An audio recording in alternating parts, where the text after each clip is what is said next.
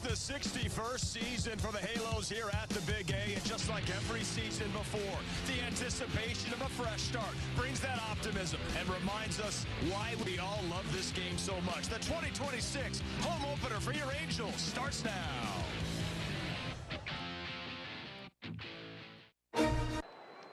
California has always been a land for dreamers.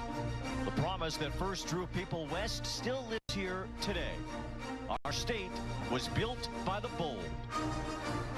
The biggest story to come out of St. Louis of the Major League meetings is the awarding of the Los Angeles franchise in the American League to a group headed by Gene Autry and Bob Reynolds.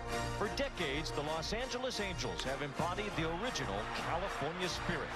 For the first time in 19 years, win the Western Division title of the American League. In 2026, that's truer than ever. This offseason, the Angels made some bold gambles. Big swings on foundational younger players. And in the center of it all, a shortstop ready to take the jump from star to superstar. Neto walks it off!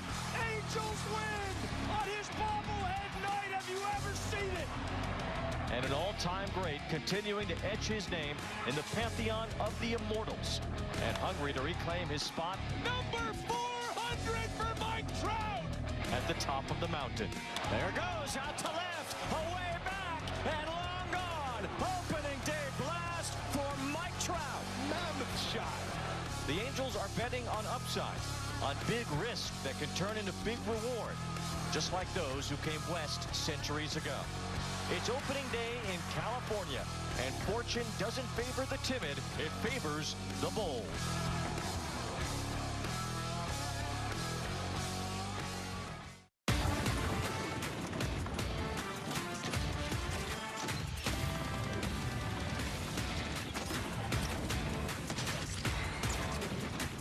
Here we go. Let's just bust off the lid for the home opener for your Halos here at the Big A. Take it on the Seattle Mariners, the team that won the division a season ago and really primed to do it again. But the Angels might have something to say about that, and it starts tonight. Oh, we got the red carpet for you. All the stars were out. Erica Weston will join us with the report. Good start for Mike Trout. Great to see him in center, drawing a ton of walks and scoring a bunch of runs. And Reid Detmers, he toes the rubber for your Angels. First time with a start in a home opener. We are excited. We are thrilled. We're down here on the field bringing you Angels baseball all season long. Let's go on and get after it. With these legends right here, we've got Mark Kubaza and Tim Salmon. I'm Patrick O'Neill, fired up. I got us first off. How you doing? How you feel? Fantastic, buddy. Ready? Fantastic. Cannot wait for this season. Let me start with you, Gooby. When you played, whether it was your first opening day or your 10th, you're on that line, they're saying your name, the crowd's going wild. What's that feel like? The coolest moment, guys. I'll tell you what, being out there and they announce your name, you're sitting up there and the cheers you get, and you just feel the goosebumps, and you know how much you mean to the fans and how much you mean to the organization. So you want to go out there and perform at the highest level every single game, but you especially want to go out there, especially at a home opener, and do things and help the team win ball games, whether you're on the mound for me or I'm helping cheerlead in the dugout. You know, there's only so many major league jobs out there, and you dream about being a major leaguer. To go out there in your dress whites, stand on the line in front of your home folks, the fans, this is what it's all about. I mean, the fans are the ones that make this game so special. So, without a doubt, it's an exciting moment. It was always a lot of nerves, a lot of pomps and circumstance that I didn't really look forward to. I just wanted to get the game going, but nonetheless, this is the big party, the coming out party for the year. You always had the blinders on, even if it was opening day or game 75. I thought you left the wind in the Windy City, but no, you didn't. You brought Patrick, you are the wind beneath our wings. Perfect, I know that. Perfect. All right, there it is. So it's a 2 or 3 club win, and I brought the extra club. Let's take a look at what we saw with the red carpet. We got the stars. You guys were out there as I was walking up. I'm like, get the music pumping. The fans were fired up, especially when 27 got out there. And Soriano with 2 wins already. It's a great, great day moment for these fans to get up close and personal with their favorite Angels players, coaches, broadcasters. Masters. Just an awesome afternoon and everybody fired up. But we got to find out exactly what went down. And for that, there's only one person that can really do it. That is the one, the only Erica Weston. Erica, and look, you got your red carpet, you got the red outfit. Yes. What was it like out there? I got all the red carpet tea patio. Yeah. That's what we're going to call it. Listen. It was quite warm out there on the red carpet this afternoon, but I'm pretty sure everybody would take that considering what we just dealt with in Chicago a couple of days ago. But you're absolutely right. It's an opportunity for the fans, this first home game of the 2026 season, to really get up close and personal with these guys, and an opportunity for these guys to kind of show off their personality a little bit too. We've seen them get more comfortable as this red carpet has continued to roll on over the years, so it's really a lot of fun. And the fans were loud out there because they're so excited to see their Halos start here at home in the 2026 season, and had a chance to talk over the red carpet with some of the Halo stars today. It was awesome. Just coming into the ballpark today and seeing all these fans already, lined up, ready to go. I think it was pretty special, and I mean, they're loving it. They're loving it. So, it means the world to me. It's true. Seen this last year, I wouldn't change it for anything in the world. You only get one of these a year, and it's special. Hey, you know what? The cameras are rolling. I got some on my glasses right now, and they had some behind me, so we're ready to go. We're excited. We're back here in front of our fans, so let's do it. I have to. Okay, so more spot where you feel more alive, playing in the outfield or walking the red carpet? Walking the red carpet right now. They're gonna be in the outfield later, so I'd say both. That was really cool. The flames, the pictures, the fans screaming, it was awesome. That was really, really fun. I try to be a little more chill this year. Last year I pulled out the gritty. This year I was kind of going for the mean mug. But love to see everybody here and all the support. It's awesome.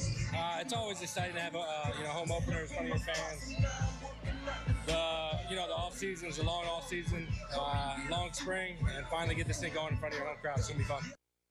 Listen, Joe really kind of stepped his game up as far as the vlogging of the red carpet is concerned. Those 6 shades that he was wearing, they were recording everything. The Angels got their hands on his footage, so I can't wait to see what that looks like from his perspective. I have to tell you guys, though, I asked Mike Trout. There's a lot of good vibes in the clubhouse this season, a really great group of guys, but I said, who's the goofiest in the clubhouse this season? He said Nolan Schanuel, so do with that information what you will. Carry on, gentlemen. Gonna run with that. Exactly. Thanks very much, Erica. I want Joe Adele to turn a feature for us. He probably will, yes. All right, Erica, thanks. Have a great game. Thanks, Patio. And a happy home opener to you, Erica. Let's transition now to Mike Trout. And listen, he's moving up. As far as home games, Tim, you still got him in games played, and you still got him in RBIs, but he's going to pass you this year, I have a feeling. But it's great to see him healthy right now and taking his walks. Well, it is. I mean, that's the big question mark. I mean, he's getting to that point in his age where health is the biggest thing. And, we saw last year, he's able to play a few more games than he had played in the previous 5 years. But guess what happens, as your body changes, the mechanics change. And he was searching a little bit for some things. And we saw some aspects of, what has made Mike Trout over the past, decade or so. He saw some of that change a little bit. So it was a great winter for him to get healthy, but really to go out there and just kind of solidify and get back to the fundamentals of who he is at the plate. And hopefully the few games we've seen, it looks like he's the old Mike Trout. Hopefully that can, maintain the course. I think those last 7 games of the season last year carried into the offseason, Tim. You know how it as a hitter, sometimes you're trying to find your swing. Where do you go? Getting your foot down, but he's all about using his hands to get his hands through the baseball. Back out in center field, it's helped him out quite a bit. He's more comfortable out in center field, but this is the plate right now. Hasn't been chasing those high fastballs. He's getting a lot of them. He's got 10 walks already this year, not going after that high fastball. Yet his 2 home runs have been on fastballs inside. We talked about that in spring training, and he was like, there was such an emphasis on that high fastball that he was chasing him out of the zone. And I said, yeah, I mean, if that's one pitch, give it to the pitcher. Don't take away your strengths in the other areas. So anyway, good job of him to be able to lay off that pitch this year. In those home games, the players ahead of Mike Trout, yourself, GA, and Bryan Downing. Just wanted to mention that. That's a lot of Supermen there. Incredible Hulk and Bryan Downing. He really has great numbers against a lot of teams, but especially the Seattle Mariners, Gooby. And when you think of Seattle, I mean, they've had some really good arms over the years, from King Felix to this current group of pitchers for Seattle. 56 home runs. He's slugging .635 with a .312 batting average. I mean, Mike Trout has hit, and they feast and throw a lot of fastballs to him. And he's had some long at-bats. I still remember Logan Gilbert threw him 7 straight fastballs up there in Seattle. He had a home run at dead center field. So, and Tim, you know this, like, as I recall, I think you hit Texas pretty good, right? Good, yeah. So it doesn't even matter who's really pitching. It's a team sometimes you're just really comfortable. Yeah, it's hard to explain. I mean, sometimes you're like, man, these guys are amazing, these pitchers. I don't know how I'm getting my hits, and all of a sudden, you know, you go out with a great series. So that's the kind of stuff that happens, and there's no explanation. Hopefully it just keeps on happening. What do you make of his approach at the plate and drawing these walks? Well, he's being selective. He's not chasing. And again, that was the thing. Last year, you saw him really expanding the zone a little bit because there was such an emphasis to get caught up on the fastball. Well, when you start cheating, you start expanding the zone and start chasing. Yeah, that's the thing. When you go out and expand as a pitcher, when you see a guy up there at the plate expanding the strike zone, you feel pretty good. It doesn't matter who's at the plate. It could be Babe Ruth. You're feeling pretty good about the plate. As long as, but when you take a pitch and you think it's a good pitch like he has been doing, that's not a good feeling. There's a great vibe right now around this team. Obviously, a new manager, a whole bunch of coaches, but a healthy Mike Trout, it starts right there. He's like a kid once again, and it's fantastic to see. Hey, Reid Detmers is your starting pitcher tonight. His first home opener. He took a no decision versus Houston. What do we like best about him so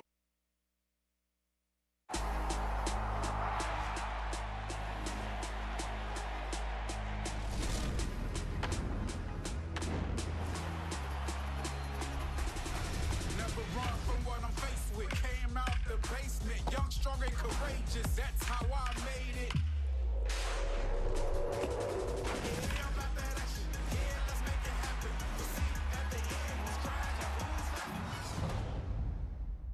Every game night is a chance to go big with MLB Big Inning. Join Matt Yeloff on baseball's only nightly show that brings you the biggest plays of the night.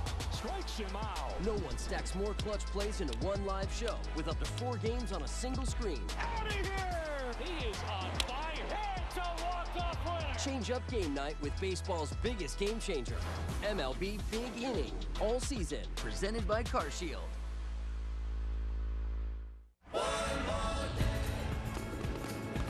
It's showtime. It is opening day. There's nothing like it.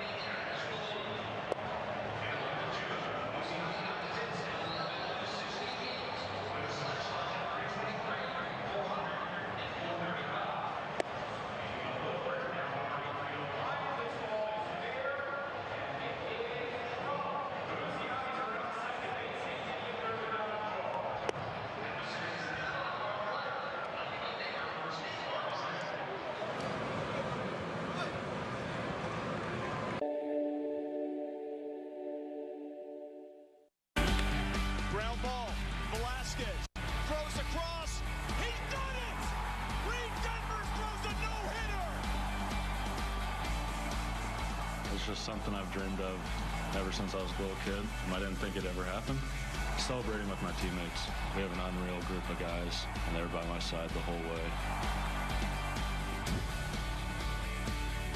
Joining Bobulinski, rookies to throw a no-hitters, lefties at that, just his 11th career start. Wow, what a night that was for Reid Detmers, and hopefully a good one here tonight as the Angels are taking on the Mariners, the home opener of 2026. We're excited. Great to have you with us, hanging out with Mark Gubicza and Tim Salmon. Gooby, a question about Detmers going from starter to bullpen primarily and now back to starter. Is that a tough transition? It kind of is, but I think the bullpen work last year is going to help him as a starter. I always thought he's a starter. He's got starter stuff. He's got 4 quality pitches. But pitching out of the bullpen, forced him to not think so much, open up that gate and go out in attack mode. I think that's going to make him a better starting pitcher going forward because his stuff is that good. Now he doesn't have to go out. Hey, pitcher's best games is what we don't think. Trust me. Hey, trust me on that one. Let me ask you this. Do you think the fact that he was out there not having to wait 5 days in between, he's been working on so many different pitches the last few years. You wonder if getting out there and knowing you're going to be out there the next day, giving him these opportunities to work on these pitches,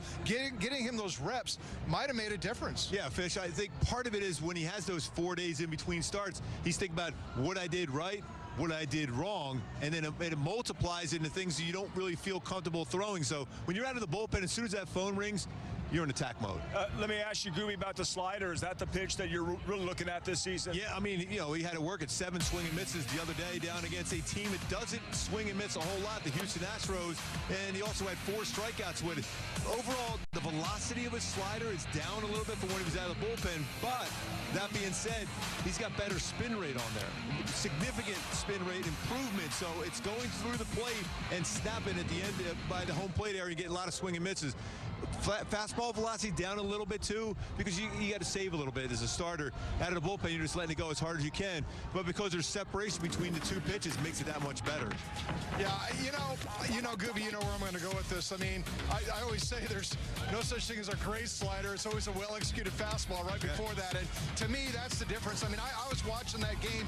He was still mixing up fastballs in there that he had the hitter's attention. You can tell when a hitter has the pitcher's attention with that fastball, and it makes that slider that much better. If he just threw 8 sliders in a row, they're all going to catch up to it and figure it out. It's got to be that fastball. He's got to work in there. You can't just throw it. You have to throw it for a well-executed strike, and it's going to make that slider that much better. I want to ask you, because we have some wind here tonight. Yeah. I mean, no kidding. It feels like, I don't know, 15 miles per hour right now. And I asked you before we came on how you utilized it when you pitched. How could Detmers work with this? I loved it because, especially as a sinker ball pitcher and a slider, I felt it as a win because the way it was swirling, I guess, towards home plate, it would knock it down even better. He needs to get a couple quick outs, and I think that'll help his changeup too. But his slider, especially his curveball, should have some really good bite. He loves to throw that early in the count, but Fish, you're right. That fastball still plays really well. When they sit on secondary pitches, he can run that fastball by him. Yeah, well, the wind is blowing in. You can't tell by my hair, but by I got the wrong gel today. No, it's good. You got great flow. Gooby, listen, we're going to say goodbye to you from here. I'll be able to fly up to the booth right now, I think. Can't wait for the call with you and Wayne Randazzo. Speaking of Wayne, you heard his voice on a tremendous tease. What a job by our crew. Wayne Randazzo joins our show talking about the home opener next. It has been far too long, and it is officially baseball season again. It's the best day of the year. It's showtime.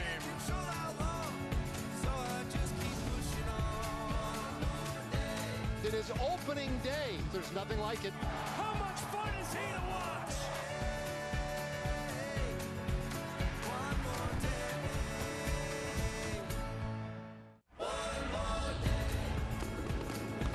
It's showtime. It is opening day. There's nothing like it.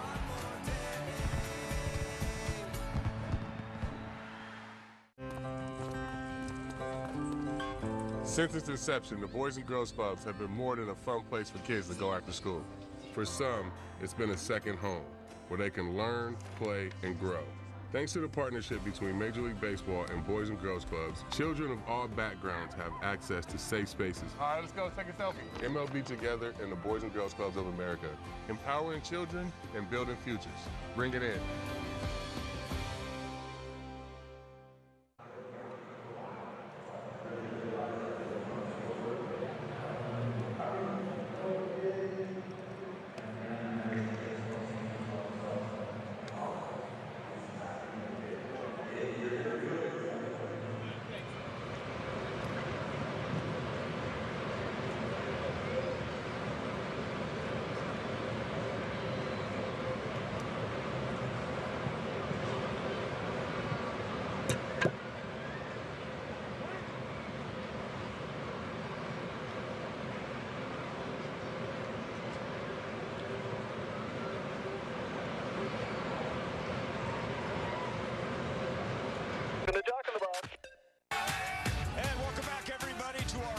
Detmers Live pregame show getting you set for the home opener here at the Big A. And we got Detmers and Ohapi as your battery against a very tough Seattle Mariners lineup, the division champs from a season ago. Hanging out with Angels Hall of Famer Tim Salmon, Patrick O'Neill here with you. Let's go to the voice of the Angels. Once again on the call, Wayne Randazzo. Wayne, a 3-4 start, let a game get away in Houston, new manager, coaches, and some players. Early impressions on the team. Yeah, it's certainly a mixed bag on this road trip for the Angels. I almost feel like it's tough to even count the last game in Chicago. It was so cold for everybody. I mean, wind chills in the low 20s at Wrigley Field there. But the Angels certainly let a game go that they should have won in Houston on Saturday. A back-and-forth game that didn't go their way on Sunday in Houston. They played really well against the Astros. Looked good on that Tuesday night at Wrigley Field when they beat the Cubs. And they come home 3-4. I think going into it against two teams that made the playoffs, or at least in the Astros case, missed the playoffs by one game last year, plus the Cubs going to the postseason, a couple of tough opponents. Doesn't get much easier here. The Angels are going to come home and play the Seattle Mariners, a team that was just an eyelash from the World Series last year, the closest the Mariners have ever been to the World Series, making it to that Game 7 of the American League Championship Series against the Blue Jays, losing in both Game 6 and Game 7, letting Game 7 get away late. Obviously, Cal Raleigh had just a tremendous season last year, had a great MVP case, maybe one of the best MVP cases a runner-up has ever had, hitting 60 home runs. He did a lot of damage from both sides of the plate. It wasn't just left-handed, which has normally been his big power side. He had 22 home runs right-handed last year. So Cal Raleigh was certainly a menace. It's been a slow start to him for this season, and same for Julio Rodriguez, although Rodriguez is always a slow starter, but he's hit well against the Angels in his career, batting .353 lifetime against the Halos. So they have some star power. Certainly Randy Arozarena as well. They've signed Josh Naylor to a long-term contract, and they traded for Brendan Donovan in the offseason. Plus all the pitching. We're going to see Bryan Wu here tonight, who was arguably their best starting pitcher last year. So it's a tough test here between the Angels and the Mariners, but the Halos certainly glad to be home. This is going to be a great environment here tonight. The home opener is always special, as I'm sure Tim can attest to, and we're excited to see it get started here tonight. Yeah, it's going to be exciting. And, you know, the Mariners, this is a team that really is, they're built for the playoffs now. I mean, look at the additions they made this offseason. You mentioned that, but it's interesting when you get to that point where you see that window in an organization and you see them kind of going for it.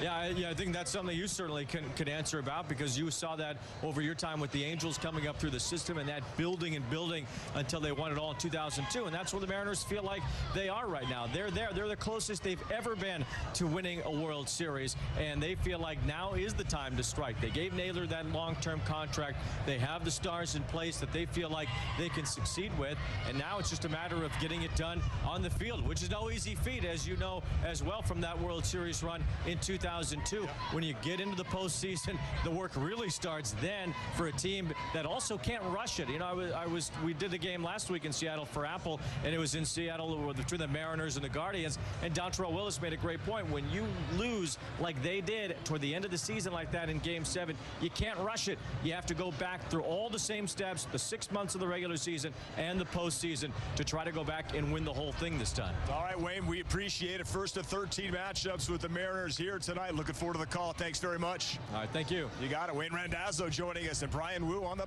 Listen, it's going to be a tough matchup, but you got, listen, if you want to be the best, you got to beat the best. Well, you do. And, where do you want to start? I mean, the Mariners have one of the best starting rotations, one of the best bullpens.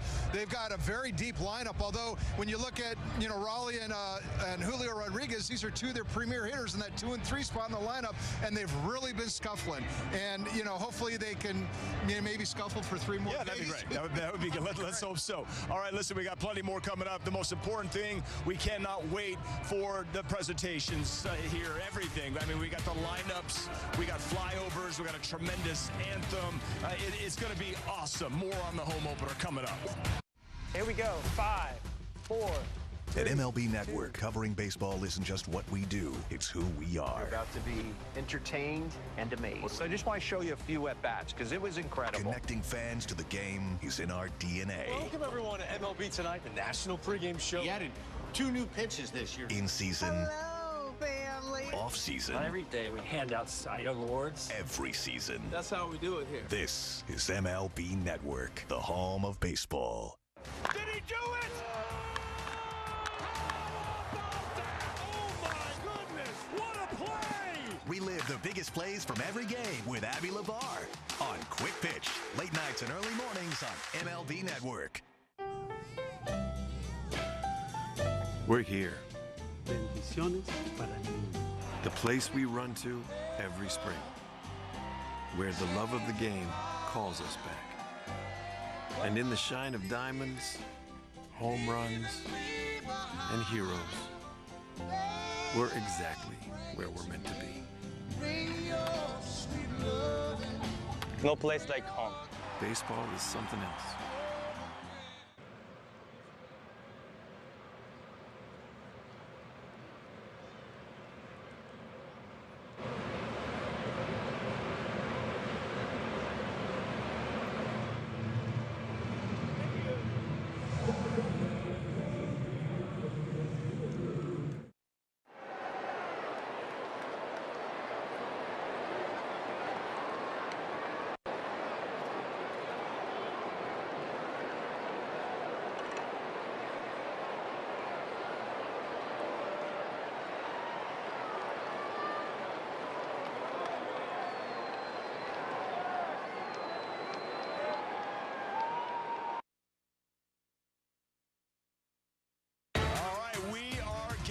Closer to the home opener for your Halos taking on the Mariners. Some of the players starting to filter out onto the field, including Reid Detmers, tonight's starting pitcher. What a great matchup we have for you tonight.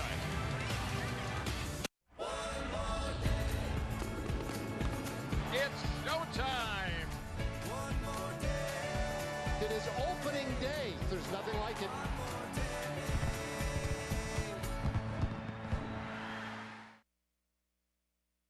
Here are the top 5 gameplay updates you need to know in MLB The Show 26. Challenge missed calls with the new ABS system. Pitch smarter with real MLB pitch usage rates. And rise to the moment with bear down pitching. At the plate, new zone hitting options and expanded pitch history give hitters the edge in the clutch. And with deeper defensive attributes and hundreds of new fielding animations, every play looks and feels more real than ever.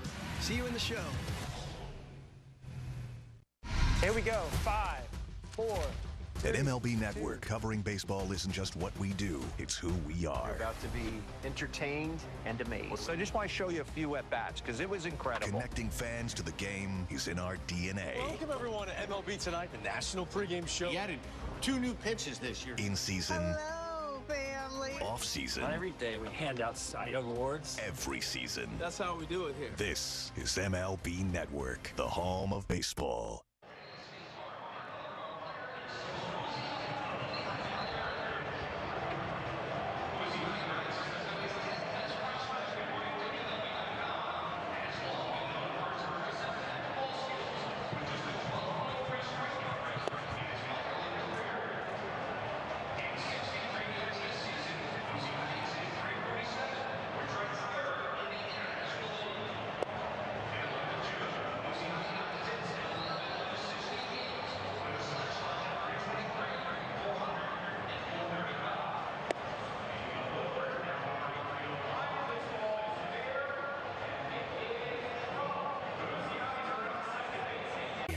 Let's get loco. El Pollo Loco.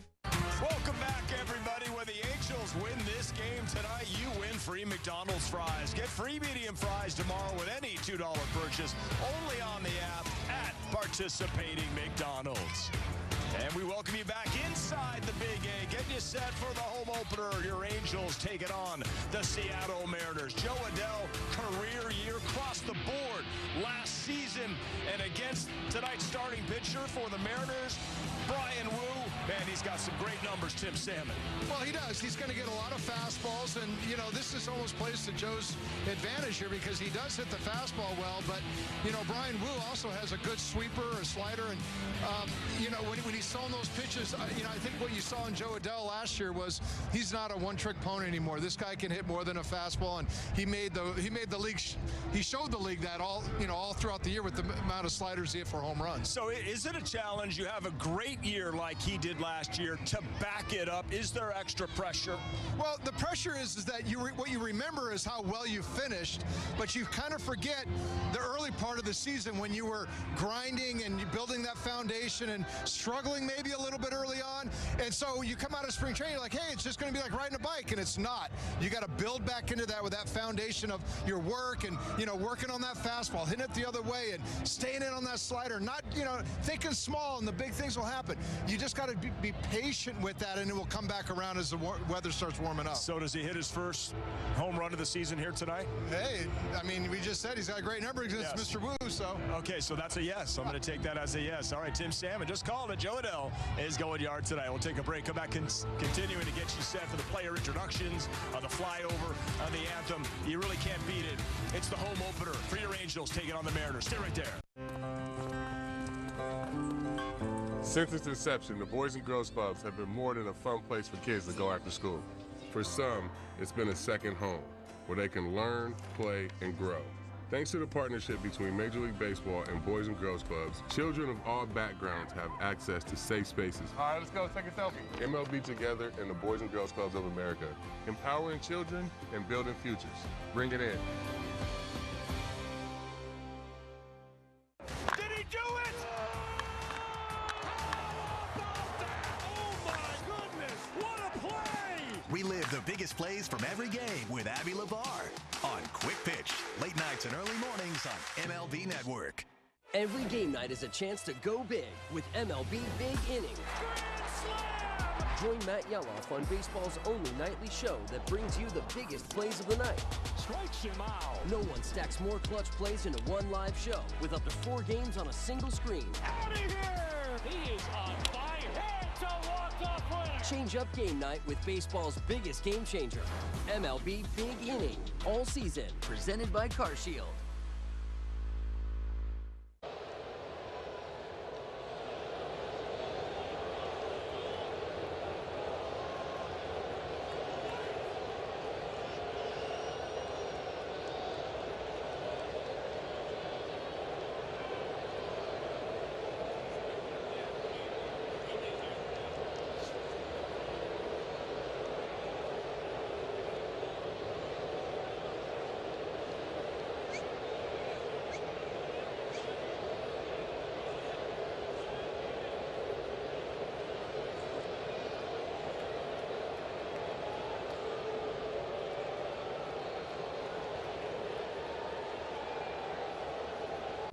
Visit adoptuskids.org. We are closing in on the home opener for Zach Neto and your Angels. I'm alongside Tim Salmon. Tim, you've been through quite a few of these. You mentioned butterflies earlier. What's it feel like? There are some butterflies. It's always like that. And again, it's something that's not part of your normal routine when you're out there playing every day, but it's a necessary thing. Hey, this is our showcase of these are the guys who are going to go out there and bring the world championship back to Anaheim with. That's kind of what you're saying out here. Look down the line. Look at all these names on the back of these jerseys. These are the guys that are going to make it happen this year. Well, we're going to introduce you to the new manager and all the great new coaches. Tremendous energy to start this season. It's early. We're optimistic, and we are excited. You better believe it. Angels and the Mariners, all those introductions, all that pomp and circumstance is coming up next. Wayne and Gooby and Erica coming right back. Stay there. I'm Sarah Bowl. Every game night is a chance to go big with MLB Big Inning. Join Matt Yeloff on baseball's only nightly show that brings you the biggest plays of the night. Strikes him out. No one stacks more clutch plays into one live show with up to 4 games on a single screen. Out of here! He is on fire. It's a walk-off winner. Change up game night with baseball's biggest game changer. MLB Big Inning. All season. Presented by CarShield.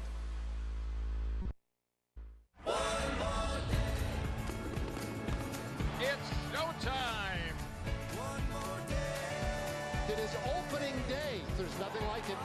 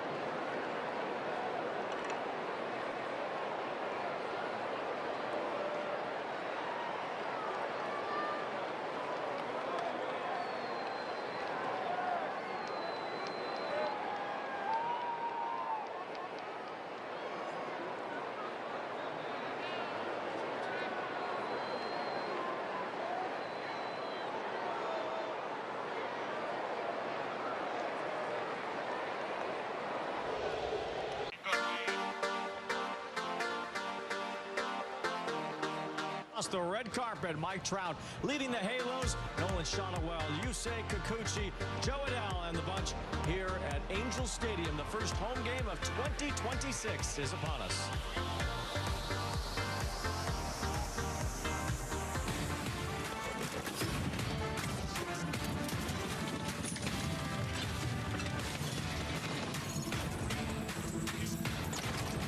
It's a beautiful night for baseball at Angel Stadium, and we welcome you back to the Big A for the 2026 home opener. Tonight, the Los Angeles Angels play host to the Seattle Mariners.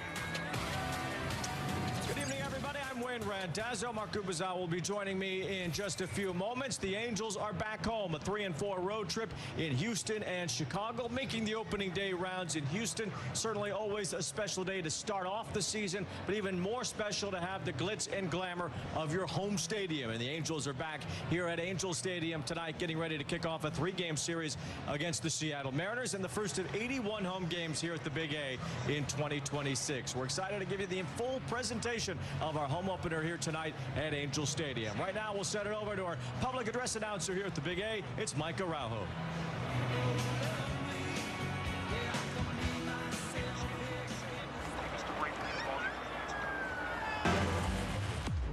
At this time, we direct your attention to the first base line as we introduce tonight's visiting team, the Seattle Mariners. Please give a warm welcome to the Mariners training staff and coaches.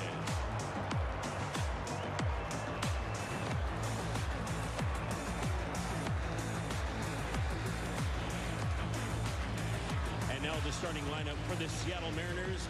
The manager of the Mariners, number 6, Dan Wilson.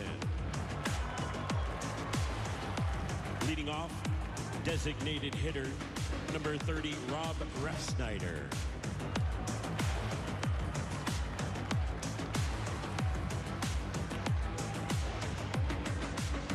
Batting second in the bullpen, catcher, number 29, Cal Raleigh.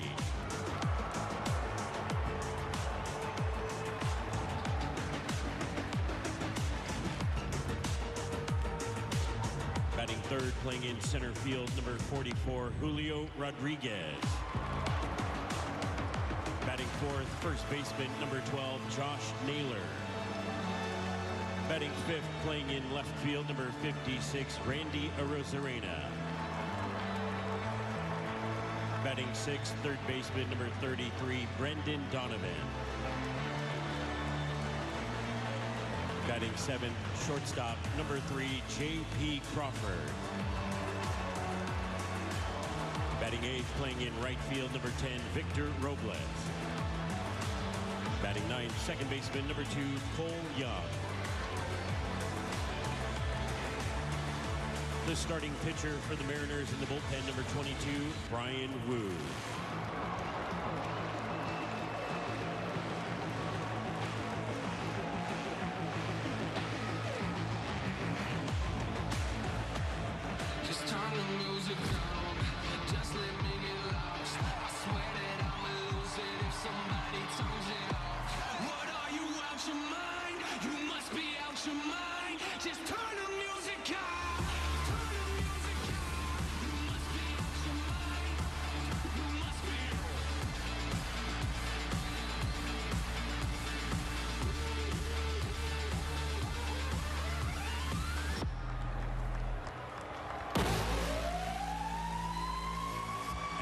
Here for your 2026 Angels.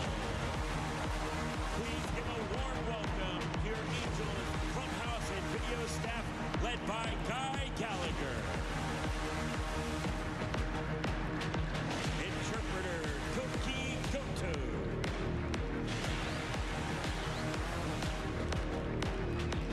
Our medical and athletic training staff led by Mike Frostad.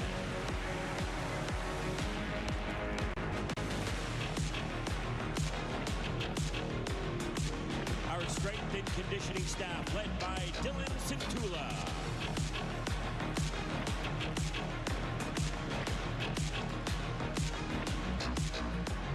And now let's welcome our 2026 Angels coaching staff. Please welcome bench coach number 85, John Gibbons. number 99, Brady Anderson. Third base coach, number 89, Keith Johnson. First base coach, number 92, Adam Eaton. Infield coach, number 86, Andy Shatsley. Assistant hitting coach, number 81, Jobel Jimenez.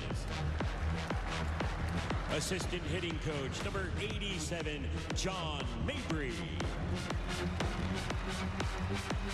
Batting practice pitcher, number 91, Mike Ashman.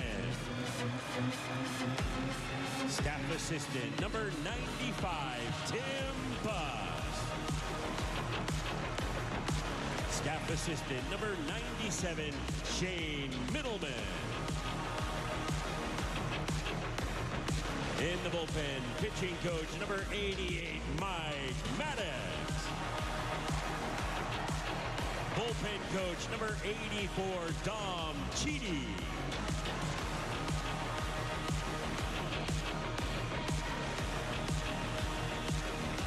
Catching coach, number 83, Max Stassi. Assistant pitching coach, number 80, Daryl Scott. Interpreter and bullpen catcher, number 90, Manny Del Campo. Bullpen catcher, number 93, Jason Brown. And now let's meet the Angels reserves for tonight's game. Pitcher, number 13, Drew Pomeranz. Pitcher, number 16, Yusei Kikuchi. Infielder, number 20, Adam Frazier. Pitcher, number 21, Grayson Rodriguez. Outfielder, number 22, Bryce Teodosio. Catcher, number 25, Travis d'Arnaud. Pitcher, number 32, Ryan Johnson.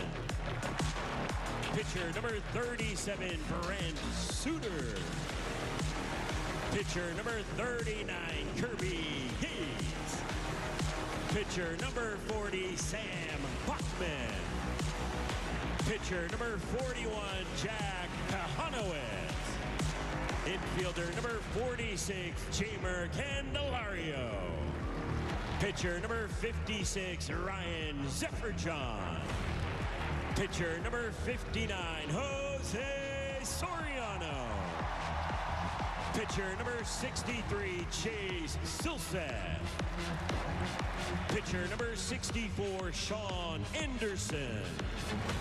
Pitcher, number 67, Joey Lucchesi. And pitcher, number 68, Jordan Romano. And now here is the starting lineup for your 2026 Angels. The manager of your Angels, number 8, Kurt Suzuki.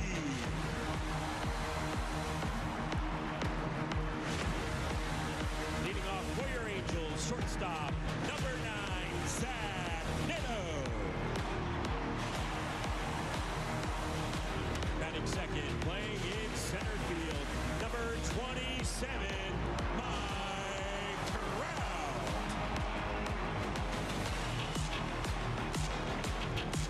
Batting third, first baseman, number 18, Nolan Shonowell. Batting fourth, the designated hitter, number 12, Jorge Soler. Batting fifth, third baseman, number 10, Yoan Moncada.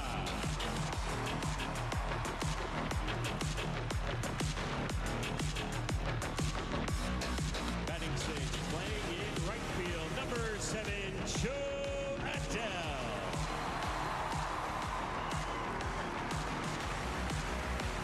Batting seventh, playing in left field, number 3, Josh Lowe.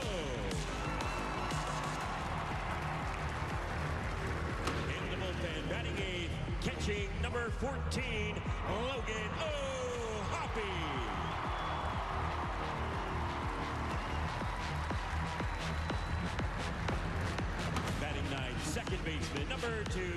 Oswald Peraza.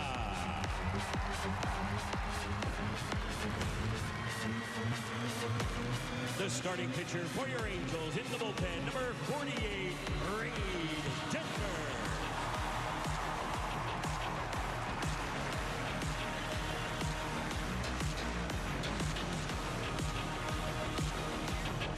Let's hear it one more time for your 2026 Angels.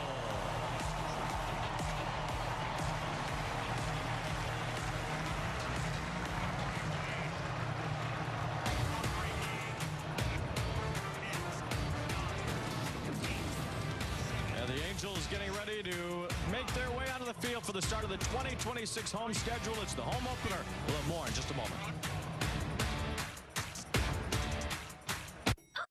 Here we go. 5, 4.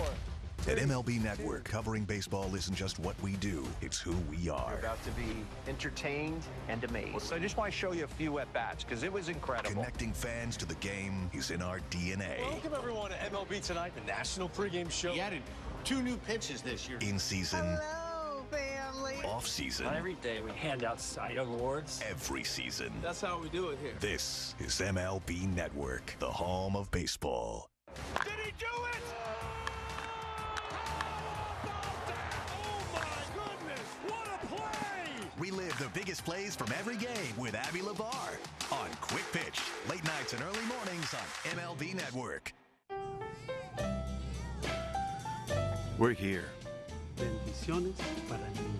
The place we run to every spring, where the love of the game calls us back. And in the shine of diamonds, home runs, and heroes, we're exactly where we're meant to be. No place like home. Baseball is something else.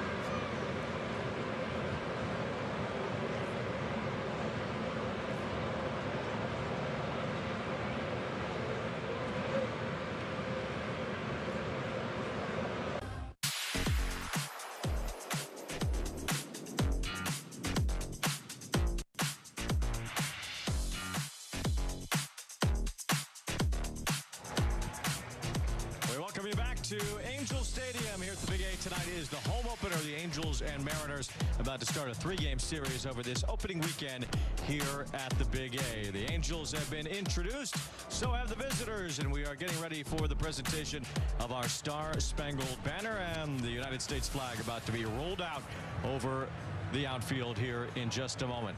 Plus a flyover, all coming up here in a second. Alexander Castle will sing tonight's anthem.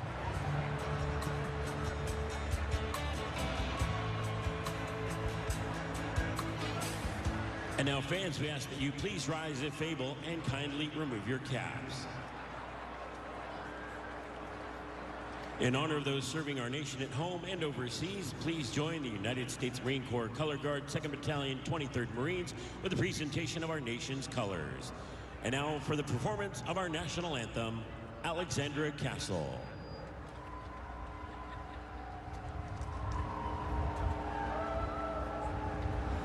Oh, say, can you see by the dawn's early light what so proudly we hailed at the twilight's last gleaming?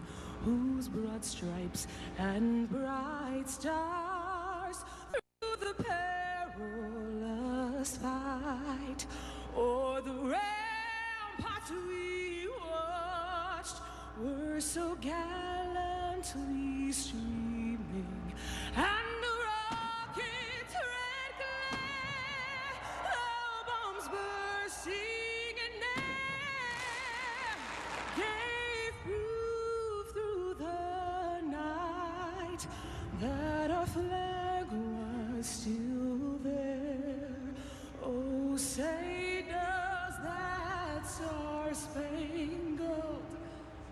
banner yet wave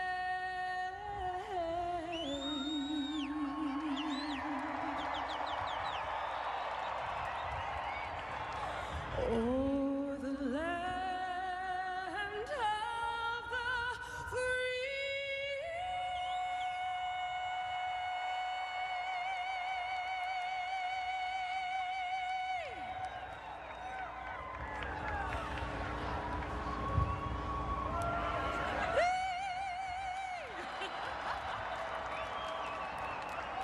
And the home of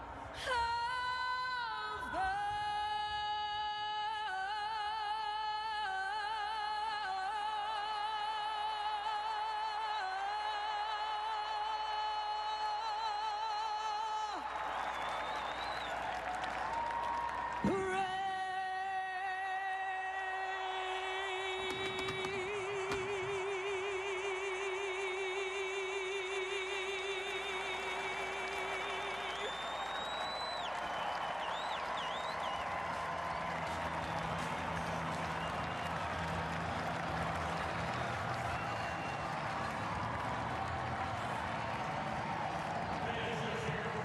Alexandra Castle can certainly carry a note, and we'll carry the rest of this home opener for you from Angel Stadium. The Halos and the Mariners coming up.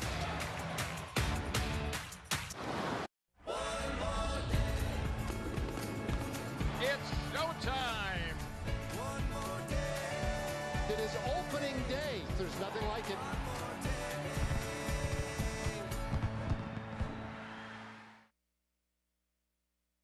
Here are the top 5 gameplay updates you need to know in MLB The Show 26. Challenge missed calls with the new ABS system. Pitch smarter with real MLB pitch usage rates, and rise to the moment with bear down pitching. At the plate, new zone hitting options and expanded pitch history give hitters the edge in the clutch. And with deeper defensive attributes and hundreds of new fielding animations, every play looks and feels more real than ever.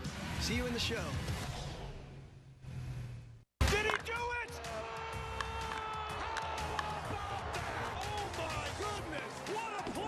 An absolute beast unleashed. You are unbelievable. Racking them up, all I do is win. Start that hashtag like a boss. Yeah, that's how I roll.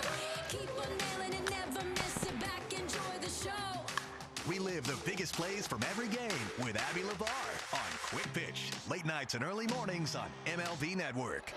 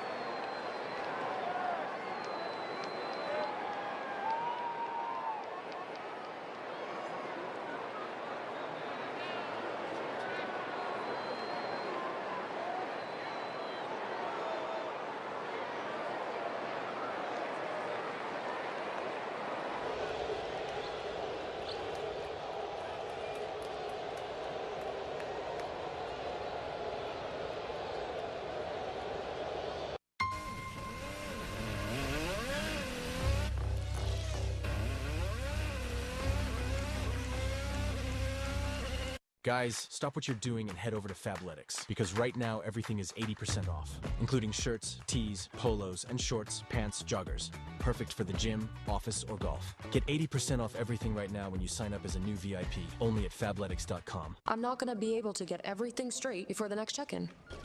Have you tried the AI meeting agent from Otter AI? Who are you? California has always been a land for dreamers. The promise that first drew people west still lives here today. Our state was built by the bold.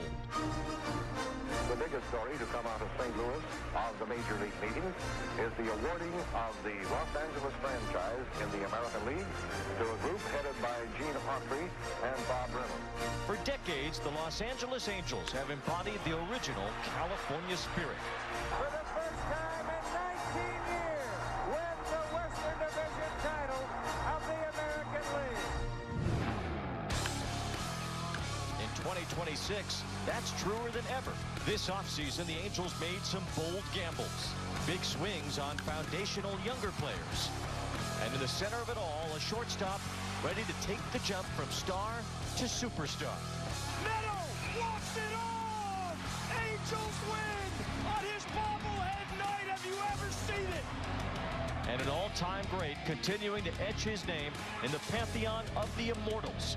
And hungry to reclaim his spot. Number 400 for Mike Trout! At the top of the mountain. There goes, out to left, away back, and long gone. Opening day blast for Mike Trout. Mammoth shot. The Angels are betting on upside, on big risk that can turn into big reward, just like those who came west centuries ago. It's opening day in California, and fortune doesn't favor the timid, it favors the bold.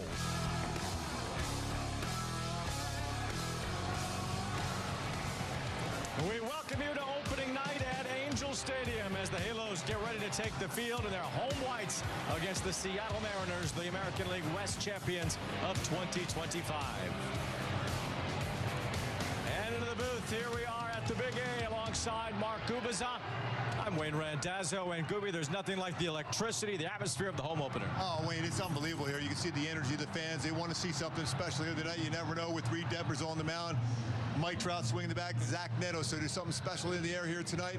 Home openers, as a player, you live for these moments because if you just want to go out and perform at the highest level for the fans. Well, Mike Trout already has an opening day home run under his belt this year at Houston. How about a home opening act for Trout, who has hit 4 home runs in his career here at Angel Stadium in the home opener. And also hit a lot of home runs against Seattle overall, too. But Mike Trout at home, 204 career home runs in this yard all time. When you think about it, 406, so 202 on the road, 204 at home for Mike Trout. I mean, it's phenomenal what he has done throughout his career. The RBIs, the extra base hits amongst the top 5 all time for the Halos at the Big A. And he mentioned his numbers against the Mariners. 56 career home runs for Mike Trout against the Seattle Mariners. It's the most home runs for any active player against any active opponent, and he can certainly add to that ledger against Bryan Wu here tonight. And these are really good pitching staffs when you think about it. Seattle over the years started with King Felix, too, so great staffs. 312 batting average career, slugging over 600 in his career versus that staff for Seattle. For Bryan Wu on the mound for the Mariners, for the Angels, it's the lefty Reid Detmers, and Detmers back into the rotation this year. Had 9 strikeouts in his first start against the Astros, looking for a little bit more efficiency here tonight. Yeah, Wayne, I love the fact he's back in the rotation. He learned a lot about himself pitching out of the bullpen last year to go out there and just attack the strike zone. Better spin on his slider, better spin on his curveball, 9 punch-outs like you mentioned down in Houston. A team that doesn't strike out a whole lot. They fouled some baseballs off. That's why that pitch count went up, but no walks in that game against the Astros. And for a first-round pick in this organization, it has to be pretty cool for him to start the home opener. Yeah, it's got to be a great feeling for him. Anytime you're at home there, you have the energy warming up. That first pitch down in the bullpen, you feel like you're throwing 1,000 miles an hour. Fans are really behind you. Hopefully he goes out there and dominates. A very good Seattle team, although offensively right now they're struggling. And a lot of strikeouts for the Mariners. For more on Detmers getting the start here tonight, we send it downstairs to the third member of our crew. Here's Erica Weston. Thanks very much, guys. Yeah, no doubt an exciting honor for Reid Detmers today, who joins the rotation now to open the 2026 season. A young, talented pitcher in this game, who's already got that no-hitter, an immaculate inning right in this ballpark, and now joining the rotation gets the first home game of 2026. I spoke with Reid earlier this week, who told me certainly he's excited about the opportunity to pitch the first game of the 2026 season here at home, but he was just treating it like every other start. Excitement leading into today, sure. He said it'll be cool hearing his name announced while he's warming up in the bullpen, but then it's back to business for Reid Detmers tonight, and you can see him ready to go in the Angels dugout. Wayne? That's a funny point by Erica, because you don't really have that opportunity to have your name announced as you're warming up and getting ready to go out there. You know, you think about the big moments, right? The All-Star games, the World Series. Opening day is one of those where you hear your name announced as you're getting ready to come into the game. Wayne, there's no better feeling in the world when you have that home fan base behind you, your first home start to start a season like this for Reid Detmers. And threw the ball really well down in Houston, but I think the fact is he just loves being that guy on the bump. Well, Kurt Suzuki is already the first Hawaiian-born Major League manager. He's the first Angels manager to win each of his first 2 games as the skipper since Marcel Latchman back in 1994, and he gets to take out the lineup card with a fellow catcher, Dan Wilson, who saw his Mariners succeed last year. Yeah, won a championship with Cal State Fullerton. This lives in this area, played for the Angels. This has got to be a great moment and a fun moment for Kurt Suzuki here also. So the lineup cards being exchanged around home plate as we get ready for game 1 of 81 here at Angel Stadium. And for this ball club, well, you had the first road trip out of the way. Some successes, some misses against the Astros and the Cubs. Certainly one very cool day that I don't even know how you can look back with any sort of overview of that kind of game when it was 20 degrees on the field. It's just one of those games you just hope you survive and hope you get the right and big hit at the perfect time, and unable to do that in the last game there for the Halos. But overall, 3-4 against 2 teams, playoff type teams. It's not bad. You would love to be better. Here's an opportunity to get the 500 here against Seattle here tonight. Yeah, a team that's favored to win the American League West and favored to win the American League. A lot of teams in the American League that could be in the mix this year, but the Mariners are the one that stand out after their near World Series miss last year. The Mariners are a team that a lot of people believe in, a lot of expectations. How does that change, though, a squad when they have all these expectations going into a season? Yeah, sometimes guys press a little bit, and the worst thing you do as a baseball player is press, whether in the batter's box or on the mound, or even a ground ball as an infielder. You just want to be relaxed as much as possible. But they do have some guys, some good leaders. Cal Raleigh in there too, and Josh Naylor's a guy, and Julio Rodriguez. They do have some good leaders. Well, you won 20 games in the major leagues. How do you come back the next season and think to yourself, well, do I have to do this again? Yeah, you wonder, should I do more? Should I do less? I remember in the next year coming back into spring training, I've got to the point where I think I'm good. And I think that's what you see with Seattle. They think they're good. They know they're good. But it's up to the rest of the teams in this division to say, hey, so are we. Yeah, that could certainly be the case with a lot of competition in the American League West. And here comes some of that competition right now as the Angels take the field here at the Big A for the first time this year. And then, of course, onto the field by the center fielder and the man who certainly got the loudest ovation in the pregame ceremony, as you'd expect, the future Hall of Famer Mike Trout. Yeah, it's got to be a great feeling for him, too, now 14 times going out there for a home opener in this big ballpark here at the Big A. So Mike Trout saluting the fans out there. You know they're so excited saying, hey, Mike Trout's back out in center field. Yeah, I mean, he's just the man, right? I mean, there is one center of the universe here at Angel Stadium, although for no lack of a pun there, him being the center fielder. But Mike Trout is certainly that guy for this organization, and quite frankly always will be. And the defense behind Reid Detmers, Josh Lowe, very athletic out on the left. We might mention Mike Trout out in center, Joe Adell in right field, third base today. Yohan Moncada playing third base, Zach Neto.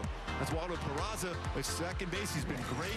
No, Sean Logan Hobby, but Zach Neto already this season tops as far as him and Mookie Betts with 2 defensive runs saved at shortstop. So he wants to get better, and he continues to get better in every aspect of his game. Well, attack mode has been something we've heard all along from Reid Detmers. Here's his second start. He felt like he didn't attack as much as he wanted to. Got some strikeouts in his last time out, but left some pitches out there on the table. Yeah, left some pitches and some foul balls. And in times we're trying to get as many quick outs as possible, especially when no one on base. My go-tos for Reid Detmers to have this game today, to get it work, to get swing and misses on those breaking pitches between his curveball and slider, 6 of them. But again, go back to efficient with pitch counts. It's not a bad thing to get it out on 1 or 2 pitches. Use that changeup. We saw him start to use that after the 3rd inning the other day down in Houston. Use that earlier in the game. Let's take a look at the lineup for Dan Wilson's Mariners with Rob Refsnyder, kind of a lefty killer at the top of the order. Then it's Raleigh, Rodriguez, Naylor. You see the numbers there. They're not so hot right now. The four of them in the middle of the order, 2 through 5 at one point, started 7 for 78 to begin the year. It's Refsnyder leading things off. We are underway. The first pitch at Angel Stadium. Ball 1 from Reid Detmers.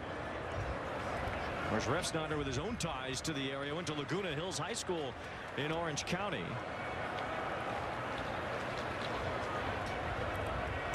And he pops this one up. So Reid Detmers wants quick outs. How about 2 pitches for a shot at the first out as Shotwell makes the catch. And our Hyundai key for the game today, getting that quick first out. We're going Gwen Stefani today. Simple kind of life. Just simplify everything on the mound, in the batter's box, and in the field. Make all those defensive plays. Make some solid attacks of fastballs for Moore today, but also simplify it out there and get quick outs like Reid Detmers able to do. That first batter. Gwen Stefani loves her halos. Well, that is for sure. We know that one. Cal Raleigh, mentioned him in the pregame show. It's 60 home runs last year, but 22 of them from the right side, which in the past have been his weaker side. It wasn't the case last year. This is a tremendous all-around player. Doing all those, majority of those numbers as a catcher, it makes it even more special. He set all kinds of records last season as he takes that breaking ball for a strike from Detmers, as Raleigh became the first non-Yankee in the American League to hit 60 home runs in a year. Broke Javi Lopez's catcher's record, Mickey Mantle's switch hitter's record, Ken Griffey Jr.'s Mariners record. And a wave and a miss there as Detmers had him out in front of the changeup. I like that changeup. We saw that last year for Cal Raleigh. As well as he hit the baseball, the Angels were successful against him with off-speed pitches, whether changeups or splitters. Well, Sammy Sosa did it 3 times at 60 home runs throughout his career with the Cubs. Cal Raleigh, a 60-homer man. First player ever to hit 20 or more homers from each side of the plate. A historic year in a lot of respects, as Detmers tried to put him away with a high fastball, but it's 2-2. That's an amped-up, overthrown fastball after a perfect changeup the pitch before. Well, Raleigh has struck out 15 times already this year. That leads the major leagues. Detmers trying to add 1 more to that mark. 2 balls and 2 strikes. And Raleigh able to at least catch up enough with that 96-mile-an-hour heater to foul it back. Now he has him set up for a slider there. You can go down and in with the slider. Or you have it go back to the changeup also. We saw Detmers get a few strikeouts with that slider the last time. Didn't have any on the changeup, but you're right, he could get his first one on the change right here. 2-2. And a little looper on a breaking ball that is popped up to Neto near second. 2 up, 2 down. Dealing with a little wind here today. Not quite like it was in Chicago. It is windier than usual here, although a perfect twilight here at Angel Stadium. This is a beautiful venue, and at 60 years young, this ballpark, turning 60 this year. We are glad to see it as beautiful as it's ever been, as Julio Rodriguez stands in here with 2 out and nobody on.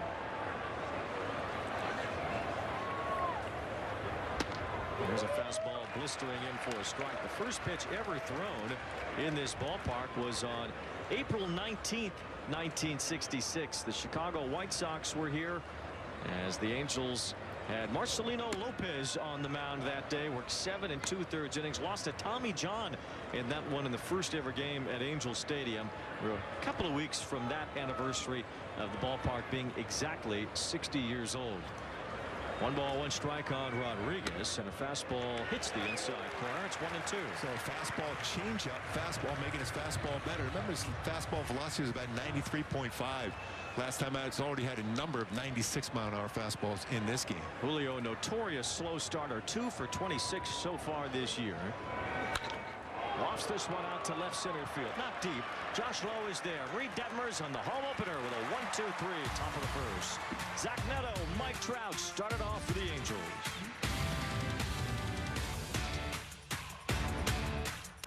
I'm Jason. And I'm Kelly. And we've built our TimberTech deck.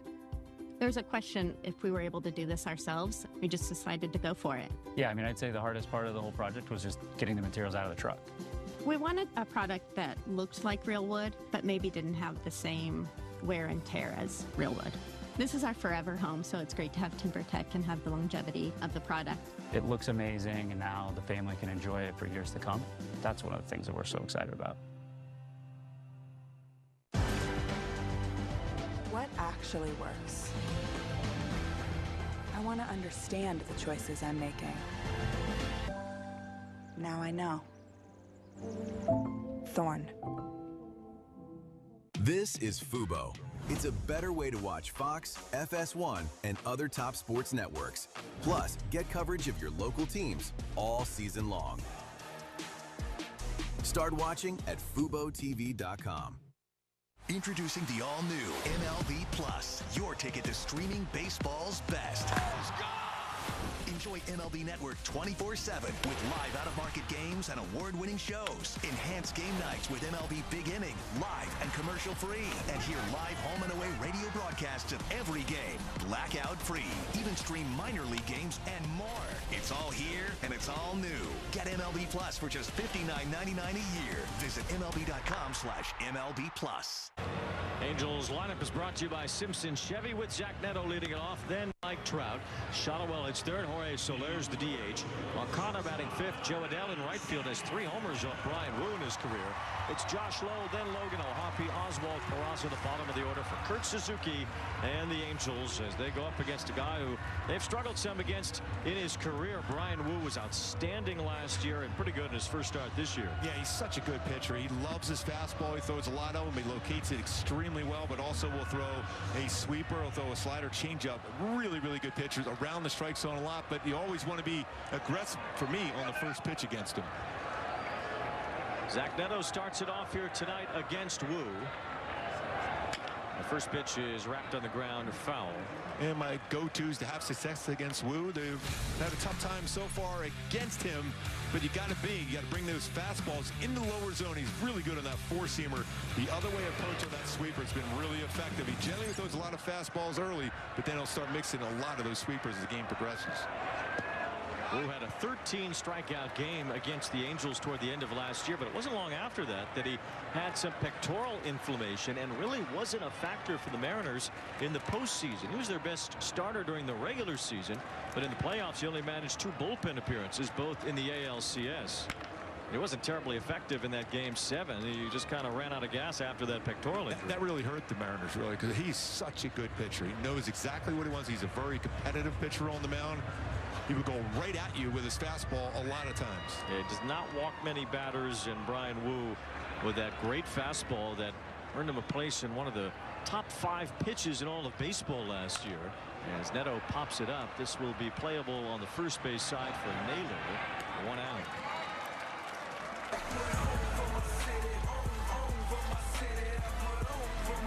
Center fielder number 27, Mike Trout.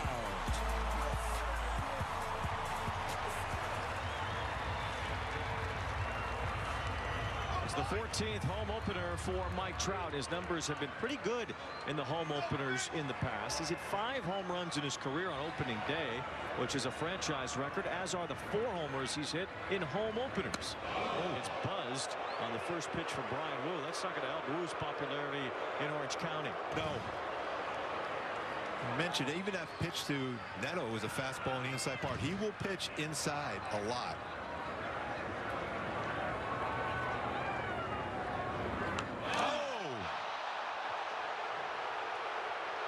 Trout none too pleased.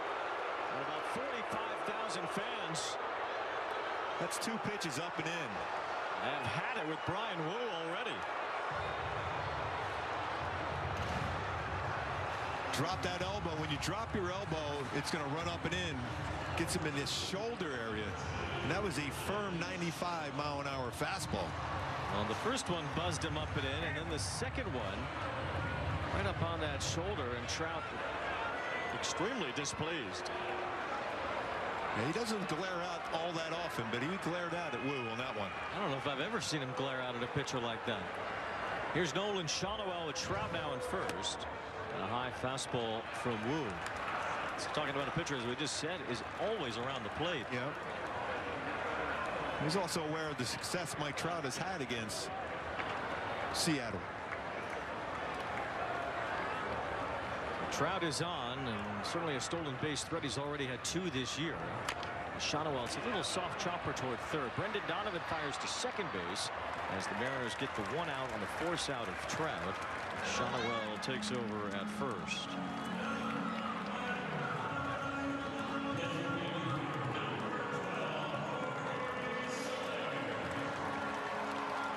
A lot of times like that too, Wayne, when after Trout gets hit like that and a slow roller like that, that's that hard slide at second base happens quite often. And Trout popping up into Cole Young, who was unable to make that turn on a double play try. So Shanoel at first base. Here is Soler. Mentioned Cal Raleigh, 15 strikeouts. Well, Soler's punched out 14 times, second most in the majors entering today behind Raleigh. So Soler can start making more contact now that he's back home here at the Big A. He had a big blast in Houston in the opening series. Reaches out here and tosses it toward J.P. Crawford, who gets the force out to end the first.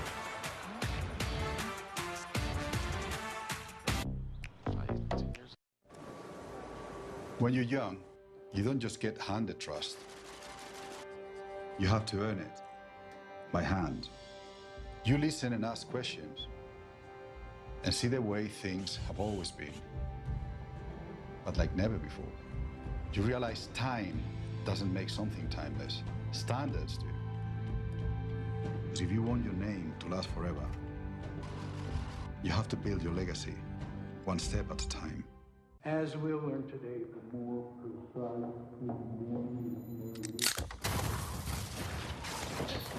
It's like vibes.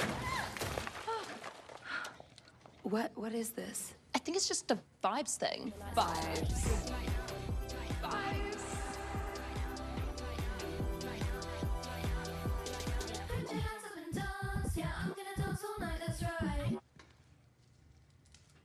Can I get one of those? Make it poppy. Every game night is a chance to go big with MLB Big Inning.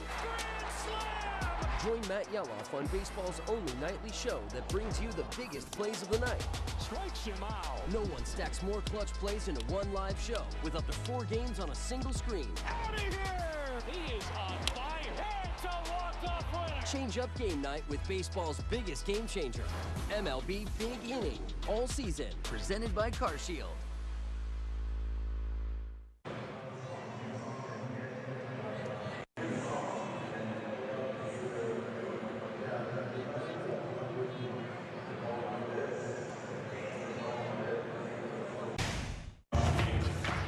Certainly excited for the first home game of the 2026 schedule. Out on the red carpet this afternoon, getting up close and personal with some of the fans, chanting his name the whole time he was out there. And this was one that Zach was really looking forward to. He said he was looking forward to this day the most because he wasn't able to be a part of it last year after missing the start of the season, rehabbing that shoulder. He said you only get one of those a year, and it's special. He had his whole family out there. His cousin that designed the cleats that he's wearing tonight was out there too. He said it means the world to him. Those cleats, by the way, you see the shiny red? There's no place like home, guys, for Zach Neto. Evidently, that is true. Ruby red cleats. Nicely done. Here is Josh Naylor whiffing on the slider from Detmers.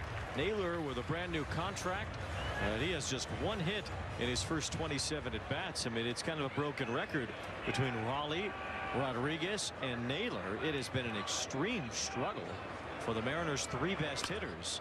Naylor rolls over this one, and now he's 1 for 28. 1 out here in the second, 4 up, 4 down for Detmers. Well, Mike Trout was hit by a pitch after the first pitch was up and in on him.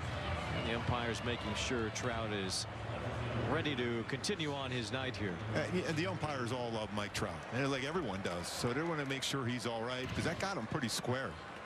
Yeah, it did. Especially after a pitch before was up and in too. Adrian Johnson, the crew chief, among the umpires there to check in on Trout. Here's Randy Arozarena taking ball 1. Arozarena's been a little bit better than the men in front of him in the lineup. One of the better power speed combo players in all of baseball. He has now had 5 career 2020 seasons after 27 homers and 31 steals last year. He had a stretch where he was incredibly hot for Seattle. 2 balls and no strikes. Mariners had a very hot stretch to end their season last year. They were 17-4 over the last 21 games. That propelled them by Houston. They won the American League West for the first time since 2001. And they gave their fans a real thrill of a potential World Series appearance for the first time in franchise history before falling short, as Arozarena been walking a lot to start the year. draws a walk on 4 pitches.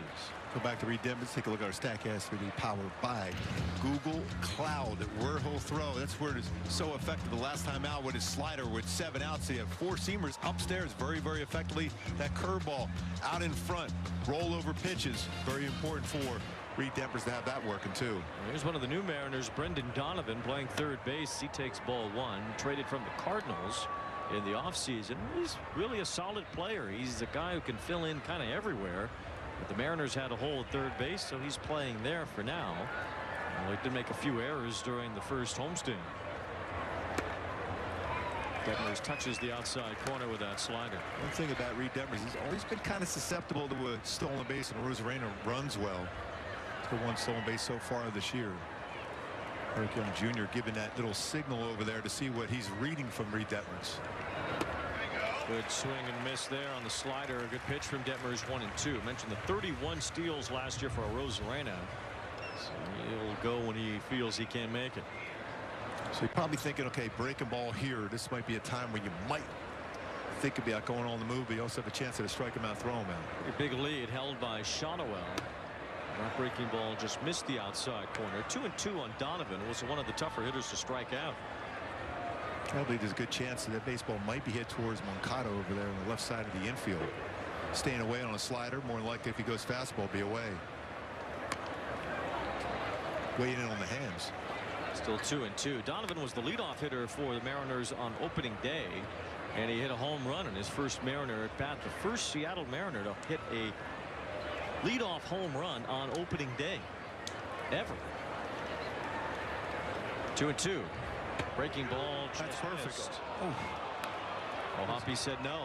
You see, look at O'Hoppe there at the end of that pitch. Maybe stayed inside a little bit, and it did. It's a good take, though. I got to believe maybe going here now. 3 and 2. Rosarena with a shorter lead than before, not running. And this breaking ball is lifted straight up into shallow center as Trout, now moving over toward left center, makes the catch. 2 outs. I thought it was really interesting there that Logan O'Hoppe, because Detmers was kind of looking in like, where did that miss? And Logan was very thorough there, saying no, it did miss, and it missed inside. And we talked about this a lot even off the air. As a pitcher, because your head is always moving, your body's moving, you think you hit your spot, but the catcher has a better idea of that. So you got to trust your battery mate. Believe me, I thought everything I threw was a strike, and the more I look back at some of the video, I'm like, oh, no wonder I walked 120 guys in a year. J.P. Crawford stands in with 2 outs and a Rosarena at first base. Crawford is the shortstop temporarily. I guess every position is temporary. Some guys hold on to theirs longer than others. Trout's got 15 years now in center field for the Angels as Detmers throws over. But Crawford's, I guess, the guy who's following him in the order here for the Mariners at shortstop has already signed an 8-year deal. So J.P. Crawford, I think, knows his days are numbered as the Mariners shortstop. Colt Emerson is the wave of the future at that position for Seattle. Rosarena's got to be going, you would think, after 2 throws over. That ball rifled toward right center. Trout is moving over. He's there. He's got it. And the inning is over. Kalshi is available nationwide and lets you live trade against others on anything. Like sports. There you go. Politics. Now you're warming up. Movie scores. Music charts. Alien sightings. Grocery prices. 2 hands now. Reality TV. Even the weather. This is a tiny cloud? Ow. You get the idea. Trade on anything with Kalshi. Come on, Coach.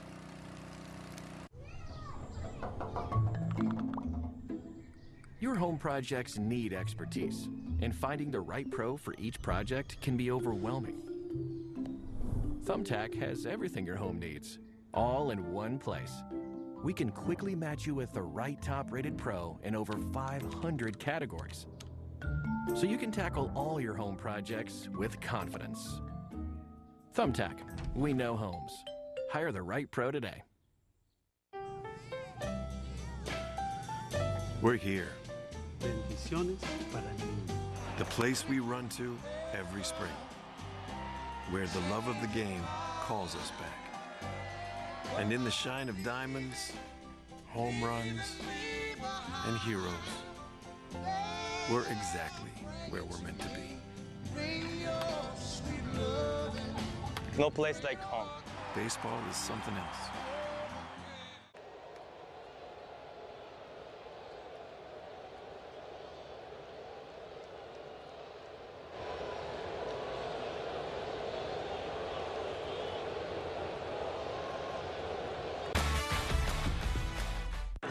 Start the 2026 season of Angels baseball off right. Be one of the first 25,000 fans here tomorrow night against the Mariners and take home an Angels wall calendar courtesy of SoCal Gas. Visit angels.com/promotions today. It's the home half of the second here at the Big A in the home opener, and it's Yoan Moncada starting it off against Bryan Woo, followed by Adell and Josh Lowe. First pitch is in there for a strike. Woo, first time out, not a lot of ground balls, but a couple ground ball outs in the first inning.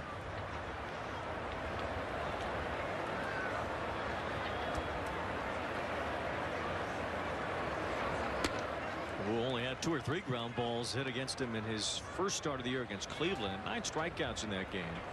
Mentioned the 13 strikeouts he had against the Angels in Seattle last September. Remember, the next day George Kirby struck out 14. They were the first pair of major league teammates to have 13 or more strikeouts with 1 walk or less on back-to-back days against the same team. Yeah, when you look at the Seattle staff, they're a team that throws a lot of fastballs and they throw a lot of strikes. It's pretty amazing that Woo was a walk-on in college at Cal Poly, and he had a 6.49 ERA there. Talk about a late bloomer. That's a cold third strike. Moncada will not so sure that was a strike, though. That's that 2-seamer bringing it back. I'm not sure that's a strike. Close, though. Would have been a tough one. Yeah, looks like it might have just nicked the very edge of the plate. Remember, any part of the ball has to touch any part of the strike zone. And that one probably would have been a strike had it been challenged. So. The fans love this ABS. The umpires have been really good when you think about how even misses are less than an inch most times. They've really tightened the zone. Seems like the high fastball is the one that's still either the high fastball or the sinker at the knees that kind of splits the plate.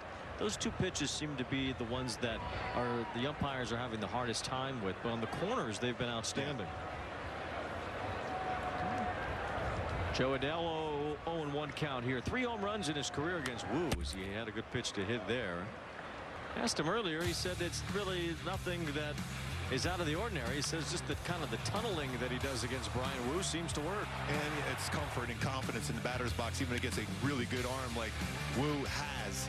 But if you see the ball well, you got a good chance to make a good pass at the baseball consistently. 5 for 9 with 4 extra base hits, 3 home runs, and he takes just off the plate there. 1 ball, 2 strikes. I think the advantage for young catchers is that low pitch, because they're used to that pitch being, a possible pitch out of the zone. Veterans are used to catching that and framing that the lower part of the zone. Most times now it's not being called that low part of the strike zone. Wind is kind of blowing toward the left field corner tonight. And Adell pops this one toward the right field. That'll help keep the ball in play here as Victor Robles goes over and makes the catch in fair territory. Kind of get the idea of the wind blowing right to left, kept that ball fair as it went down the right field line. Robles can cover some ground too. Really a very good center fielder that's playing right on this Seattle ball club with Rodriguez, such a skilled defender in center. As Josh Lowe appears in his first home opener as an Angel. The Red Sox pulled up very high for Lowe as he stands in against Bryan Woo. That's a good sockage there from Josh Lowe.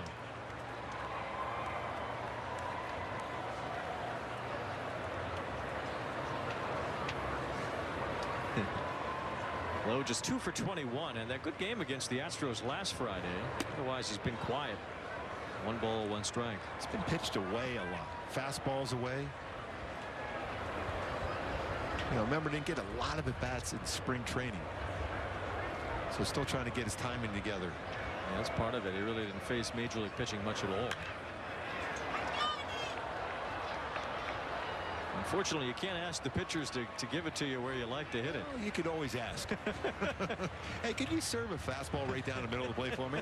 We could be friends afterwards. 1 ball, 2 strikes on Lowe with 2 outs.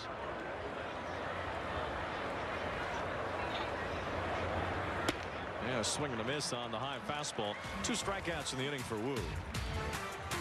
The Simpson family. It's showtime. It is opening day. There's nothing like it.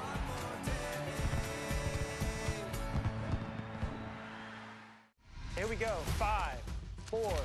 At MLB Network, covering baseball isn't just what we do, it's who we are. You're about to be entertained and amazed. So I just want to show you a few at-bats because it was incredible. Connecting fans to the game is in our DNA. Welcome everyone to MLB Tonight, the national pregame show. He added 2 new pitches this year. In season. Hello, family. Off season. Every day we hand out side awards. Every season. That's how we do it here. This is MLB Network, the home of baseball. The power of baseball goes beyond the field. It's important to get out, volunteer, and make a difference in your community.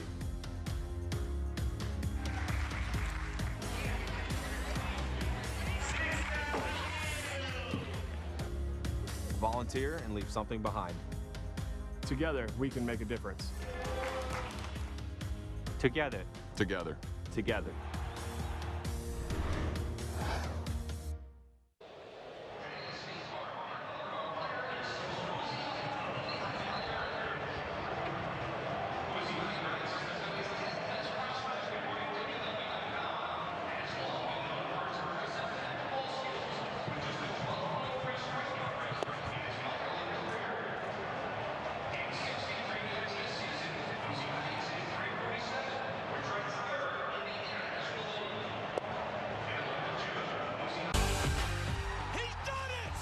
Reid Detmers throws a no-hitter.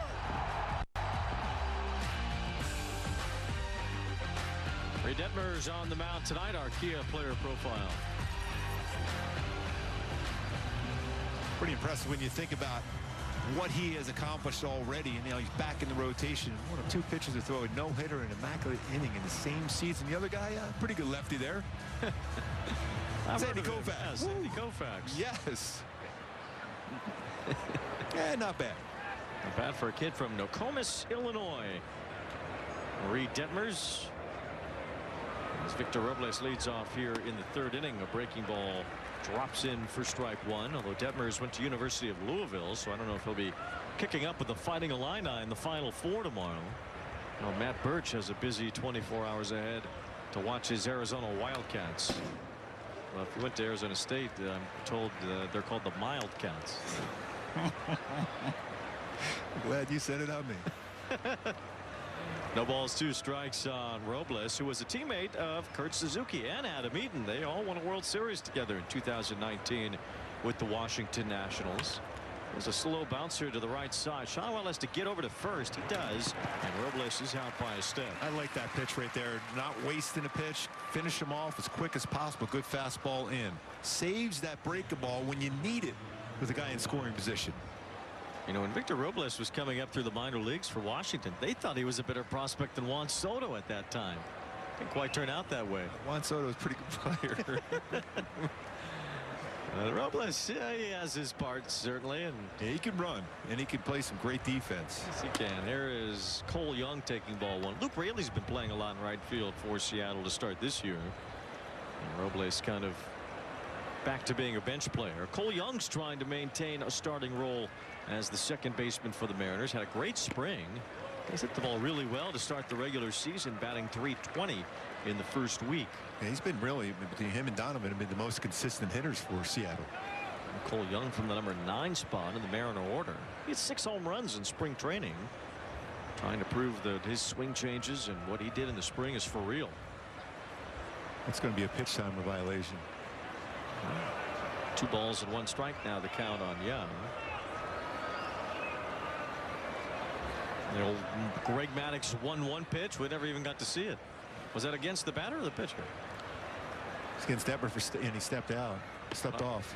That's what I thought. That put 2 strikes on the video board here, but I think the count should be 3-1 now on Young. I think Reid wanted that one there too. Still near the point of the game where it's a difficult one to decide on. Broken back ground ball. Shonowell has to dodge the bat a little bit. Flips to Detmers, and it's a 1-2-3, or rather 1-2 start to this inning. We'll see if Refsnyder makes a 3, but Detmers shatters the bat of Cole Young for the second out. One of the little Rolling Stones, shattered. That bat was shattered. Yeah, it's in tatters. Yes. Nice job there. Good feed, too, by Shonowell. That's some distance. It almost can't quite use disrupted that the one. play. Yeah, can't quite use that one for stick ball, though. Yeah, we'll run that by you. Yes. As we go here. Refsnyder looks at strike one on the slider. Now, Detmers wanted to be more efficient, so far facing the entire batting order on just 34 pitches. Not even 4 pitches per plate appearance the first go around. The second time through the order was a massive issue. Third time wasn't much better, though, as you could see. And Detmers was able to succeed as a reliever last year in large part because he didn't have to face anybody a second or a third time. I still think it came down to his mentality. He was trying to be too fine. I think last year pitching out of bullpen, he realized all the swing and miss he was getting, how good his stuff truly is, and he's carrying that in back to the rotation now. But that really miserable game he had in Seattle in 24, Crawford hit that grand slam. And that was Detmers going to AAA after that game as he misses in the dirt here to Refsnyder. Detmers found a new way pitching out of the bullpen last year and looking to carry that over to his starting success this year.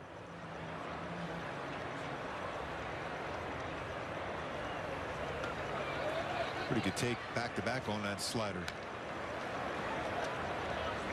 Really, it was, you see the 10 ERA, but really it was just 3 games back-to-back in which he allowed 12 runs with only recording 1 out. After that, he had a 2.19 ERA the rest of the year. He walks Refsnyder, and that's a little troubling considering where they are in the order as Cal Raleigh stands in here with 2 outs. Yeah, you want to finish it off, make sure Cal Raleigh will be leading off an inning. It's the second walk issued by Detmers so far. The only way the Mariners have even had a base runner to this point. Refsnyder did a nice job of laying off 2 sliders and a curveball. Like he saw that and read that one really well. It's Cal Raleigh at the plate with 2 away here.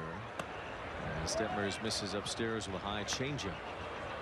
So it's a big pitch right now for Reid Detmers. You got a powerful hitter at the plate. He senses he's going to try to get something in the zone, and that could be a big time swing. There is a big swing, but it's a swing and a miss. And the changeup, the one before, followed with a 4-seam fastball, rides it just above the belt, gets by him.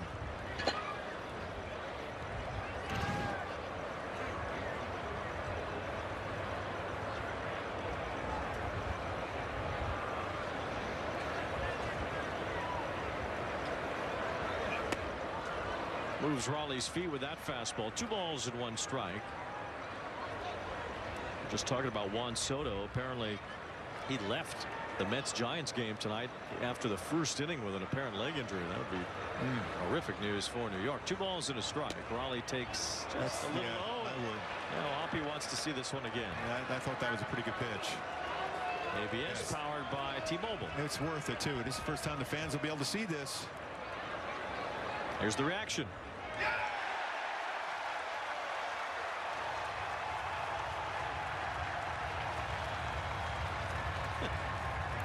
That's a great decision by Hoppy on that one. That changes in the bat around from a 3-1 to a 2-2 count now. Well, one of those where Hoppy certainly seemed sure. He tapped his helmet immediately. 2 balls, 2 strikes on Cal Raleigh. That just missed. Check swing, but no swing. 3-2. So now at first base, Refsnyder will get a head start.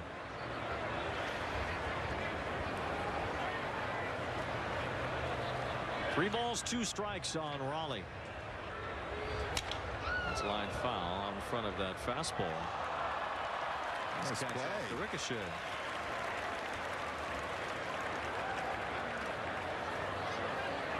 Baseball gets into that spot quickly. Hit a game one time down there. It was a little nerve-wracking. Well, hit the net first above it, so that helped Raleigh Seemed to have busted his bat up on that one, so we'll head back into the box here. 3 balls and 2 strikes to count. Raleigh 0 for 1 so far tonight, and his career against Detmers just 2 for 13. And one of those hits is a home run.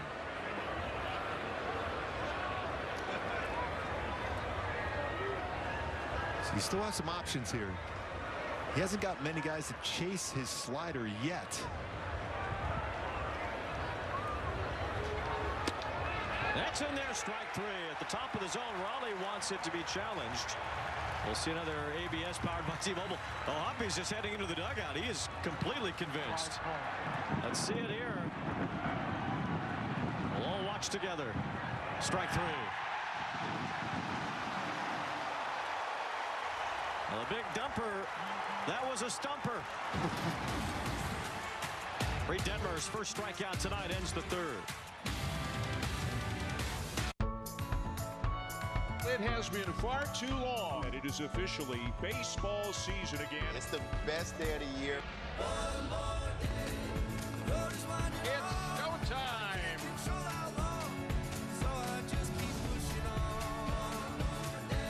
It is opening day. There's nothing like it. How much fun is he to watch?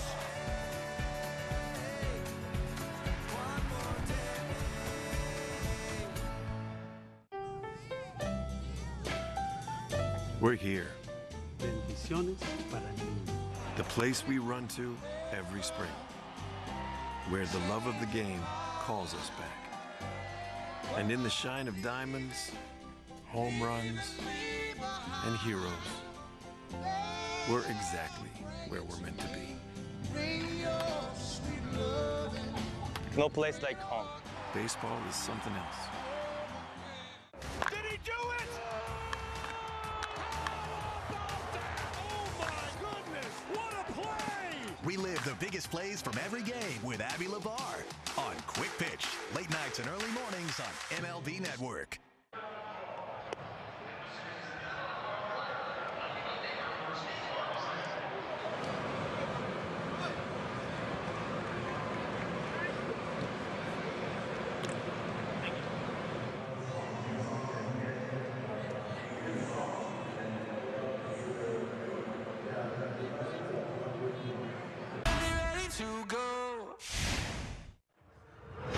Well, this is the way. Celebrate Star Wars weekend at the Big A with a Mandalorian and Grogu. That's Baby Yoda. Angels jersey on Friday, April 17th. And the Angels take on the Padres. Visit angels.com/promotions and join us for Star Wars weekend. You love that Reid, don't you? That's my favorite one ever. Just like every Star Wars movie. How many are there? 84 of them? I've seen them all. Logan O'Hoppe looks at strike 1.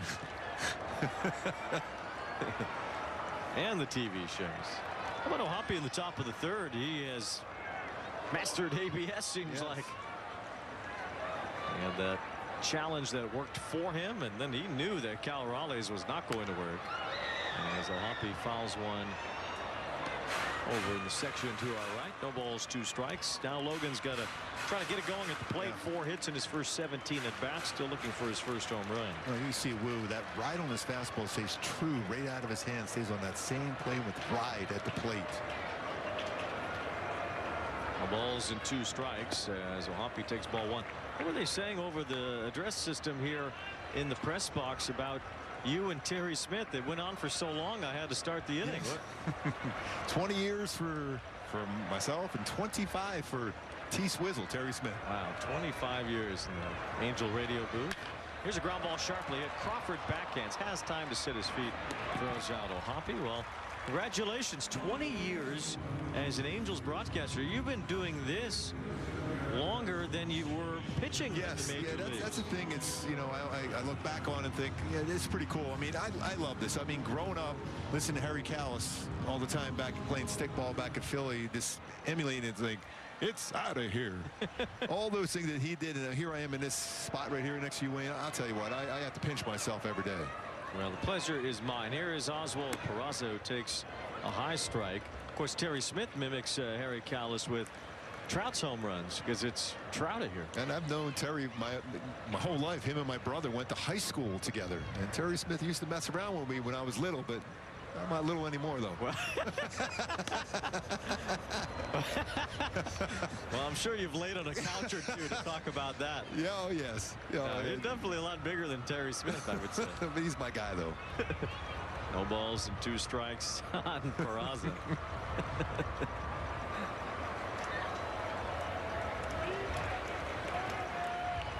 Peraza had a pretty good road trip, hit close to 300.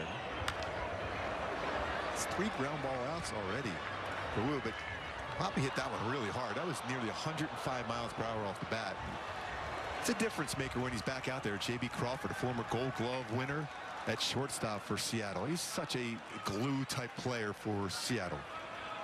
And he certainly can be. Played almost every game for the Mariners last year. 0-2 on Peraza as he takes ball 1.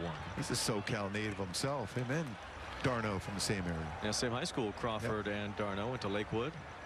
By the way, a great baseball program. Trust me.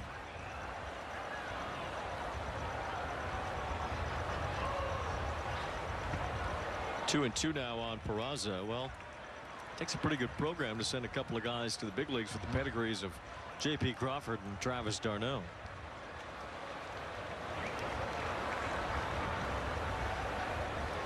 Just love to see Peraza get on base because he could steal some bags. Not an easy combination with Wu and Raleigh, but you still got to be aggressive. Damian Easley went to Lakewood too. 3 balls and 2 strikes now. He's a solid player himself. Ron Gaspar was a World Series champion.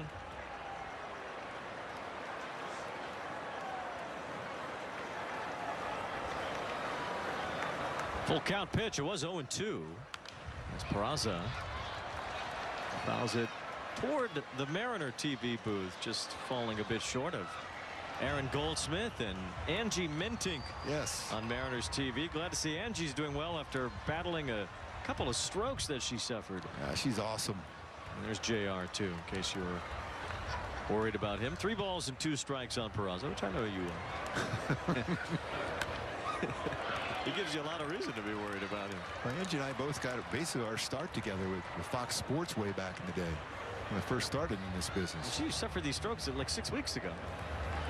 And she's back in the booth and has been since the start of the regular season. And it's good to see Angie feeling much better than she was just 6 short weeks ago. 3-2 as Peraza. It's a pop up here, shallow right. Might be a tough play. Robles with great speed, closing, diving, can't get it. Base hit for Peraza. Angels have their first hit tonight. Quite an effort from Victor Robles, but Oswald Peraza floats one in the right spot. Now Robles is slow to get up, but he pops right back up. He went seems a okay. long way. Cole Young did a great job of backing him up there too to keep Peraza at first base. That is a well-placed sandwich. This is how far he's got to go, where he was set up in the outfield. Full speed ahead. But Young did a great job of being there to be able to keep it from a double.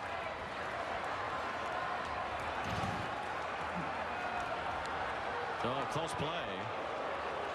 As Peraza dives back. He's got a good move. He's quick to the plate. Mentioned it's a tough combination. Cal Raleigh's thrown out almost 43% of base stealers so far this year. It's early.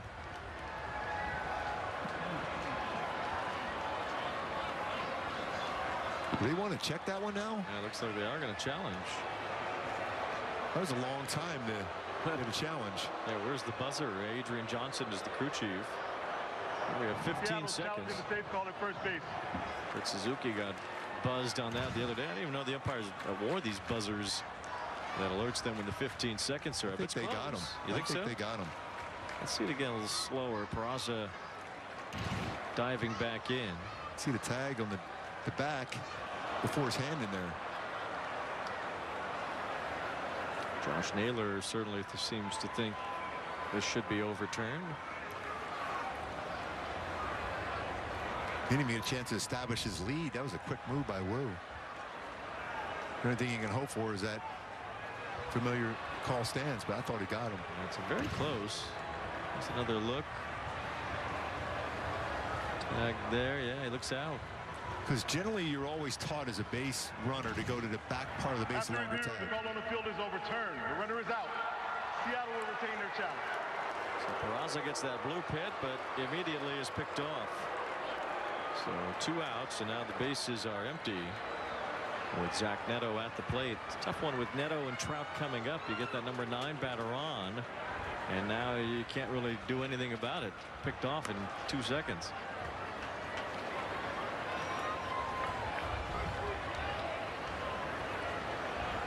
Let's look for that high fastball here for Neto.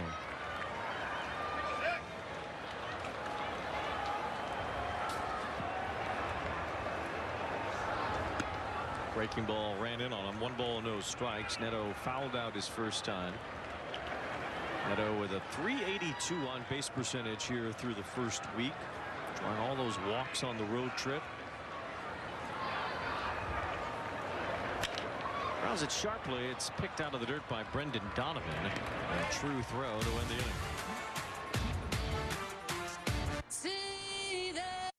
Here we go. 5, 4. At MLB Network, covering baseball isn't just what we do, it's who we are. You're about to be entertained and amazed. So I just want to show you a few at-bats because it was incredible. Connecting fans to the game is in our DNA. Welcome everyone to MLB Tonight, the national pregame show. He added 2 new pitches this year. In season. Hello, family. Off season. Every day we hand out Cy Young awards. Every season. That's how we do it here. This is MLB Network, the home of baseball. Did he do it?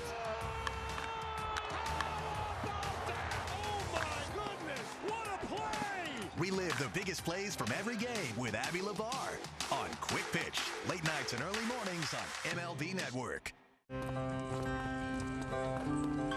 Since its inception, the Boys and Girls Clubs have been more than a fun place for kids to go after school. For some, it's been a second home where they can learn, play, and grow. Thanks to the partnership between Major League Baseball and Boys and Girls Clubs, children of all backgrounds have access to safe spaces. All right, let's go take a selfie. MLB Together and the Boys and Girls Clubs of America, empowering children and building futures. Bring it in.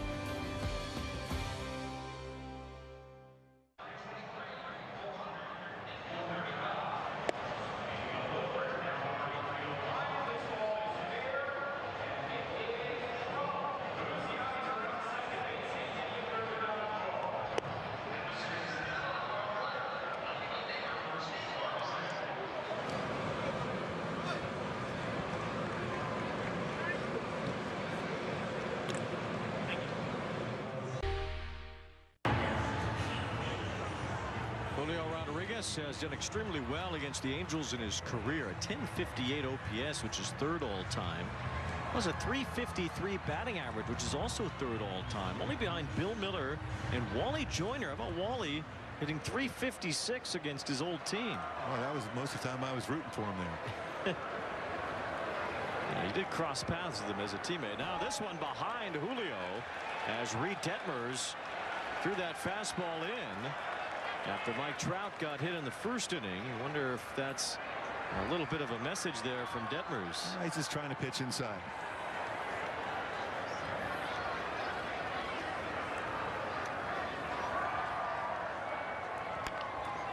Well, Tapper back to the mound as Detmers flips it over for the first down.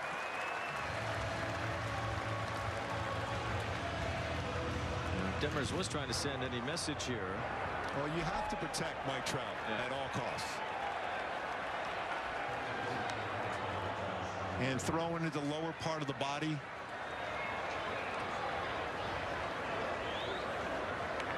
And then get a ground ball back to you as a pitcher. That's a good sequence. Naylor floats one, shallow center. Neto's going out. Trout's coming in. It falls directly between them. Neto ran a long way. Neither really got all that close to it, though. Base hit for Naylor. Now throw back to first. They almost caught Naylor napping there. Well, both first hits for the teams today have been both flares in the outfield. He almost got him there. Real close.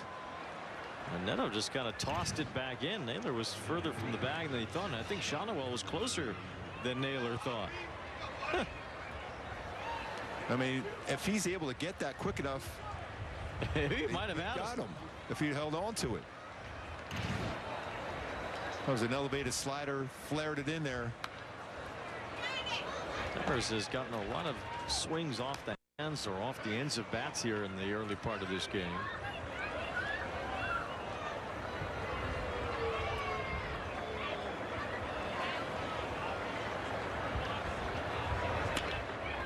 grounded foul past third.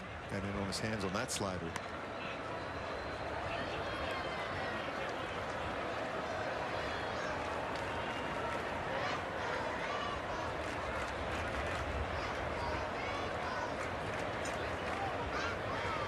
Runner going. Naylor got a good jump as Rosarena slaps one to right. Adele will back off and play it on a bounce. Nice job by Peraza to think they'd get him to slide at second, keeps him at second base. And Naylor only able to advance one base on that while he was running on the pitch. So Rosarena got that one to fall in. Adele thought about laying out for it, but thought it was better to be conservative there. See Peraza getting in position to be able to get the throw, even though it was a base hit in the right field. See how big of a play this could end up being. Well, that's a huge risk-reward play for Adele. The risk is that the ball goes to the wall and a run. It's an RBI triple. The reward is a double play. And he played it in the middle and gave up just one base each. Ball one to Brendan Donovan.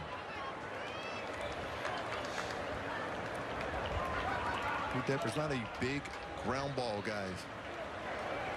First Much as scoring. you love a double play ball. The first scoring threat for Seattle here comes in the fourth inning. As Detmers falls behind 2-0. Very good hitter here too, but you also have J.B. Crawford waiting on deck, who's had a lot of really good swings throughout his career versus Detmers, including a shot his first time up was run down by Trout.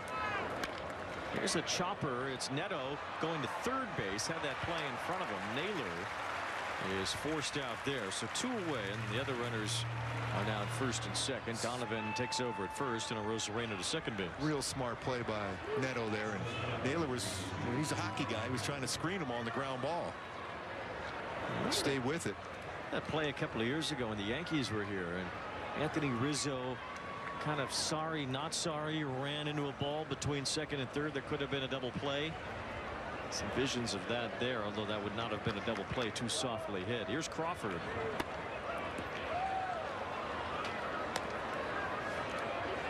Big breaking ball there. Looked like it went all around the plate and got the plate, really.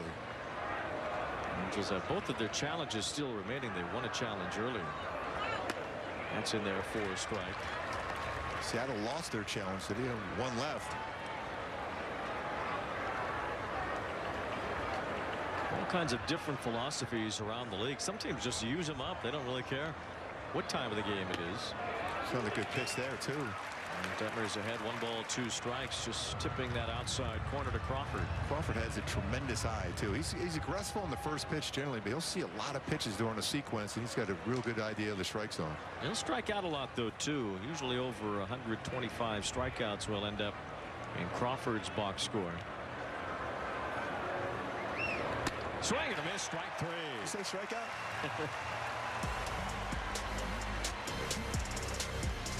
Did he do it? Oh my goodness, what a play! An absolute beast unleashed. You are unbelievable. Racking them up, all I do is win. Spot that hashtag like a boss. Yeah, that's how I roll. Keep on nailing it, never miss it back. Enjoy the show.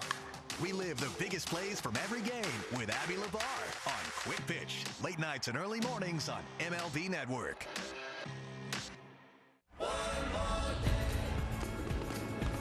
It's showtime.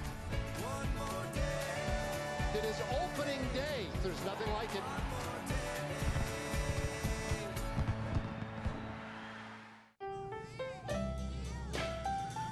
We're here. Bendiciones para el mundo. The place we run to every spring. Where the love of the game calls us back. And in the shine of diamonds, home runs, and heroes, we're exactly where we're meant to be. No place like home. Baseball is something else.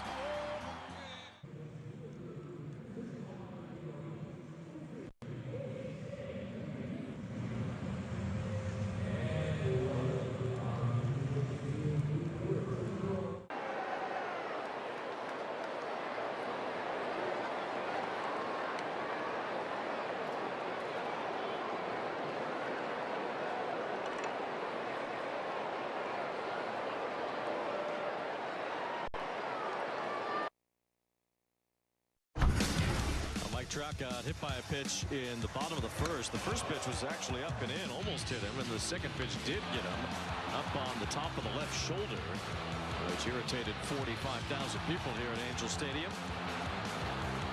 Not a guy you really want to get irritated, I don't think. He is the batter here against Bryan Wu in the bottom of the fourth inning. Second plate appearance for Trout. The fastball just missed the bottom of the zone. 1 ball, no strikes. That's where Trout wants to see the fastball from Wu. Julio Rodriguez out in center. He understands. He knows the game. He idolizes Mike Trout, too. Plays this like Mike Trout. Julio had a ball thrown behind him by Reid Detmers in the top of this inning.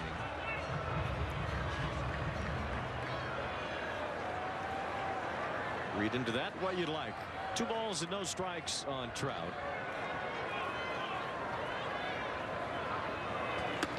Both these pitchers really stay under control in their deliveries. You see Bryan Wu take that deep breath. Same thing with Reid Detmers, brings the glove above the head just to be able to be relaxed, to deliver and be under control with the mechanics. Trout is at .326 in his career in home openers here at Angel Stadium. 4 home runs, which is a team record. 3 balls and no strikes on Trout here. And that's nowhere near. So Bryan Wu being very careful with Trout here in the early going. 6 pitches out of the strike zone, 1 that hit him. We celebrate Mike Trout's 400th career home run and be one of the first 25,000 fans in attendance here on Tuesday against the Braves, April 7th. We get a Mike Trout 400th home run bobblehead courtesy of Nitto Tire. Angels.com/promotions. It's the 11th walk this season already for Trout. 11. He has a couple of stolen bases already as well. Would you take off here if you were him? Yeah, like I said, this is a tough combination. As much as you like to try to be aggressive, Wu is quick to the plate. Cal Raleigh's throwing the ball really well here early. Nolan Shotwell is the batter. Raleigh's going to go to the mound.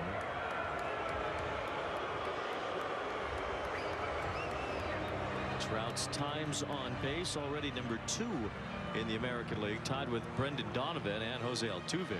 See all AL West players on there. Yordan Alvarez is first. Zach Neto's on the list with all the walks he's drawn. So a lot of patience in this division.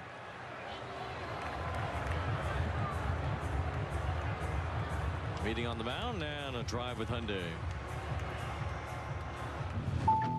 A car that sees what you can't, how it should be. The Hyundai Tucson. Now, the Angels hitters actually entered today leading the major leagues in home runs, walks, and strikeouts. All 3 true outcomes the Angels have a grip on right now across all of baseball entering today. Nolan Shotwell is the batter here. So get this, the Angels have had 47% of their plate appearances end in one of the 3 true outcomes, nearly 50-50. That's incredible. Which would be by far a major league record. The record set by the 2023 Twins was 39.9%. A strike to Shotwell, and it's 2-1. Getting right back inside again. Mentioned he will pitch inside very effectively.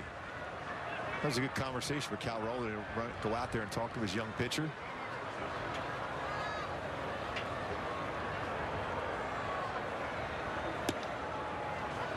It's over the inner part of the plate around the knees, and it's 2-2 now on Shotwell, who put up some good numbers against Seattle last year.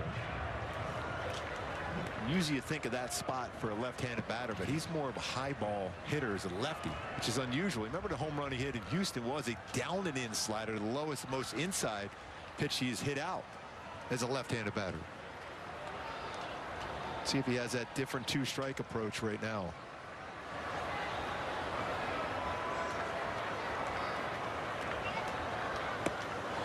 Shotwell went fishing on that one, a slider to the back foot for strike 3. Third strikeout for Wu. We saw that a lot down from the Houston pitchers against him. So they were looking at those, reports. It's a tough pitch for him to be able to handle so far this season. Yeah, unlike a lot of lefties, his power usually comes from pitches that are up. Yep. Kind of reminds you a little bit of the guy Johnny Damon was like that. He loved the fastball up, and pitchers would try to go up and in, and that's the ball he hit out. Well, Nolan always says he gets compared to older players, so add it to the list. Johnny Damon.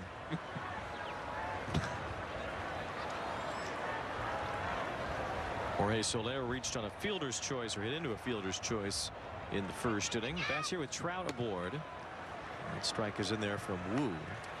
Adam Frazier, a lot of his power is that up and in fastball too. We saw that a couple years ago in the home run, big home run against the Halos.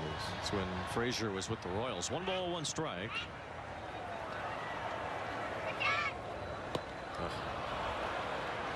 Soler going after a pitch that he knows was not even close to a strike at any point. So that ended up at sweeper. That's not really what Jorge is about. He's not a chaser. For a big home run kind of guy, he's not someone that expands the zone like that usually.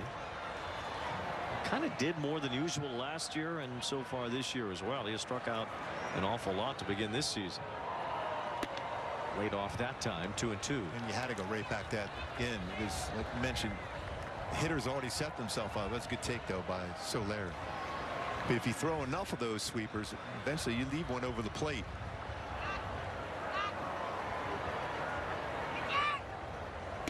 That's outside ball 3. Well, we mentioned 60 years ago almost the opening of this ballpark in April of 1966. Rick Reichard was the first home run hitter in the history of Angel Stadium. We are waiting our first home run of 2026 to view. 3-2. Soler will not be the one, at least not in this at bat, as he strikes in. Yeah, I was thinking 3-2 count with Trout at first base, 1 out, but I mentioned how many times Soler has swung a miss so far this year. You don't want to take that shot. Although Rick Reichard was the first home run ever hit here officially.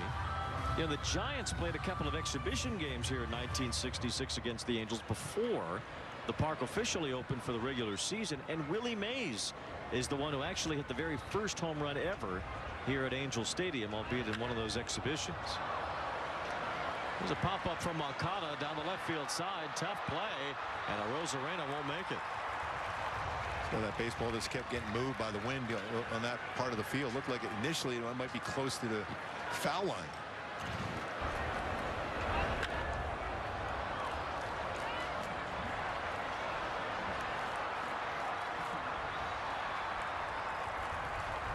And Mike Trout's thinking the same thing off the bat. He thought maybe, just maybe, that baseball's got a chance to fall down the line, and he's thinking, okay, if it does, he might take a shot, go all the way home. And I think if that ball does fall fair, he does score thanks to his effort there.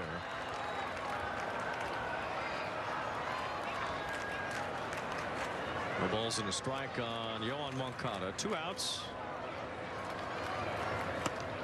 Looked like he laid off. Never know with check swing these days.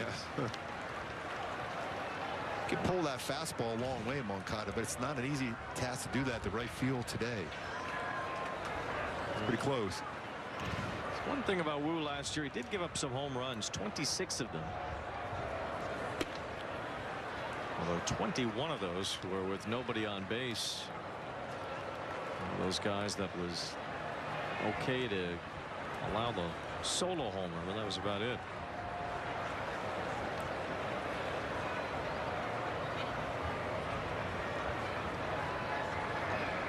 Swing and a miss. 3 straight strikeouts after the leadoff walk. What if feeding your dog fresh whole foods was easy? At Sundays for Dogs, we start with all natural, human-grade ingredients. Then we air dry the food into shelf-stable pieces. Frozen dog food is a costly hassle, but with Sundays, you can give your dog the nutrition they need without waste, prep, or mess. Your dog's food can be healthy and simple. Get 50% off your first order at sundaysfordogs.com.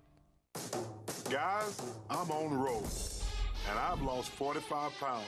In fact, I've lost everything but my big mouth. Losing weight on road is simpler. Even a dummy like me can't mess that up. Stats are looking good on road. Even my legendary golf swing is leveling up. I'm Charles Barkley, and this is me on road. Wait, you're telling me they have a GLP-1 pill for weight loss now? Did he do it?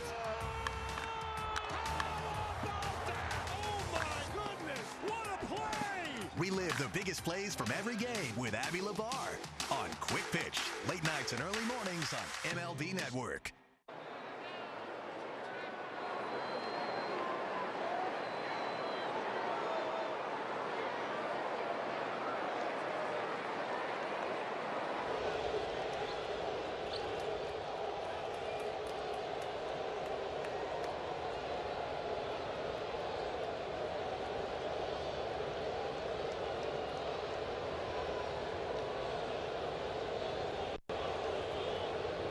Stadium, the first of the 2026 home slate, and the Halos celebrating their 60th anniversary season here at Angels Stadium. Plenty of fans in attendance tonight. Have seen many games over the course of those 60 years. One of them, Jeffrey Hawley, joining me tonight. Your family, your company, tell us the story. Season tickets have been with you since '62. Yes. So my mother worked for a company in '62, and she was able to come out with the owner and help pick out the seats. And since she was able to do that, we had access to them, and we would come to 15, 20 games a year for all those years. And when he decided to retire, he passed tickets on to my family, and we have had control of them ever since. And you've had quite the experience as far as getting to witness incredible milestones, moments, but when was your earliest memory of being here at an Angels game? About 1969, 1970, 3, 4 years old, just coming out, and I still have two brothers, and we would just josh all over the seats. There were 4 seats here, and we'd climb on my parents' lap and watch the game, and it was just fantastic. When we were chatting earlier, you called Angel Stadium Nirvana. Why? Disneyland has a slogan, they're the happiest place on earth, but this is the best place on earth. This is my Nirvana. I don't take for granted any night I'm here. I'm blessed every night to be here. It's a fantastic game. I love it. And when I retire, I'll be here every night. Can't wait to see you. But before we let you go, talk through some of the milestone big moments, incredible moments that you have seen over the course of your time here. I got to see a Nolan Ryan no-hitter. I got to see the night Nolan Ryan struck out 383 batters to take the season lead in strikeouts. I got to see Reggie Jackson's 500th home run here, Don Sutton's 300th win, Jared Weaver's no-hitter, and the entire 2002 playoff run and every playoff game since. But you missed Reid Detmers' no-hitter. I did miss Reid Detmers' no-hitter, unfortunately. I did see it on TV, though. We appreciate the viewership. Thanks so much for sharing the story. It's really cool that you've been here, and hopefully we get to have you witness a winner here for the 2026 home opener. Yes, that would be fantastic. I'm definitely hoping for that. Thank you for the time. Enjoy it. Thanks so much. Appreciate it. A few good memories, guys, huh? Awesome, man. How about that? Seeing Nolan Ryan breaking Sandy Koufax's strikeout number in a season. That had to go extra innings that game to break that record. No hitter scene. Nolan and Weave. Check swing. Strike 3. After 3 straight power fastballs, got him to expand on the slider, got a punchy. Third strikeout for Detmers. 4 2/3 scoreless innings with only 2 hits allowed so far. Join your Angels for every Saturday night home game. That includes tomorrow. Stay to enjoy a post-game Saturday night fireworks show driven by your SoCal Honda dealers. Angels.com/promotions for a list of Saturday night fireworks. Here is Rob Refsnyder taking ball 1. He walked earlier. What are you seeing from Detmers tonight compared to his first start? Trusting his fastball, using his fastball to set up his other pitches too. Last game out, even though he had the 9 strikeouts, he relied a lot more on his slider and curveball. I like mixing in that changeup, but his fastball velocity has been average. It's been really good the whole game. There's one right there, popping the mid of Ohapi for a strike. Good sound too. He's been 96 for the most part. He's been 94, 96 range. This will be his 70th pitch, so certainly more efficient, which is what he wanted, an opportunity to go deeper into a game than last time. And frankly, the Angels can use that after a lot of short starts here. Jose Soriano's been the only one to make it through 6 in any outing, and he's done it twice. Yeah, and Soriano's been so good. He's been a talk of baseball. There's been some other good starts from pitchers the first 2 times around, but Soriano has been dominant. Reid Detmers could be that guy along with Soriano. Soriano got a huge ovation earlier before the game, too. That's upstairs to Refsnyder, 2-2. Probably one of the top 3 or 4 ovations went to Jose Soriano pregame tonight. And his smile was amazing, as always. That's pretty good numbers. I would say so. 105 opponent's batting average. 18 ground ball outs. Just missed. Detmers couldn't snap that one off. 3-2. He's not got him to chase any breaking ball so far, so I think he's going to probably go after him with a fastball here. Raleigh on deck. Full count on Refsnyder. And he went to the 3-2 changeup and didn't work. So Refsnyder walks with 2 outs in front of Raleigh for the second time. Take a look at our top tier play, the pitch by pitch against a great hitter. Change up first pitch, fastball, 4-seamer. Little 4-seamer just off the plate, dropped in a nice slider. Another slider on the corner. Got him to foul off a slider, and then finished him off with a slider upstairs. Doing that Corset challenge in there, too. Back-to-back change-ups overthrew that. Good chance to go out and have a quick conversation after that change up there. He overthrew that last one. Trying to get through the 3rd time through the order here. Detmers has been successful the first 2 trips around. You see him really maintain that effort here for a 3rd time through the order before you think about the bullpen tonight. And still, one thing you always got to keep remembering, did not start all last season, so you want to make sure you just have him feeling comfortable throwing his pitches.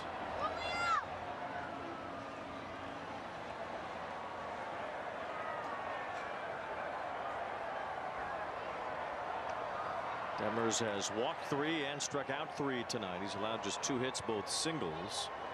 Mariners have only had 1 man in scoring position tonight. Now 2 balls, no strikes on Cal Raleigh, with Julio Rodriguez waiting to bat again. It's twice now he's walked Refsnyder with 2 outs. To get to this part of the lineup, you don't want to do that too often. It's a strike. And Raleigh burned a challenge earlier as a batter and lost it, so couldn't really challenge that one if he wanted, without risking that last challenge. Still in the middle of this game, a close one. That's in there. That's a pop to it. Love that sound of that mitt.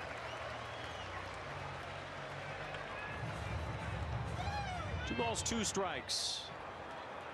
He's got a chance now to run another fastball or that slider down and in. Slider should be a good one. Raleigh able to foul that one back. That slider stayed up a little bit.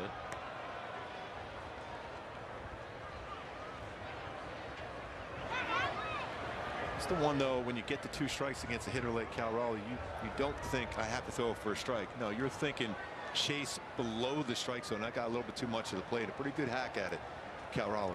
It's another team that strikes out a ton. Mariners struck out 72 times in their first 7 games, and 3 tonight.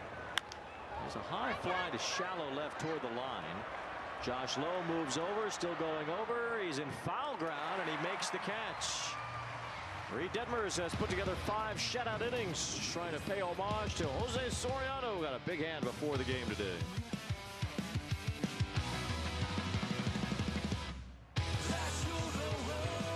Finished my chores. Ready for my allowance. Greenlight is way better than how I got paid for chores. Mowing all those lawns really paid off.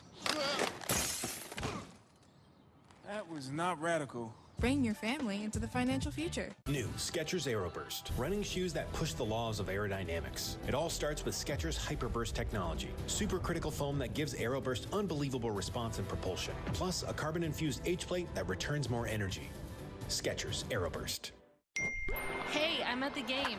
And we should always use Game Time for tickets. They're dropping cool features like zone deals and price drop alerts so we can go to more games and shows. Finally, a ticketing app that actually gives a Download the app today.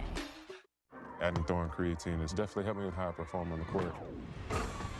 I feel like I have a lot of endurance throughout the 82-game season, and I'm making those split-second decisions with a clear mind and a clear vision. It seems like the game slows down with throwing. This is Fubo. It's a better way to watch Fox, FS1, and other top sports networks. Plus, get coverage of your local teams all season long. Start watching at FuboTV.com. It's showtime. It is opening day. There's nothing like it.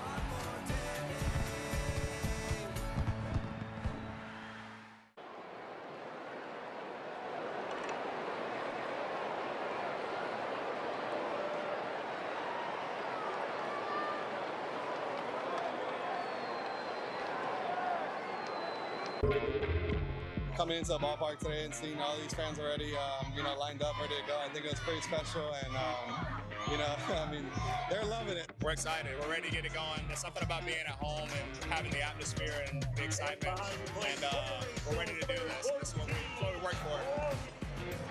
It was so fun to be out there for the red carpet tonight's Wells Fargo Active Cash Card, Active MIC. As Joe Adell leads off here in the bottom of the fifth, one of the stars of the red carpet earlier, Joe Adell, but it was packed out there. Yeah, it was. Joe Adell had a blast out there. We all had a blast out there. That was fun. It certainly was. The 4th annual red carpet event ahead of the home opener. Ooh, that's a good hat there, too. By the way, Bill McDonald, Billy Mack said he was at the first game here at the Big A with his dad. 1966. Checking in. The voice of the Lakers, yes. Does he remember Rick Reichardt's home run? I don't know. He said he was there. I know that. That's when the Big A was out there in left field as part of the inside of Angel Stadium.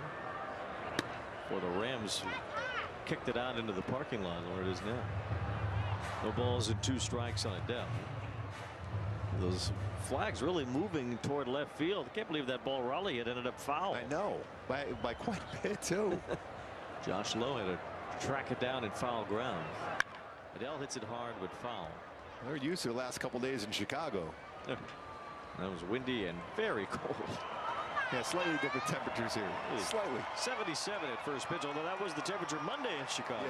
Yeah. Even about early afternoon on Tuesday too. No balls and 2 strikes on Adell. Gets a piece of that. Adell and Brenton Rooker, the only 2 players that have hit 3 home runs against Bryan Wu.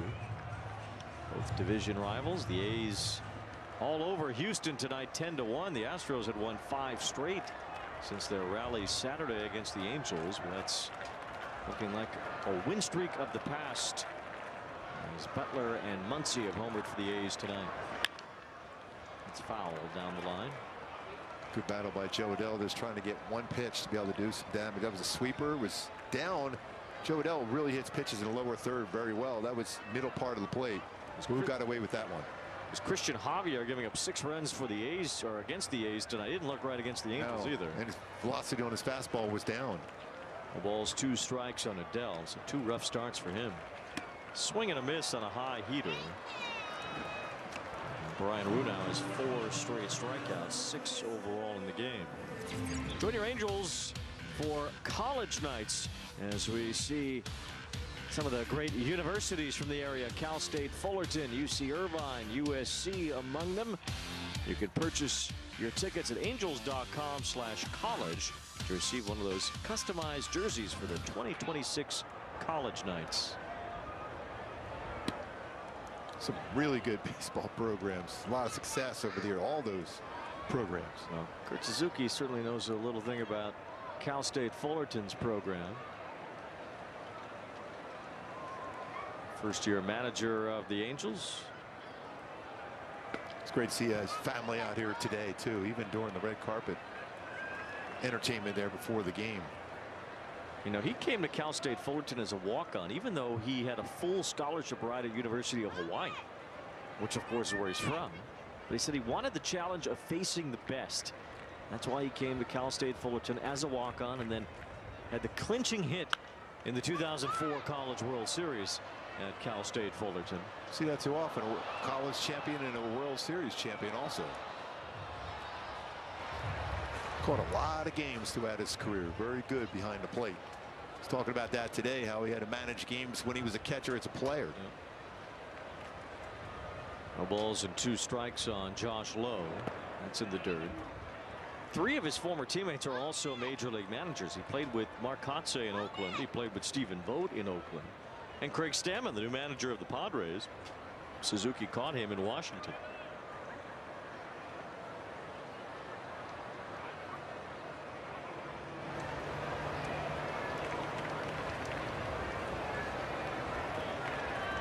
One ball and 2 strikes here on Josh Lowe.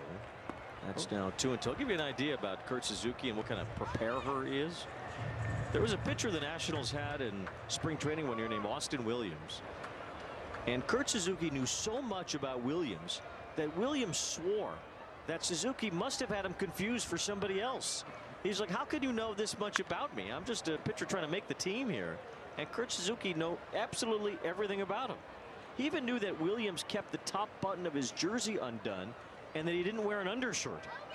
That's how prepared Kurt Suzuki was as a catcher in the major leagues. Gives you some idea of why he's the right guy to be a big league manager. Remember how he talked about having trust, and that's how you build trust with your pitching staff, and then you do so with your current team here as a manager.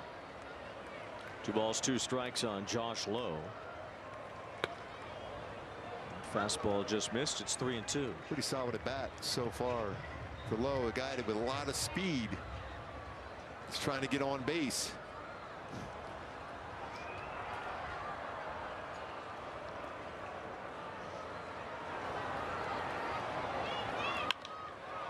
Popped up, shallow center. It's Julio Rodriguez.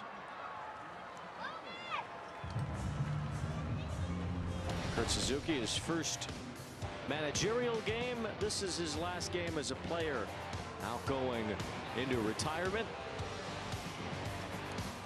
There's his son throwing out the first pitch. That was a pretty good spin rate on that one.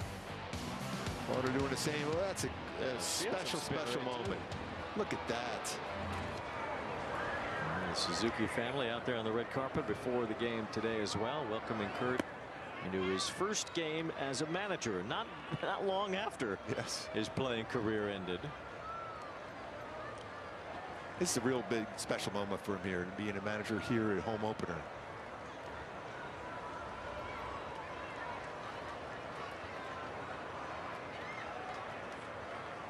Logan O'Hoppe takes ball 2. Kurt Suzuki was wearing number 24 then. He liked wearing number 8 though for a lot of his major league career, and he wears it now. And he wears that number because of a great catcher of the past. Not one that I don't think he saw ever catch in real life, but on highlights. And a lot to be known about Yogi Berra, who was number 8 for the New York Yankees. So quotable too, Yogi. Yes. Yeah, Kurt's not as quotable as Yogi. Well, not yet at least. You know, if you're going to wear that number 8 because of Yogi, give us some stuff you here. got to need a few Yogis. We need some Suzuki-isms. Oh, he's going to challenge that one. I think he's going to be right on that. We don't know what Ramon De Jesus said, but it's a Mariners challenge. ABS powered by T-Mobile. Whoa. By a sliver. It's a ball. Wow, out of challenges. I mean, that is what? 1/100th of an inch? That's how good these umpires are, though, when you think about it. I mean, wow. I mean, that missed by nothing. Yes. That ball was rubbed up to the very edge of the strike zone. And Ramon De Jesus got the call right. Now the Mariners are out of challenges. And now O'Hoppe sends one in the air to center field. This is Rodriguez waiting to end the inning.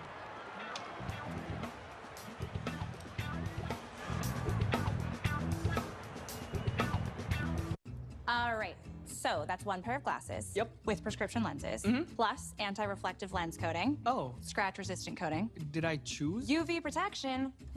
Award-winning customer service. That's me. That's also me. Free returns, free exchanges, and free frame adjustments for life. And how much more is that? Oh, it's all included at Warby Parker. So my glasses are still just $95. Oh. Surprise! I just get excited. Kalshi is available nationwide and lets you live trade against others on anything. Like sports. There you go. Politics. Now you're warming up. Movie scores. Music charts. Alien sightings. Grocery prices. 2 hands now. Reality TV. Even the weather. This is a tiny cloud? Ow. You get the idea. Trade on anything with Kalshi. Come on, Coach. Cooking a dinner my whole family can enjoy is a piece of chaos. The requests these kids make are really something. Dad, can I get some strawberries and ketchup? Home Chef's new family menu has been a lifesaver. With Home Chef's easy 4-serving meals, we get dinner done quicker. I have to finish my masterpiece. Do I even want to know? Home Chef's family menu. The parents who get it, get Home Chef. Get 18 free meals at homechef.com.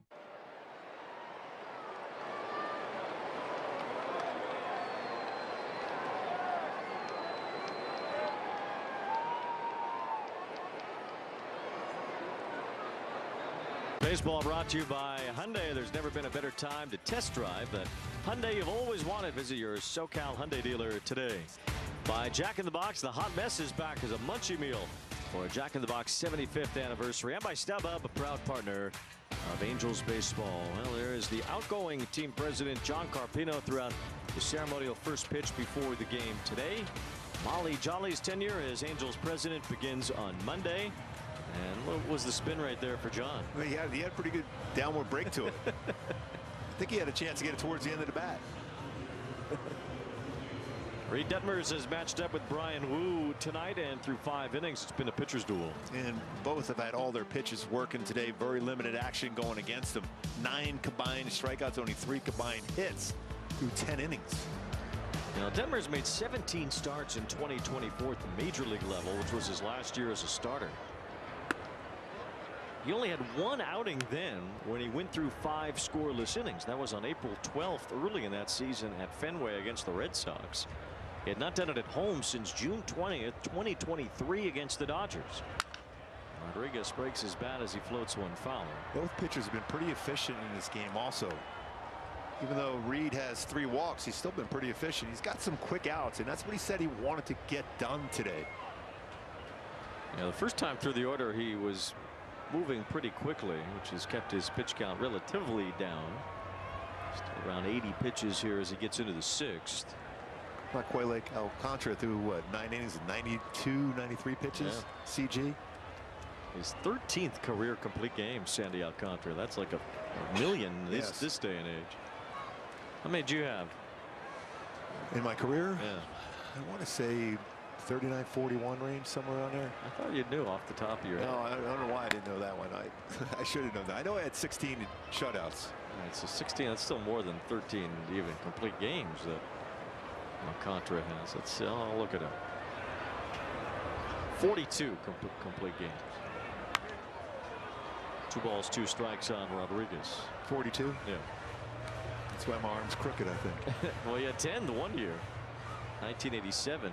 87, 88, 89. You had 26 in a 3-year span. That's why your arm's crooked. Yeah. Way to go. 2-2. You left it all on the mound. Yes. That's for sure. And that was our goal every game. Your goal was to shake the catcher's hand because he's dealing with a lot of those pitches in the dirt. He's calling the right pitches through the course of the game. But this was actually the mound you left it on, I think, your arm here at the Big A. Yeah, 2-2. Swinging a miss, ball in the dirt. Rodriguez now takes off. That's that changeup. And O'Hoppe throws him out. So there's the strikeout he's been looking for on that changeup. It registers as a splitter, but it's his changeup. He was throwing a splitter earlier. More of a circle change, and it was a good one. It dropped in about 87 miles per hour. Great spot for it. 1 out, and the batter will be Naylor. Detmers with 13 strikeouts now in his 2 starts. 9 against the Astros, 4 in this one. Fly ball off the end of Naylor's bat. Left center. Josh Lowe tracking that. 2 outs. Go back to that changeup out. And that's a real big pitch for him. Now he's able to turn that one over. Spins it. Out in front.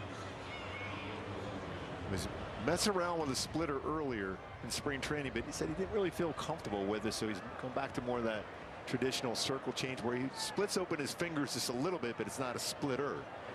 By the way, quick out he just got. Swing and a miss by Rosarena. Mentioned the 13 strikeouts. 5 have come with a man in scoring position. Only Michael King of the Padres has had more strikeouts with men in scoring position so far. Ground ball. Peraza able to pick it, spin it, bounce it, and get the out. What a play. That is a glove that plays. Peraza. It finishes a 9-pitch inning for Reid Detmers. Beautifully done by Oswald Peraza.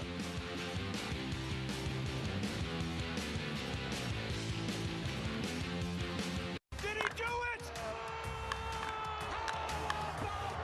Oh my goodness! What a play! An absolute beast unleashed. You are unbelievable. Racking them up, all I do is win. Spot that hashtag like a boss. Yeah, that's how I roll.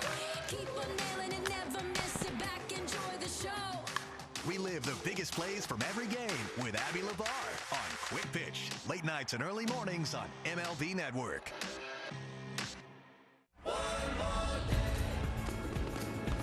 It's showtime. It is opening day. There's nothing like it.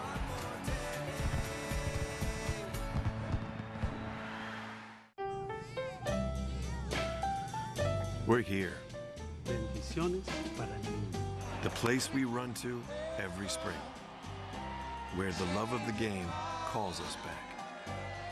And in the shine of diamonds, home runs, and heroes, we're exactly where we're meant to be. No place like home. Baseball is something else.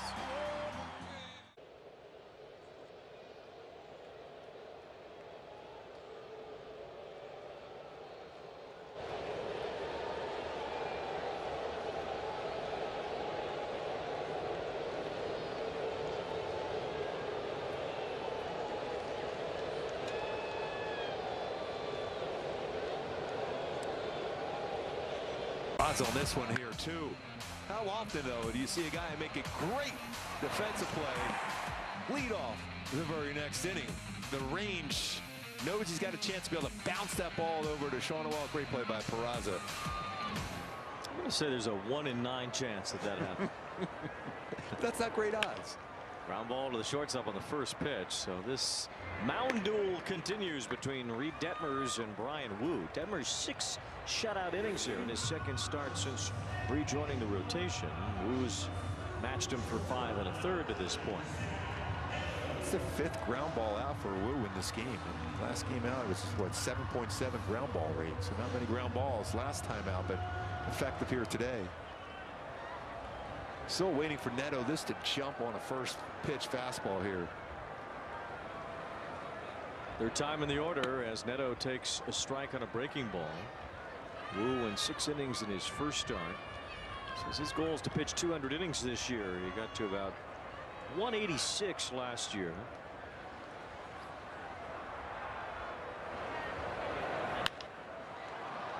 High pop-up from Zach Neto. Robles fighting the wind a little bit, made that catch, 2 outs. One thing about Bryan Woo was that third time through, he'll use his sweeper a lot more. A lot of times, a lot of fastballs early. First, even sometimes the second time through. Not only this year, but historically he does that. Even though he's a high percentage of fastballs thrown, last game out of about 83% of his pitches were fastballs, but a lot of those early, then he starts going into that sweeper mode and changeup. There's Trout, who's absolutely hammered the AL West. 56 homers against the Mariners' lifetime. He is first all-time in runs scored, doubles, triples, homers, RBIs, and walks against Seattle. It's the first pitch he's seen in the strike zone today against Woo. Been hit by a pitch and he's walked. And he drives this one left center field. Back for to Rosarena. Has room. That wind knocking it down as Rosarena makes the catch to end the inning. Trout gave it a ride to the gap. That's a big alley out there. A long way to that wall. And Trout flies out to end the inning. 1, 2, 3 in the 6th. Yeah, he hit that one well. Launch angle, exit velocity, but the wind knocked down.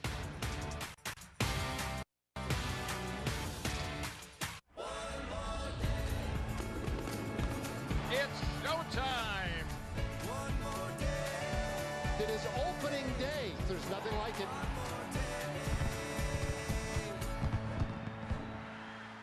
Introducing the all-new MLB Plus, your ticket to streaming baseball's best. Enjoy MLB Network 24/7 with live out-of-market games and award-winning shows. Enhanced game nights with MLB Big Inning, live and commercial-free. And hear live home and away radio broadcasts of every game, blackout-free. Even stream minor league games and more. It's all here and it's all new. Get MLB Plus for just $59.99 a year. Visit MLB.com/MLB Plus. The power of baseball goes beyond the field. It's important to get out, volunteer, and make a difference in your community.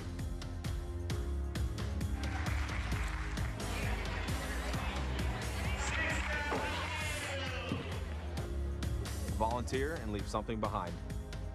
Together, we can make a difference. Together. Together. Together.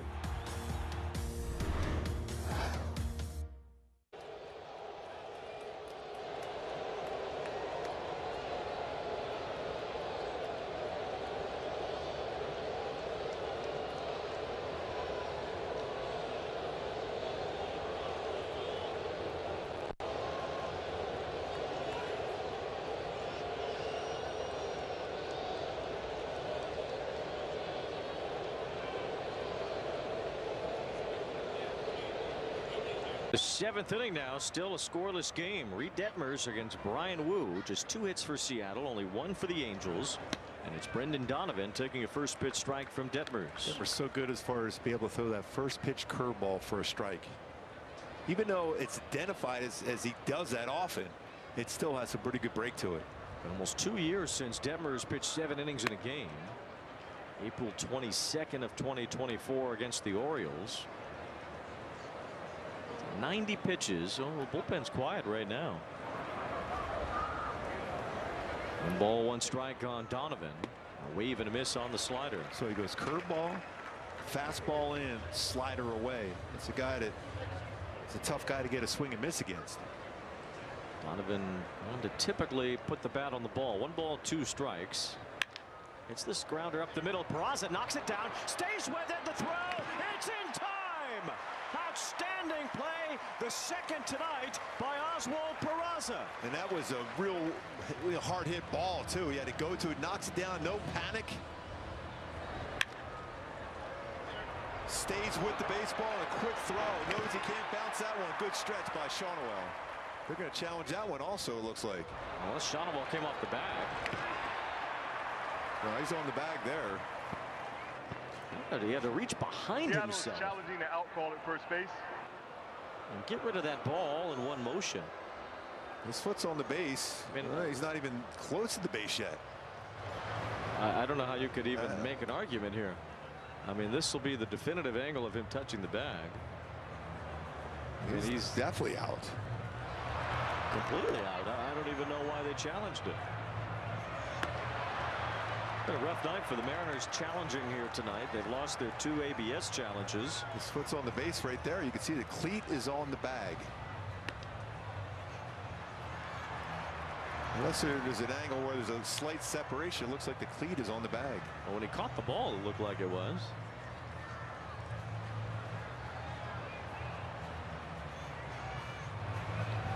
And Peraza staying with that one as it slipped behind him. Yeah. To pick it up and just heave it to first all in one motion. That was really well done. I don't know that you can see real separation there. No. Ball is in the glove. Foot is not on the base. I mean, from that angle, there's no separation. You're allowed to have your foot up against the edge of the bag. That's still touching the base when your foot is on the edge of the bag there. Can't believe how long this is taking. Yeah.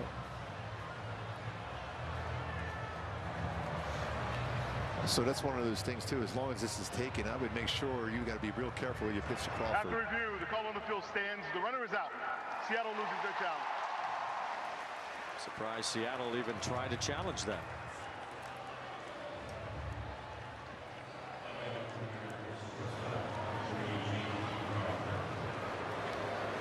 So 1 away. Another good play by Peraza. Made one to end the 6th inning. Now with 1 to start the 7th. Here is Crawford 0 for 2, struck out in his last trip.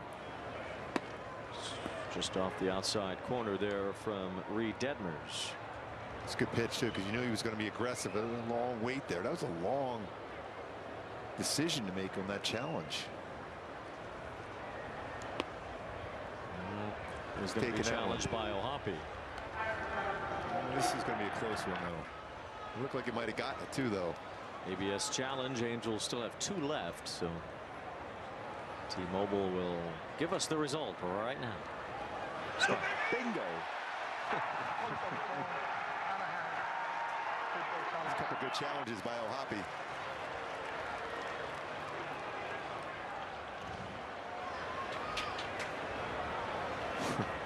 He goes, yes. Well, he loves it too. Just like the crowd. That bright pink flash. Very colorful light up on the scoreboard. The fans have really been loving this, especially when you're at the ballpark when you're seeing those challenges. Well, the fans wanted it. 2 balls and 1 strike on Crawford. A better way for umpires to be more accurate than what we have seen in the past.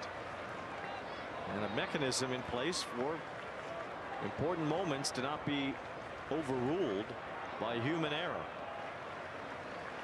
3 balls and 1 strike on Crawford. Big swing and a foul. This is Crawford's first game of the season. He had been on the injured list with shoulder discomfort, and now he's dealing with contract discomfort after an 8-year, $95 million deal was given to the guy who's going to ultimately replace him. I still look when I see him with that uniform. He's their heart and soul. He's one of the big parts of this success of this team. That 3-2 pitch was nowhere near. Detmers loses Crawford. A 1-out walk will bring Mike Maddox to the mound. 4th walk issued by Detmers. Well, it's been an unusually windy night here at Angel Stadium. And what this really shows you, that ball hit to left center field by Trout would have been a home run under normal conditions. Trout always knows when he gets a baseball.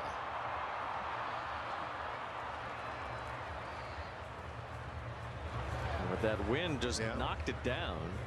About a 50-foot difference on a ball hit under normal conditions between that one, and that's about how short it fell. Maybe a little bit less than 50 feet. That's similar to what Ian happened in Chicago at Wrigley Field. What happened to him, and then he hits one up in the air and it carried that one day.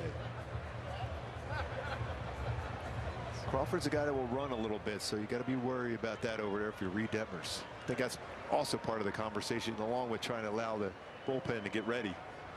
6 1/3 innings under the belt of Detmers tonight. Victor Robles takes ball 1.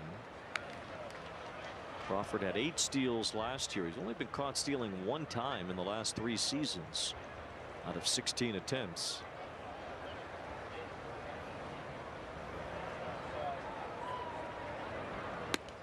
Swing and a miss on a pitch that was up. 1 ball, 1 strike. Chase Silseth is the first man up in the bullpen.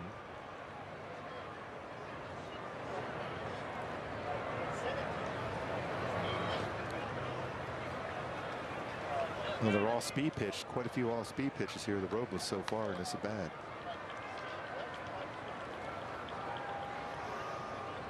Robles 0 for 2.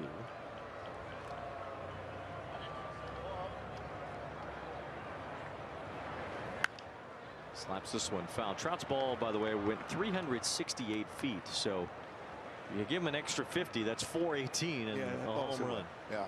By the way, that change up the pitch before you get a swing like that on a 94-mile-an-hour fastball. Robles was really late on that one. 2 balls, 2 strikes on Robles. Very late swing. Was able to fight it off. Foul to the first base side. They see Luke Raley the next couple of days in right field. Jack Kohanowitz will start tomorrow night against Emerson Hancock, who looked really good in his first outing of the year. It's a really big pitch here now because that slider was up. It's like we saw down in Houston. When you get a little more fatigue, the slider, you get around the baseball. You got to stay on top of it. Runner going. They have him picked off. Throw to second, and he's out. Nice job. Pickoff by Detmers. So Crawford is a guy that has a sense where if he sees the pitcher not paying attention, that's where he's going to go. And he took that shot. He had a big jump there too, and that's what you want to do. You want to go inside that base, but unable to get a comfortable slide in there, and Peraza was able to apply the tag and get him out. That's a big out. Now Detmers potentially a pitch away from getting out of the 7th inning. And just his 2nd start since returning from the bullpen. A one-hopper off the glove of Moncada down the left field side. A base hit. Robles with a big turn, but a good job by Josh Lowe to get it in. It was a well-struck ball. Moncada just couldn't grab it.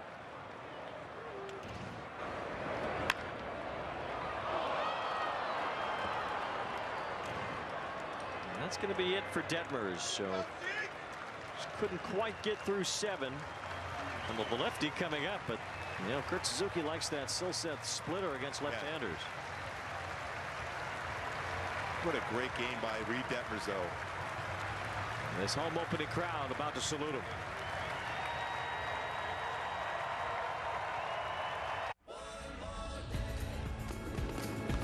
It's showtime. It is opening day. There's nothing like it.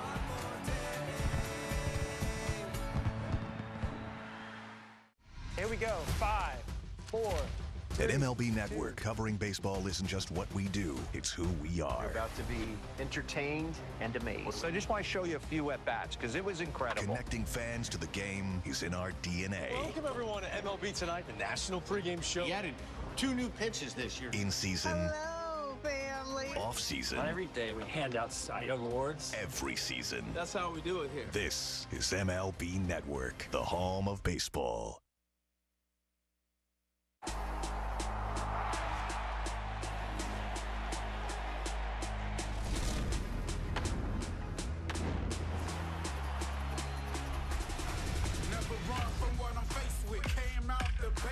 Young, strong, and courageous, that's how I made it.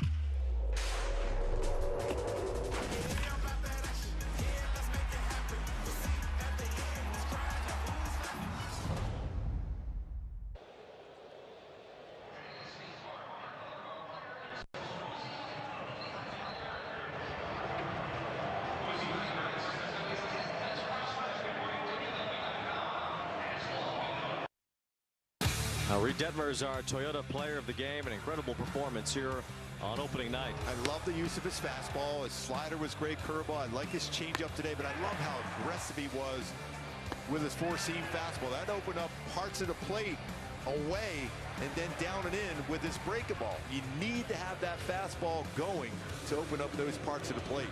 What a job by Reid Detmers, and the fans loving his performance here tonight. 6 2/3, longest outing so far by an Angels starter. It will be Chase Silseth against Cole Young. He's got that neutralizer, that splitter against lefties. It's a pitch that Kurt Suzuki really likes against left-handers. Remember opening day in Houston, he brought Silseth in to face Yordan Alvarez in a big spot. Yes, he did. Got him to roll over, ground ball to second. It's not unusual, though it's against the lefty-lefty grain, especially when you had a lefty out there in Detmers. Silseth has a tremendous move. His footwork is excellent. Reid with 104 pitches, just 4 shy of a career high. I would not be surprised if Robles is going to try to steal a base here either. Ball 1 to Young. Robles with excellent speed. He's always been a threat to go. He's over 100 stolen bases in his career. Had that leg injury last year. It's a slap toward the left field side, long run. The wind pushes it foul. Oh, that could have been real dangerous. The wind is really howling toward the left field line, and you saw it act again there. That splitter was just elevated a little bit more, and he was able to punch that ball that way.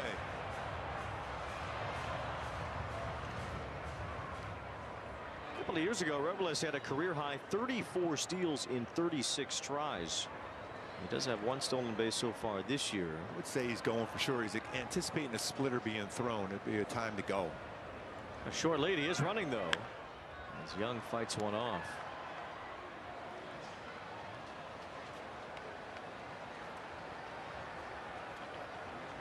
You always think of counts, pitchers' tendencies, which are best opportunity to be successful, especially a splitter is a tough catch and throw for Logan O'Hoppe. Nothing wrong with the legs of Robles after that shoulder injury knocked him out for a lot of last year. 1 ball, 2 strikes. Swing and a miss, strike 3. Nice job. Love that reaction by Silseth.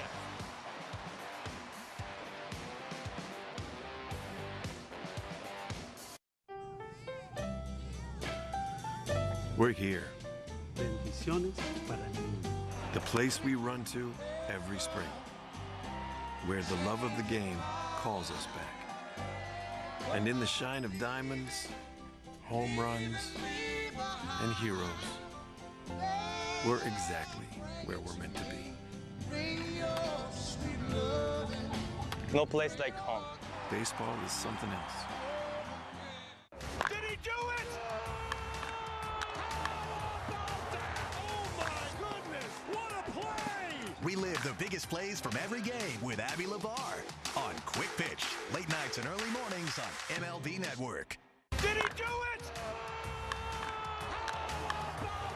Oh my goodness, what a play! An absolute beast unleashed. You are unbelievable. Racking them up, all I do is win. Spot that hashtag like a boss. Yeah, that's how I roll. Keep on nailing it, never miss it. Back, enjoy the show.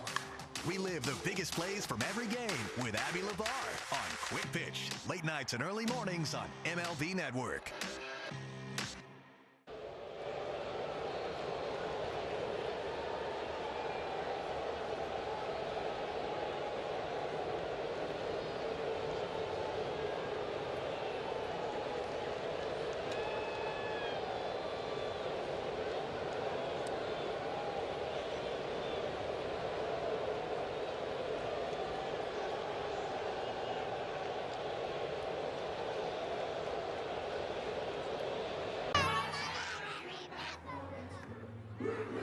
Did he do it? Oh my goodness, what a play! Relive the biggest plays from every game with Abby LeVar on Quick Pitch, late nights and early mornings on MLB Network. Every game night is a chance to go big with MLB Big Inning. Join Matt Yeloff on baseball's only nightly show that brings you the biggest plays of the night. Strikes him out. No one stacks more clutch plays into one live show with up to 4 games on a single screen. Out of here! He is on fire. It's a walk-off winner. Change up game night with baseball's biggest game changer. MLB Big Inning. All season. Presented by CarShield.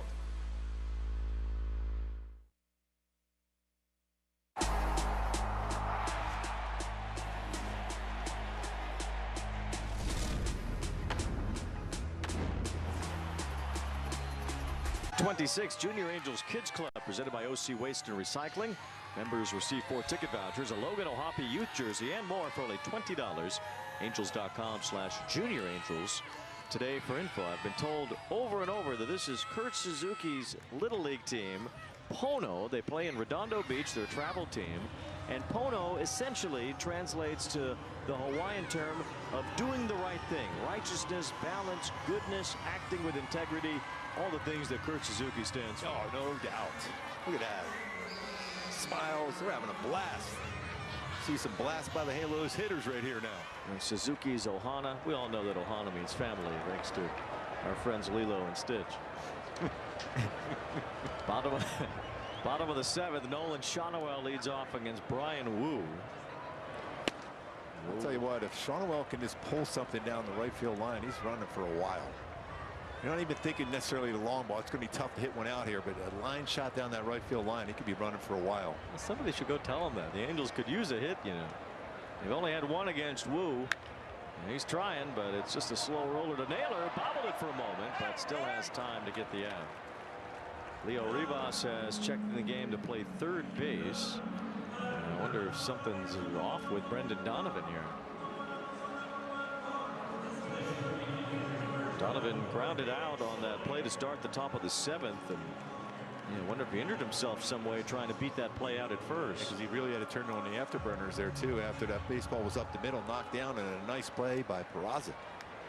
That'd be a blow to the Mariners early in this season. They really have enjoyed having Brendan Donovan. Soler bats with 1 out, hits a high pop-up. This one will fall in the glove of Rodriguez. 2 up, 2 down. This is Donovan running up the first baseline as Peraza threw him out on that close play. Extending for the bag, and he might have overextended there. Yeah, we see a lot of times the runners going down the line, that force they put into the base with that long stride on the bag, and stumbled after it too. So Leo Rivas at third base. Boy, just 83 pitches for Wu. He's mowing through this lineup.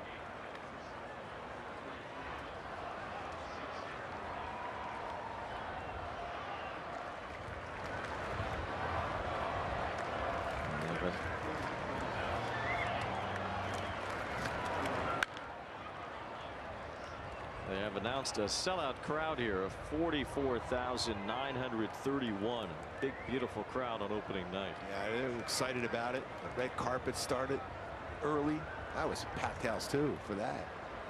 Bryan Wu has retired 11 in a row. He last allowed a base runner in the 4th inning when he walked Trout. Peraza is the only hit back in the 3rd. He was promptly picked off. That was a bloop hit at that. Just out of the reach of Victor Robles. Ball 1 to Moncada. Just one walk in the game, too, for Bryan Wu. That was Trout after he hit him the first at bat. He's been very good in his career against the Angels. And has continued here tonight. Moncada with a fly ball to right center. This one not all that well hit. As Rodriguez backs off Robles and makes the catch. Another 1-2-3 inning for Wu. Angels selling out here in the home opener. Just under 45,000 in attendance and out there for the red carpet show before the game.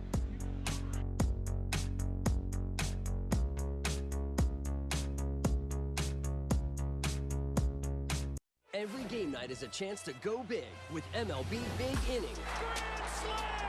Join Matt Yeloff on baseball's only nightly show that brings you the biggest plays of the night. Strikes him out. No one stacks more clutch plays into one live show with up to 4 games on a single screen. Out of here! He is on fire. It's a walk-off winner. Change up game night with baseball's biggest game changer. MLB Big Inning. All season. Presented by CarShield. Did he do it?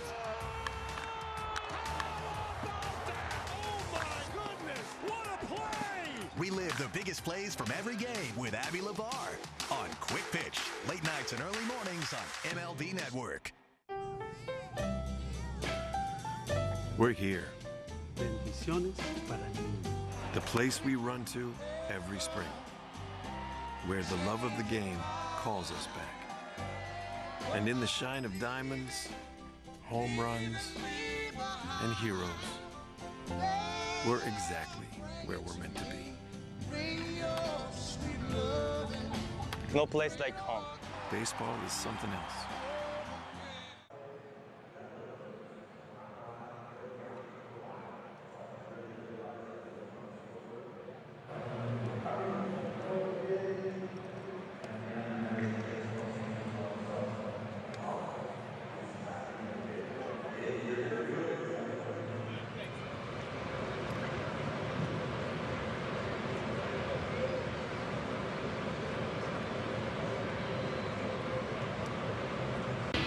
Bryan Wu at 12 straight retired, 1 hit allowed, a bloop single in 7 shutout innings. He's been spectacular tonight, as was Reid Detmers. Yeah, it doesn't look like he's done yet either. He's pretty efficient.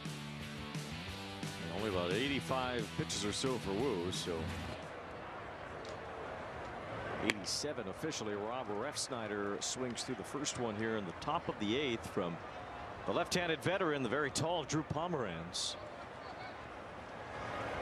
Even for pitchers who are unusually tall, as you can attest. He's very tall. Yes, he is. He's a power forward. He is. They called him Big Smooth when he was in college at Ole Miss. It's the outside corner there to Rob Refsnyder, who's walked a couple of times today.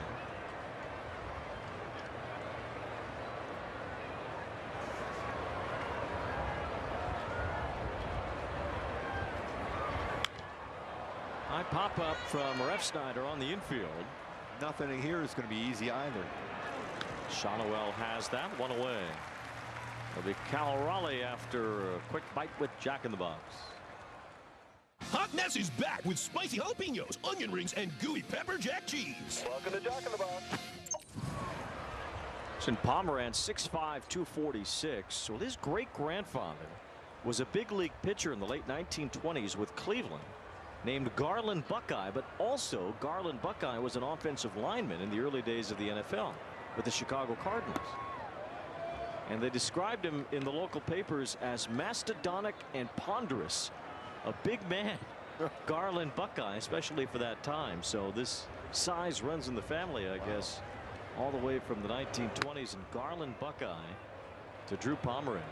Bo Jackson before Bo Jackson. I guess so. He was one of the first ever two-sport stars in that regard. Had a tough time with the Yankees. He gave up 3 homers to Babe Ruth and 2 to Lou Gehrig in his career. And that might set you back, but I think a few people have done that one. Ball 3. He's going to be swinging 3-0 here.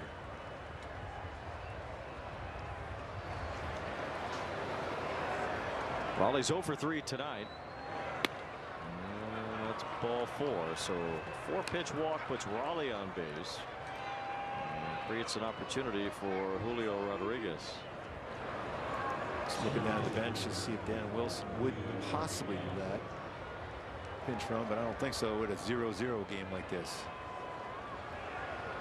Raleigh will steal some bases too. He's got 1 already this year, except for John getting warmed up quickly. I think Pomeranz will stay in through Naylor, who's on deck. So Rodriguez fouls one off, and then you might think about Zephyr John for Arozarena if it gets that far. No score in the 8th inning in this home opener. Rodriguez will roll into a double play on occasion. He certainly will. Good fastball there, got by him. Pomeranz has that sneaky fastball. It's not upper 90s, but he's at that smooth, like you said, call him big smooth, and he's got that delivery to him, bam, on you. Former first-round pick Pomeranz. He was drafted by Cleveland 5th overall back in 2010.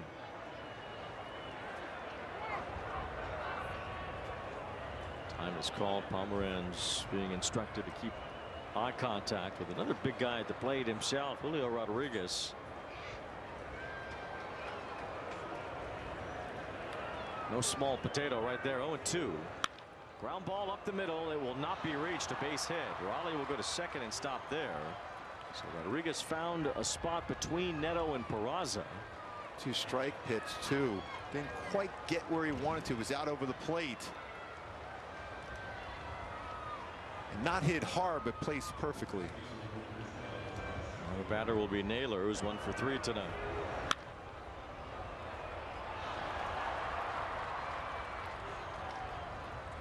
Naylor just 2 for his first 30 on the year.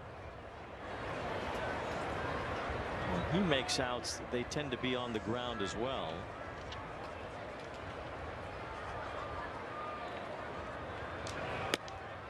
He's hit into 2 double plays already this year.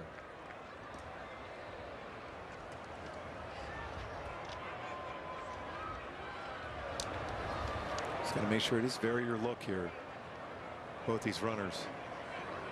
First and second with 1 out, a scoreless game. There's a strike. Angels in the bottom of the 8th will have Joe Adell leading off. There's some action down in the bullpen for Seattle. Maybe Wu is done.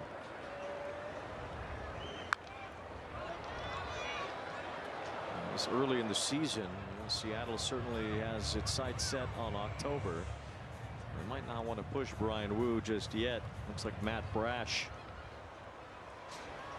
The Mariners set a man last year too. A lot of breaking balls. They're set a man for Munoz.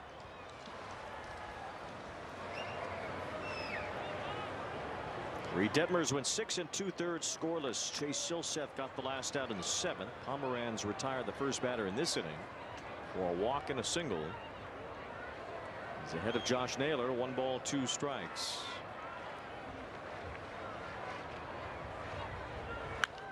Popped up. Infield fly rule will be in effect here.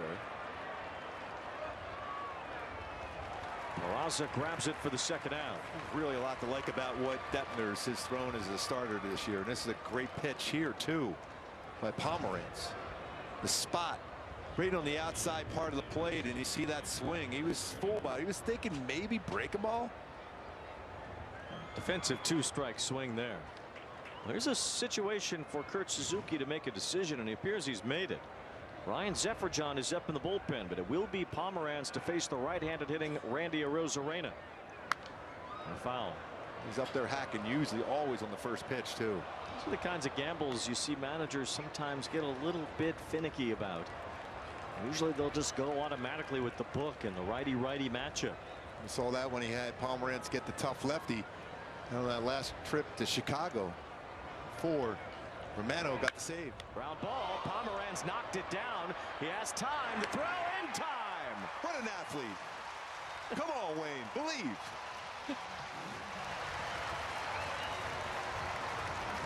Just throw that glove at the baseball. Oh, behind the back, baby. Kurt Suzuki, gotta love it. Angels get out of the eighth. All right, so that's one pair of glasses. Yep. With prescription lenses, plus anti-reflective lens coating. Oh. Scratch-resistant coating. Did I choose? UV protection. Award-winning customer service. That's me. That's also me. Free returns, free exchanges, and free frame adjustments for life. And how much more is that? Oh, it's all included at Warby Parker. So my glasses are still just $95. Oh. Surprise! I just get excited. These Don pants from Fabletics are a hole-in-one for only $19. They have four-way stretch to move with your swing, pockets to hold your scorecard, and tees. Look and play like a pro in the Fabletics Don pant for only $19.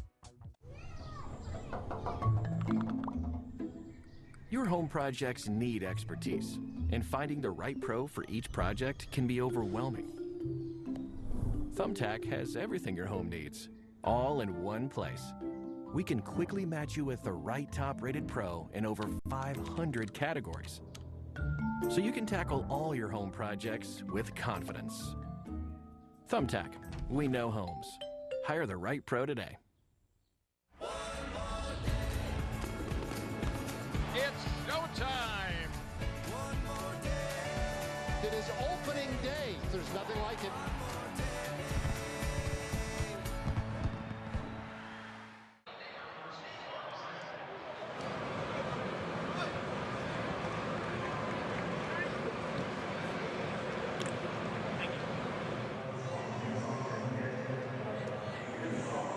Score big on authentic gear at MLBshop.com.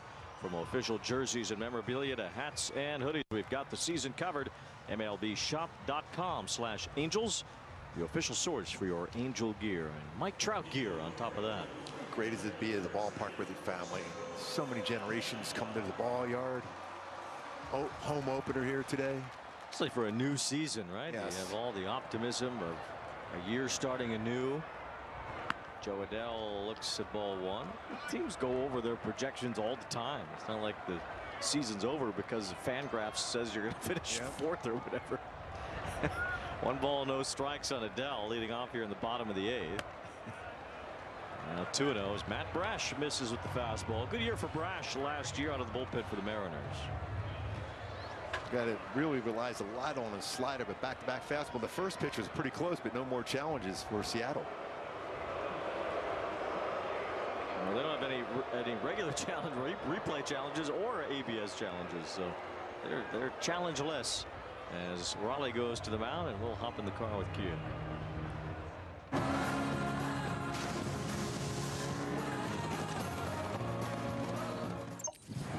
Brash appeared in 78 games in 2023, and then he missed all of 24 with an elbow injury. That tends to happen after a lot of effort. But he had 107 strikeouts in 70 innings that year in 23. And last year when he came back, he was excellent at 2.47 ERA in 53 games. He could snap his slider both sides of the plate. Still pretty firm fastball too. See that back-to-back 97s. This is a really good arm. They have a lot of really good arms out of their bullpen, Seattle. This is one of their best.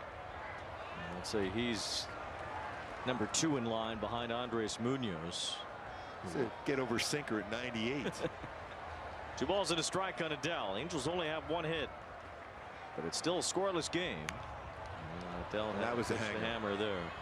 That was a hanger. Brash appeared in 4 games in each of the Mariners playoff rounds last year. Pitched in 4 out of the 5 games against Detroit and 4 out of the 7 against Toronto. There was a good slider that time. Spun it by Adele for strike 3. He had that one before, but he made the quick adjustment. That was nasty. And he has unbelievable spin. It was 2902 RPMs. Almost 3,000, working its way to 3,000 RPMs. Now that's an unbelievably high number. Here's Josh Lowe, who could use a hit.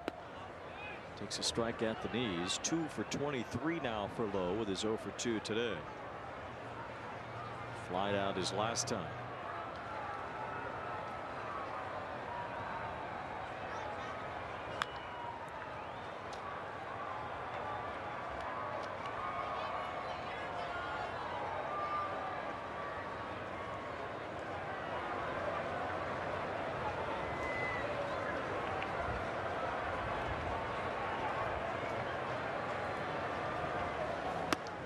Check swing and look like a strike, and it is strike 3. So Brash makes quick work of Lowe, and it's back-to-back strikeouts to begin the 8th inning.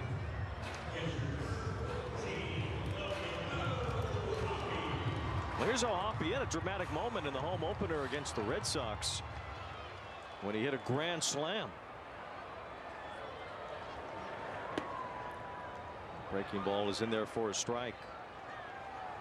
Backed up on him and got the inside corner, not looking for a slider that part of the plate. It was last year's home opener when O'Hoppe did that, or 2 years ago rather. His first career grand slam and the home opener of 2024 against the Red Sox.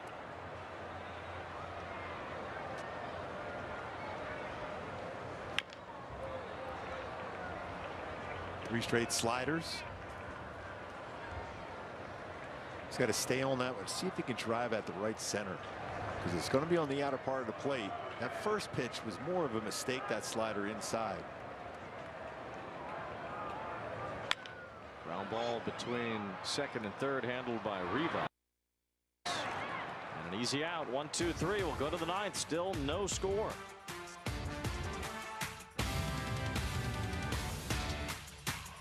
My paycheck was just deposited into my Greenlight account. Greenlight is so convenient. You know, we had to use a vacuum tube.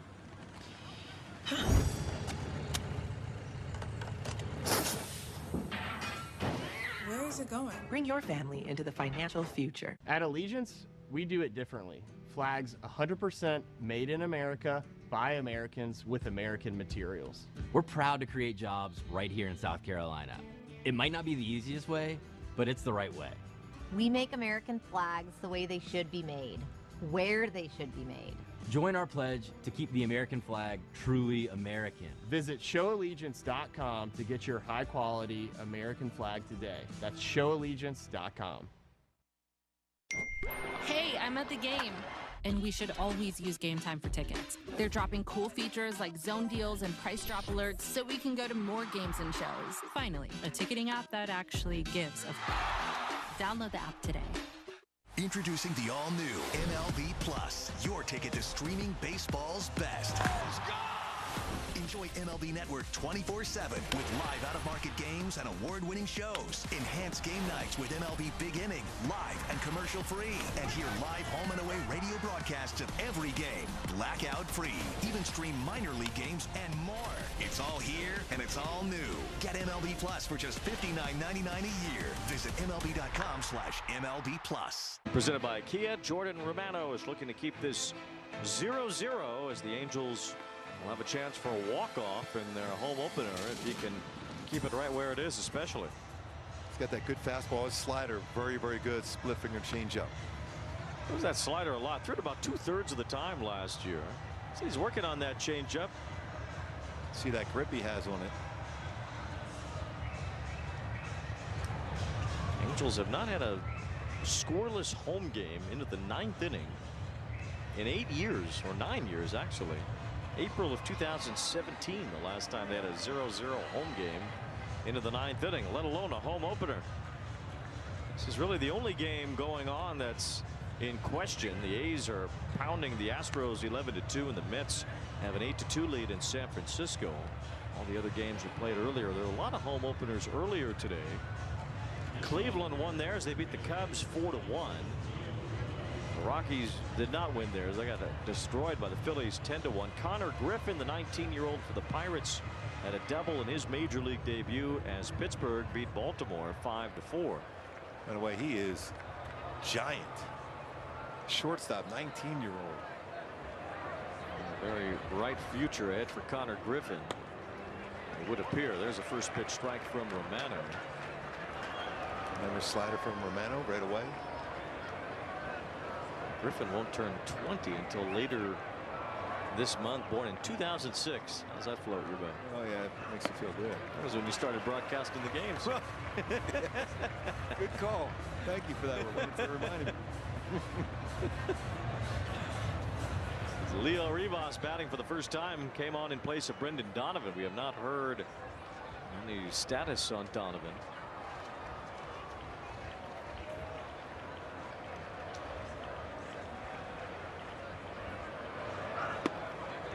Good try on that one too, to see if he could chase after two good sliders for strikes. Where last September, Rivas had an unlikely walk-off home run in an important Mariner win down the stretch last year. Oh, hit him, or is that a foul? I don't know if it hit him or the bat. I think it hit him on the hand.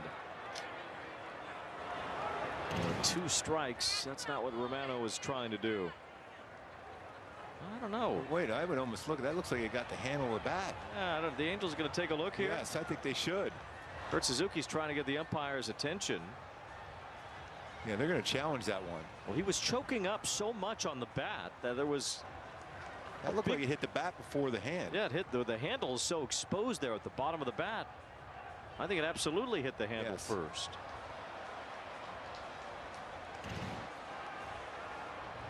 The umpires are conferencing here. Adrian Johnson, the second base umpire, is the crew chief.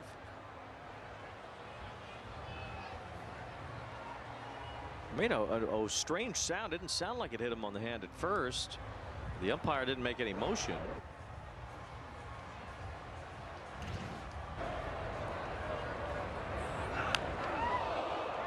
It sounded like it hit the bat. It hit the bat. If that hit his hand, he's in big time trouble on that one. Yeah, really. That was a crack.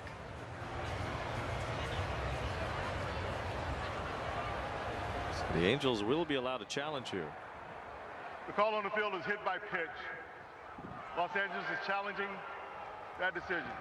Now, because of how microscopic some of these hit by pitches are, we hardly ever see these get overturned.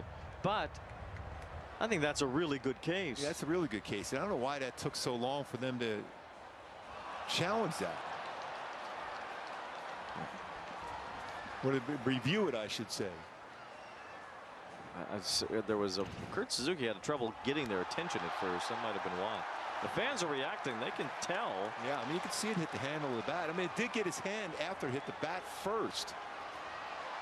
And by the sound of it, which again, the umpires in Manhattan also have the sound available to them. So they should be able to hear that it hit the bat first.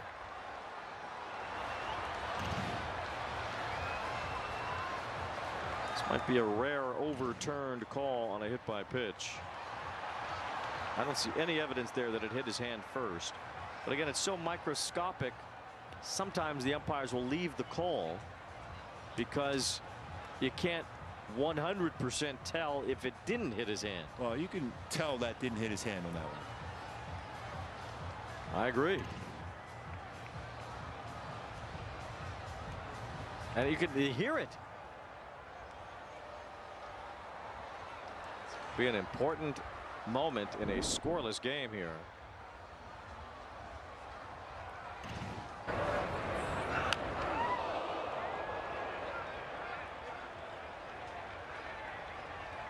This even way Rivas walked around initially, you would thought it was hit the bat. For him, I'm happy it didn't get square on the hand. That would have been a tough one. Still waiting for the adjudication from the replay umps. The Angels trying to keep this knotted up at 0.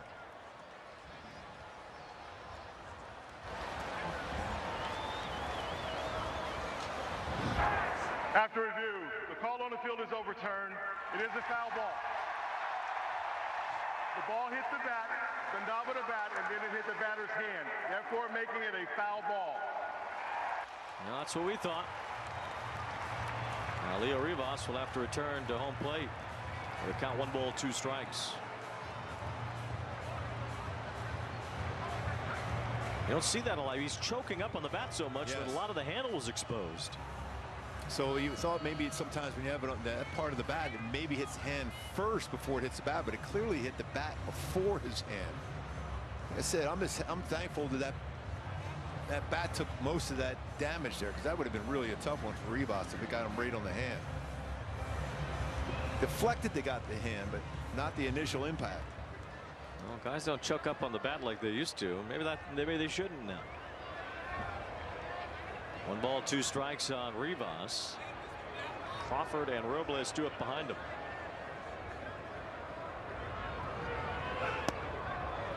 It's downstairs, 2-2. Luke Raley had appeared in the Seattle on deck circle when Rivas went to first, so it looks like he would bat for Victor Robles if it got down there.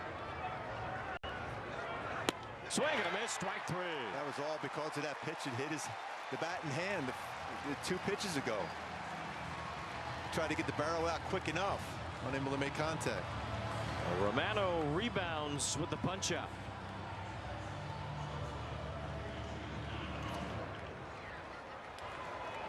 With 1 out, here is Crawford. You can't sleep on Crawford's power, especially early in the count. He's looking to try to turn on something. You want to stay away against them. There is a fastball away, fouled off. Reid Detmers, one of just 6 Angels pitchers to go 6 or more shutout innings in the home opener. Joins a list of Andy Messersmith, Nolan Ryan, Frank Tanana, Joe Saunders, and Jared Weaver. 6 2/3 tonight for Detmers. That one buzzes Crawford's tower.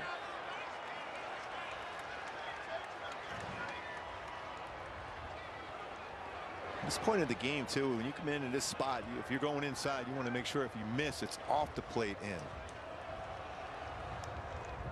Positively, Romano certainly does not want to allow a man to reach here.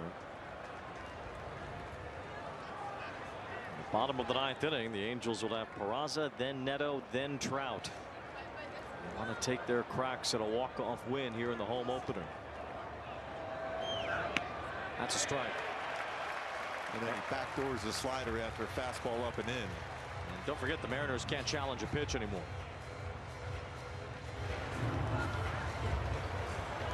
The Angels still have 2 of theirs for the bottom of the 9th. That's huge. Swing and a miss, strike 3. Boy, that's another nasty slider. Romano digging.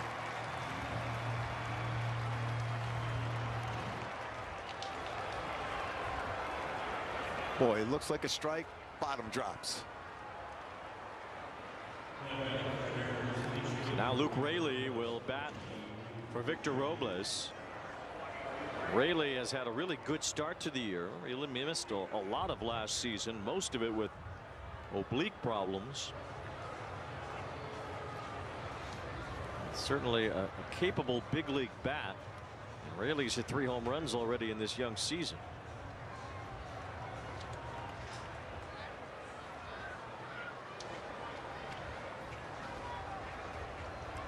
Especially against a right-handed pitcher, he's always has a tendency to be able to be aggressive on the first pitch on the inner half. Fouled away, another pitch away to start off an at bat here. Raley had a career high 22 homers 2 years ago. He's getting a bulk of the playing time in right field so far this year. We'll see him tomorrow night for sure as a starter.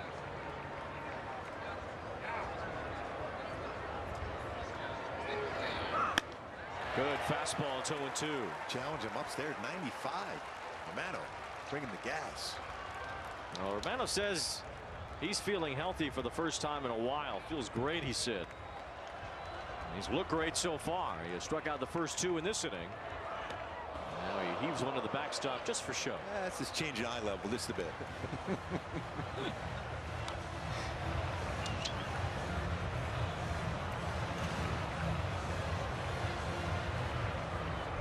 That hockey mentality right there.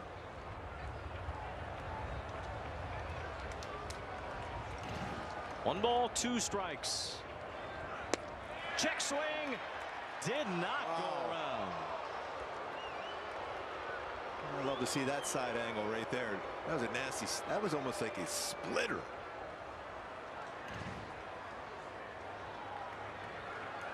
Oh, hey, close. That's a strong man to be able to hold up on that one. 2 balls, 2 strikes. Fouled away. Good fastball. Rayleigh was late and spoiled it. Right after him. Rayleigh drafted by the Dodgers. 31-year-old outfielder.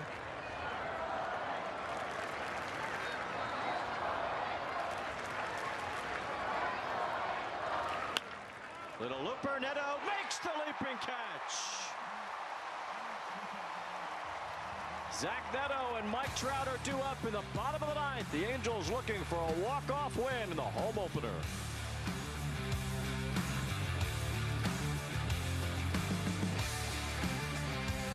What if you could have shades like these for a fraction of big brand prices? With Shady Rays, you can.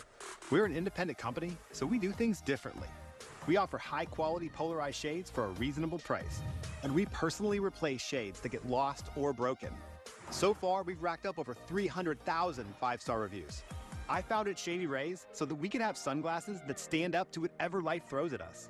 Order now and get 20% off site-wide at shadyrays.com. Taxes withheld, added benefits, just gotta pay myself. Nice. Hi. I'm you, with more gusto. You look so relaxed. Things have been great. My hair's growing back. Yeah. Team's digging the new flow. Team? It's just me. Nope. We hired our first employee. Correction. Team of 4. Correction. Team of 7. Dang. It's beautiful. Grow your business with gusto.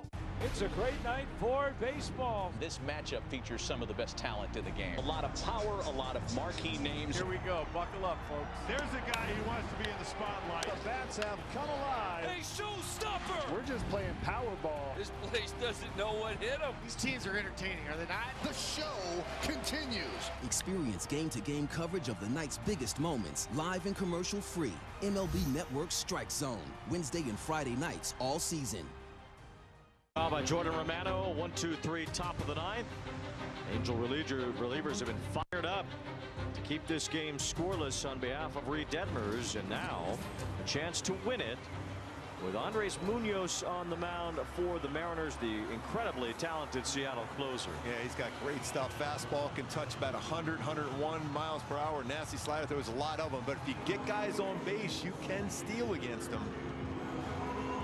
I love the reaction. You can tell how the players are feeling the energy from this crowd here tonight. Munoz has not pitched since March 28th as Luke Rayleigh stays in the game to play right field. He gave up 3 runs the last time he pitched, including a home run to Chase DeLauder. They'll face Peraza, then the top of the order, Neto and Trout in the bottom of the 9th. No score. Ball 1 to Peraza. Against the Angels, Munoz has a 0.71 career ERA.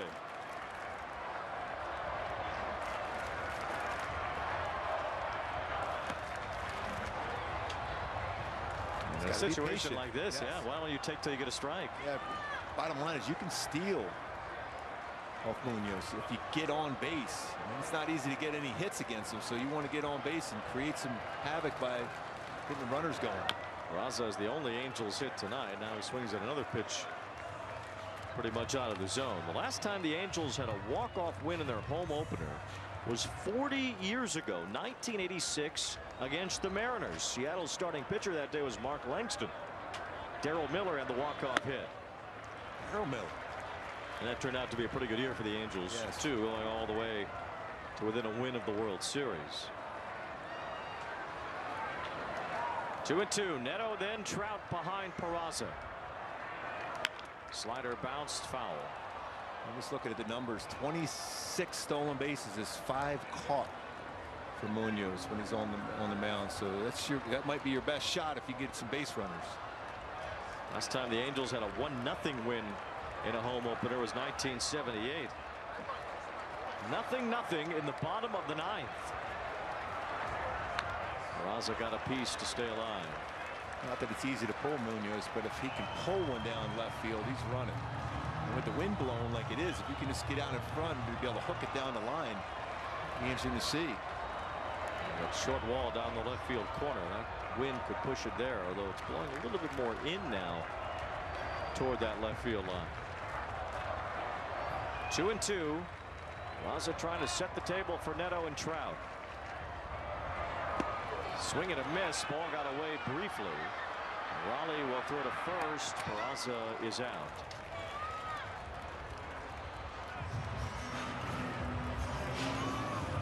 That backed up on him too. Off the plate.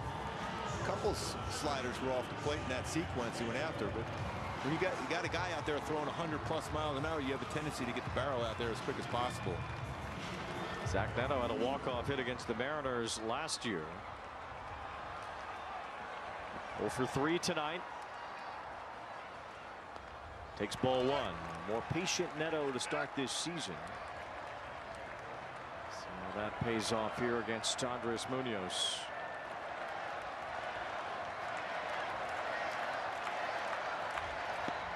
It's in there. The Angels have both of their challenges to use here in the bottom of the 9th. So if any pitch is borderline even, you'd expect them to be used. The 2 best hitters here at the plate right now. 2-1. Sinker at 99 with that movement. This game goes to the 10th inning. Each team will get 1 challenge.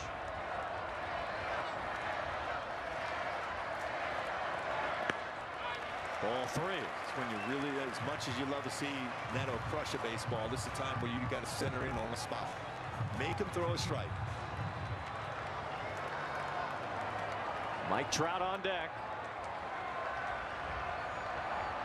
3 balls, 1 strike. Neto squibs it foul. It's a gutsy pitch. That's how confident he is with his slider. 3-1 slider with Neto's speed. He throws that slider a lot in every count.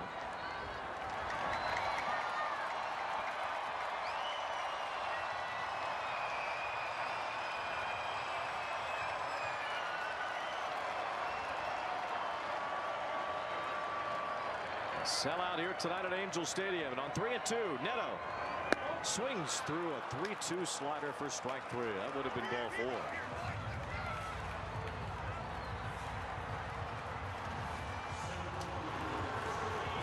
Tight slider, but well off the plate.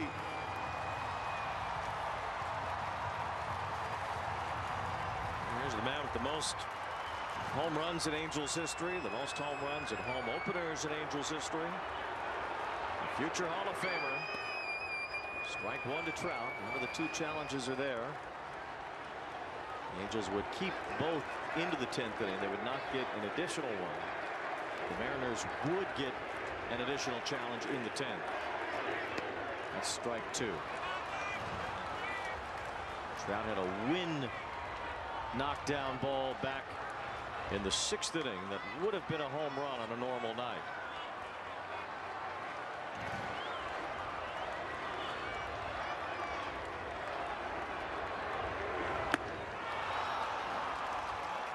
Andres Munoz strikes out the side. Will go to extras.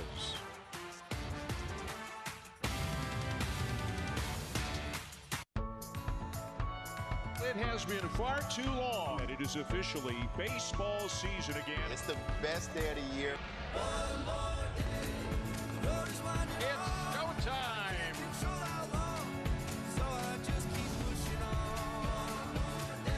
It is opening day. There's nothing like it. How much fun is he to watch?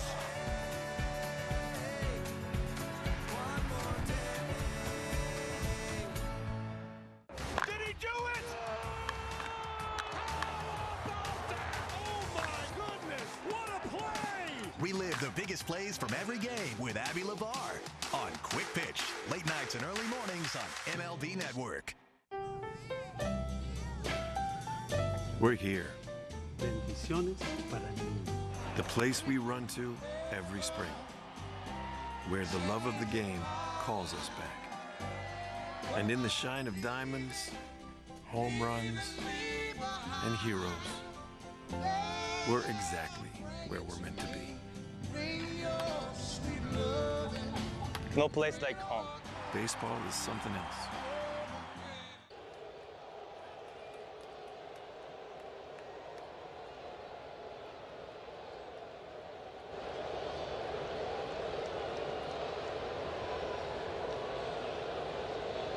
First extra inning game for the Angels this year. It'll be Brent Suter inheriting that automatic runner at second base, which will be Luke Raley.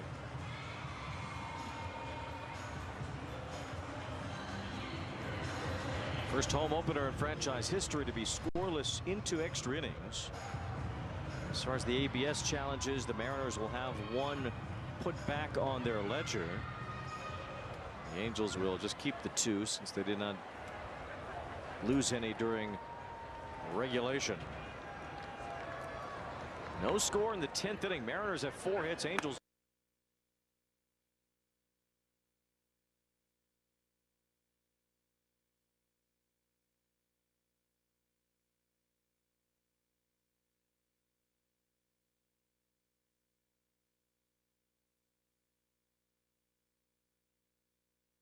into the wall. It's off the wall. Just now taking off around third. He'll score. All the way to third is Cole Young. It's an RBI triple, and the Mariners take a 1-0 lead. He's been swinging the bat well. Turned on a sinker in, and had some carry cut through the wind. Joe Adell went hard into that corner to try to run that one down. Off the plate in, how quick those hands were to turn on that one, and got the barrel through the zone. Well, it's like we talked about in Wrigley Field. Those high line drives will still cut through. Mariners cash in the ghost runner. Not only that, but Cole Young is all the way to third on a run scoring triple. First run of the game induced by the man at second base. Joe Adell went hard into that wall. And that wall over there, that's just padding on cement. No balls, 2 strikes on Rob Refsnyder. Bounced right back to Suter. He's good at fielding his position. A lollipop throw to first to retire Refsnyder and hold the runner Young at third. He's a real good fielding pitcher.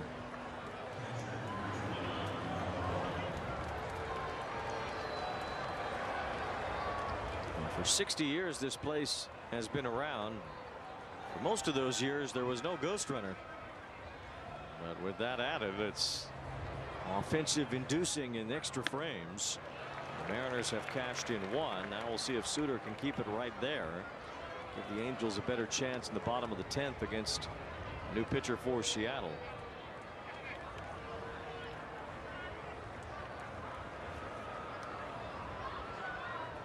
Cal Raleigh is hitless tonight, 0 for 3 with a walk. Julio Rodriguez behind him. He's able to get Raleigh here. You might see him walk Julio Rodriguez.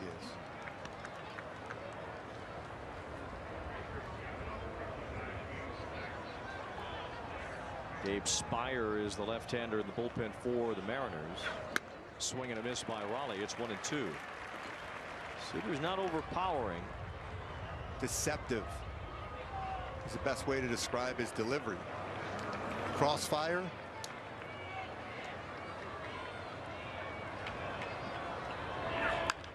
Popped up. This won't be even onto the outfield, it looks like, as Neto is over and makes the catch. That's a big second out.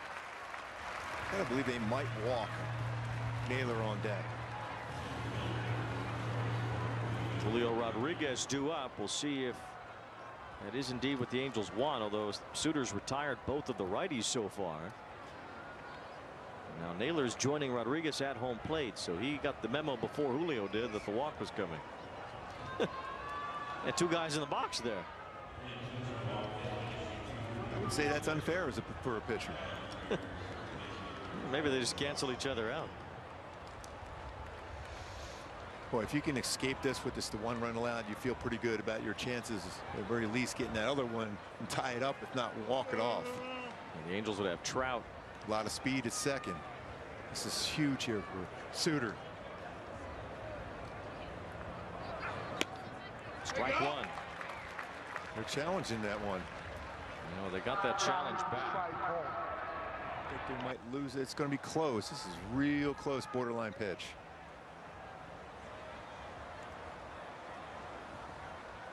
That's strike. Well, the Mariners just keep running through their challenges. That means they don't have one out for the bottom of the 10th. So that's how that comes into play, is on the pitching side, although they would get another one in the 11th. Why do you just get them redone, Frank? They've lost 3 challenges in this game. Why do they keep getting more? Julio Rodriguez is probably going to go here soon, I would think, too. Ball in the dirt. That will allow Rodriguez to take off for second base. So it'll be a wild pitch. Nice job by O'Hoppe keeping that close, though. And the important man is the guy at third.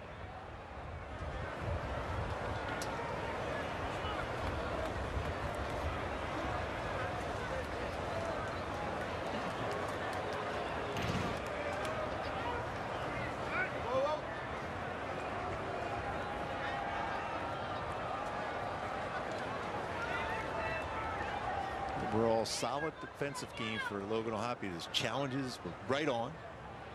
Been able to block some pitches. Really worked extremely well with Reid Detmers today, and the bullpen so far. No earned runs in 9 2/3 innings. The 1 unearned run on the ghost runner scoring. Cole Young tripling off the wall. He's at third. Rodriguez is at second with 2 outs. The Angels desperate to allow just the 1 run. There's a base hit here, would be a backbreaker. 1 ball, 1 strike on Naylor. Line drive, base hit. 2 runs will come in, Young and Rodriguez, and that's the big blow. 3-0 Seattle.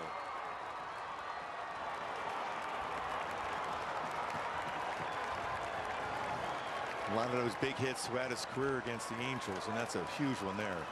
He only had 1 hit in the first week. He's had 2 tonight. He was down, he just went down and got it. Pretty good coverage of the plate.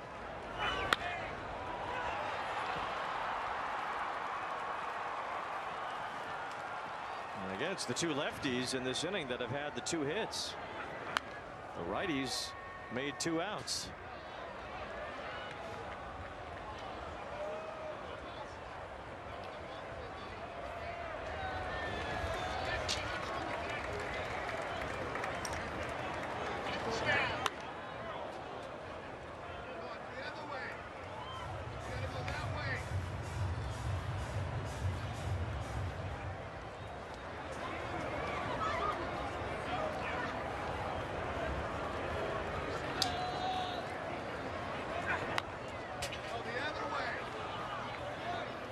Boy, it wasn't a bad pitch to Naylor, too, by Suter.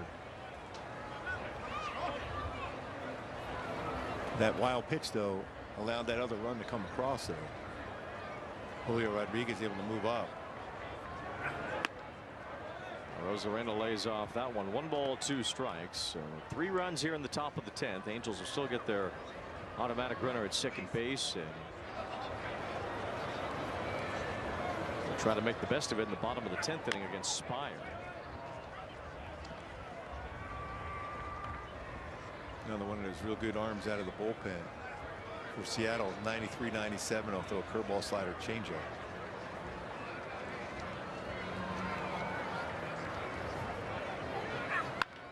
Line to right, base hit. That's the 3rd hit in this inning for Seattle.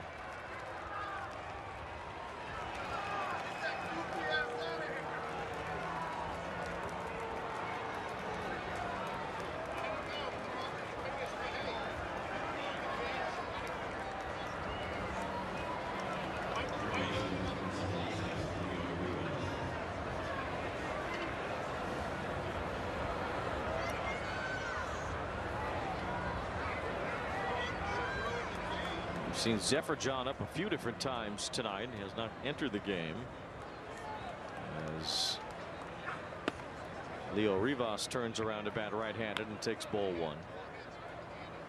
So the Mariners 3 runs, 3 hits in this inning. The scoreless tie broken.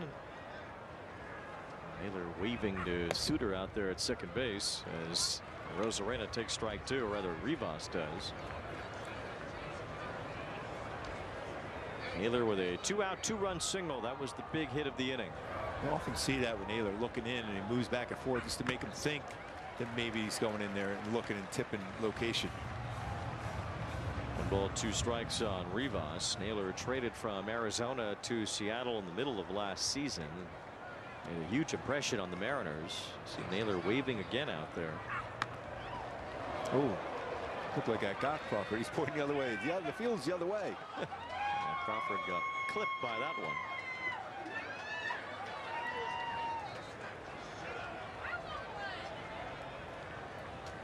One ball, 2 strikes on Rivas.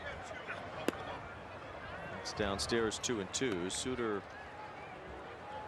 had a lot of work the other day.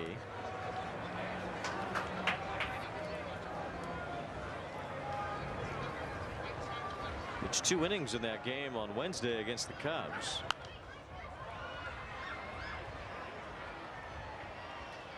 Threw a lot of pitches in those couple of innings just 2 days ago, but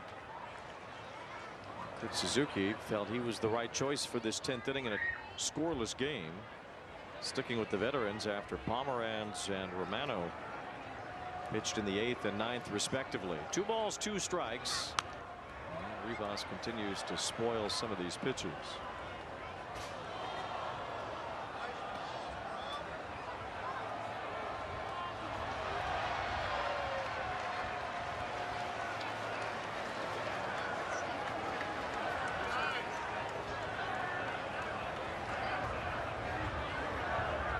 Throw to first behind the runner there, Rosarena, as he dives back. That's a timing play put on. Most times in the bullpen, in the dugout, where you have the first baseman running over and it's a timing play, you got to believe the throw is going to be there if you're Shonowell. It's a little chopper toward third. Moncada will play it to first base to end the inning. But 3 runs for the Mariners as we go to the bottom of the 10th.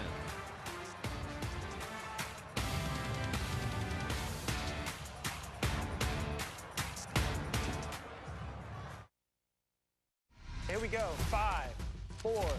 At MLB Network, covering baseball isn't just what we do, it's who we are. You're about to be entertained and amazed. So I just want to show you a few at-bats because it was incredible. Connecting fans to the game is in our DNA. Welcome everyone to MLB Tonight, the national pregame show. He added 2 new pitches this year. In season. Hello, family. Off season. Not every day we hand out Cy Young awards. Every season. That's how we do it here. This is MLB Network, the home of baseball. Did he do it?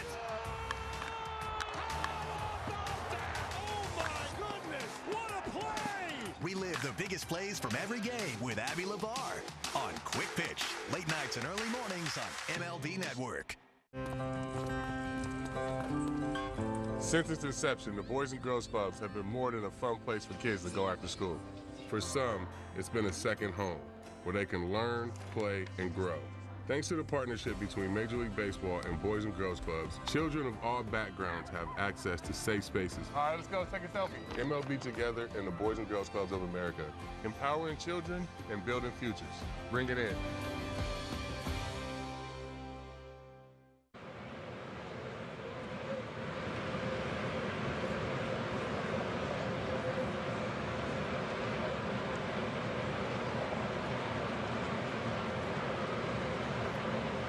Stadium, Mike Trout signing autographs as the introductions were made for the 2026 Angels. Reid Detmers, outstanding 6 2/3 scoreless innings in his first start on the mound here at Angel Stadium in a couple of years. Pitching was great through 9. The Angels offense could not respond against the Mariners, and they've been shut out on just 1 hit. Going back to Hyundai Key for the game today, simple kind of life. You got to find a way to get on base, get some base runners here, see if you can mount a comeback. You got Trout starting at second base. You got good contact here with Shonowell with power waiting behind him. Just got to simplify your approach and make some good contact and think. Big part of the field here for traffic. Another tough customer, Gabe Spire, another guy who was outstanding out of the Seattle bullpen last year. Shonowell takes a strike. Trout at second base. That's the first base runner for the Angels since Trout walked in the 4th inning. Shonowell's going to use one of the challenges here. ABS powered by T-Mobile. Worth it, but that's definitely a strike. Yeah. Comments confirm. Angel has 1 challenge remaining. And that's almost entirely in the strike zone. Very little of the ball outside the zone there. 0-1 on Shonowell. It's a good slider. He's got a curveball, fastball, 93, 97. They just hand out challenges like candy once you get to extra innings anyway, so you might as well use them.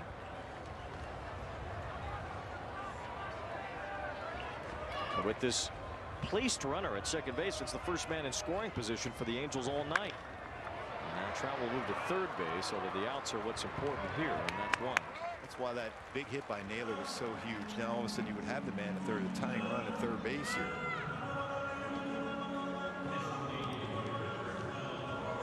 It's really the 3rd straight game now where you look at the Angels offense sputtering a bit. 2 runs on 5 hits, actually going back to all 3 games in Chicago. 2 runs, 5 hits Monday, 2 runs, 5 hits Tuesday, 2 runs, 4 hits Wednesday, and no runs, 1 hit tonight. Soler looks at a strike. So the offense that scored so many runs in Houston, they have scored very few runs since leaving Houston. A grand total of 6 in the last 4 games. Popped up toward the right field line. We'll see if this stays in play. Look how that just worked its way back. Yeah, the wind has been pushing the ball all night. Trout will score, so the Angels do get on the board here with that ghost run, but it's a sac fly, and the Angels have more work to do.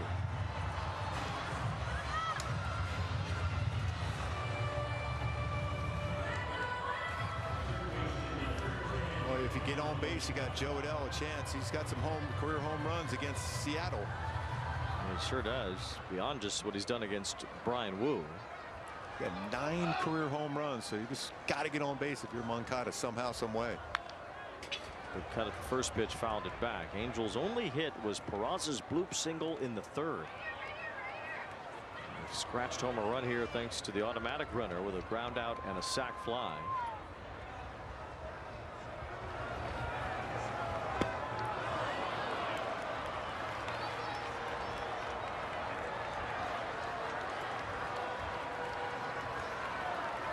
Spire at 82 strikeouts in 62 innings last year.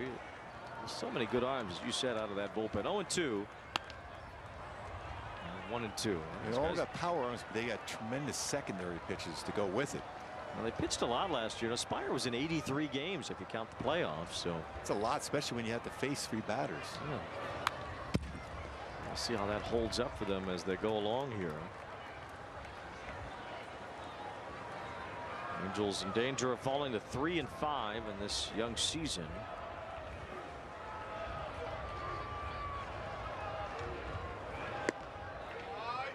Two balls, 2 strikes.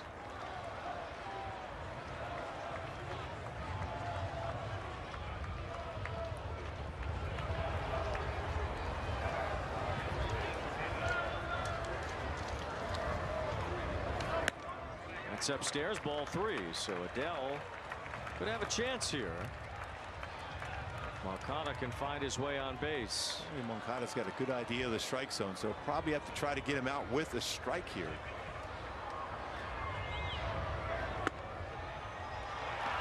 Strike 3 called, and that's that. Moncada, well, might as well use the last challenge. I don't think he tapped his helmet, though. The umpire is telling him he needs to. He did. Oh, he did. Okay. Well, I don't think it's going to work. Strike 3 anyway. It's ABS powered by T-Mobile. That's that. Seattle wins 3-1. The Angels home opener spoiled by only having 1 hit tonight. Yeah, I mean, it's Seattle pitching. Bryan Wu really started off. He was outstanding. The bullpen, we talk about how good it is. And Josh Naylor, remember, he had some big hits over the years with Cleveland late in the game against the Halos. Comes through there with a 2 RBI single, which changed that whole inning around. Young with that big triple, too. Angels struck out 11 times tonight. They only get 1 hit. They lose 3-1 in their home opener against the Mariners. We'll be back to wrap things up.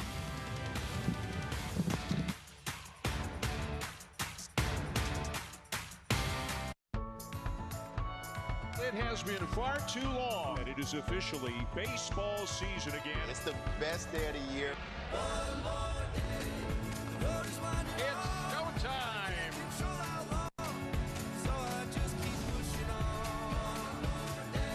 It is opening day. There's nothing like it. How much fun is he to watch?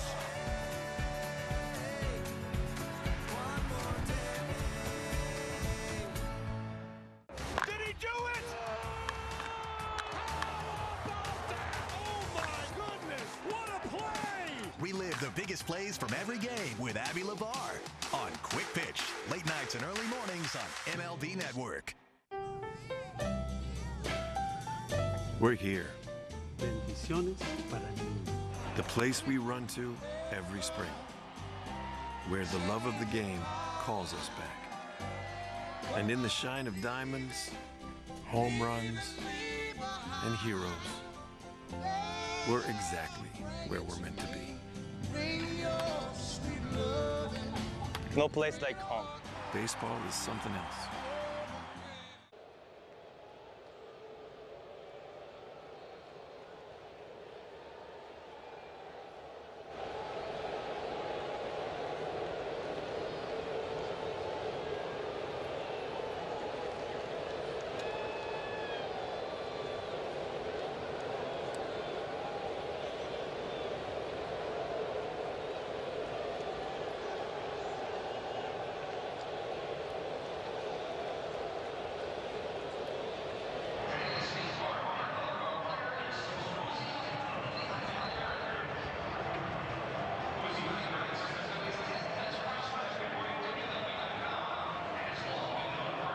Lose their home opener 3-1. Only one hit for the Halos tonight. They'll try to get that one back tomorrow night. Game 2 of this home opening series against the Mariners here at Angels Stadium. Coverage begins at 6 o'clock with Angels Live pregame. Coming up next, Angels Live postgame with Patrick O'Neill and Tim Salmon. For Goovy, Erica, and our entire crew, I'm Wayne Randazzo saying good night from Angel Stadium.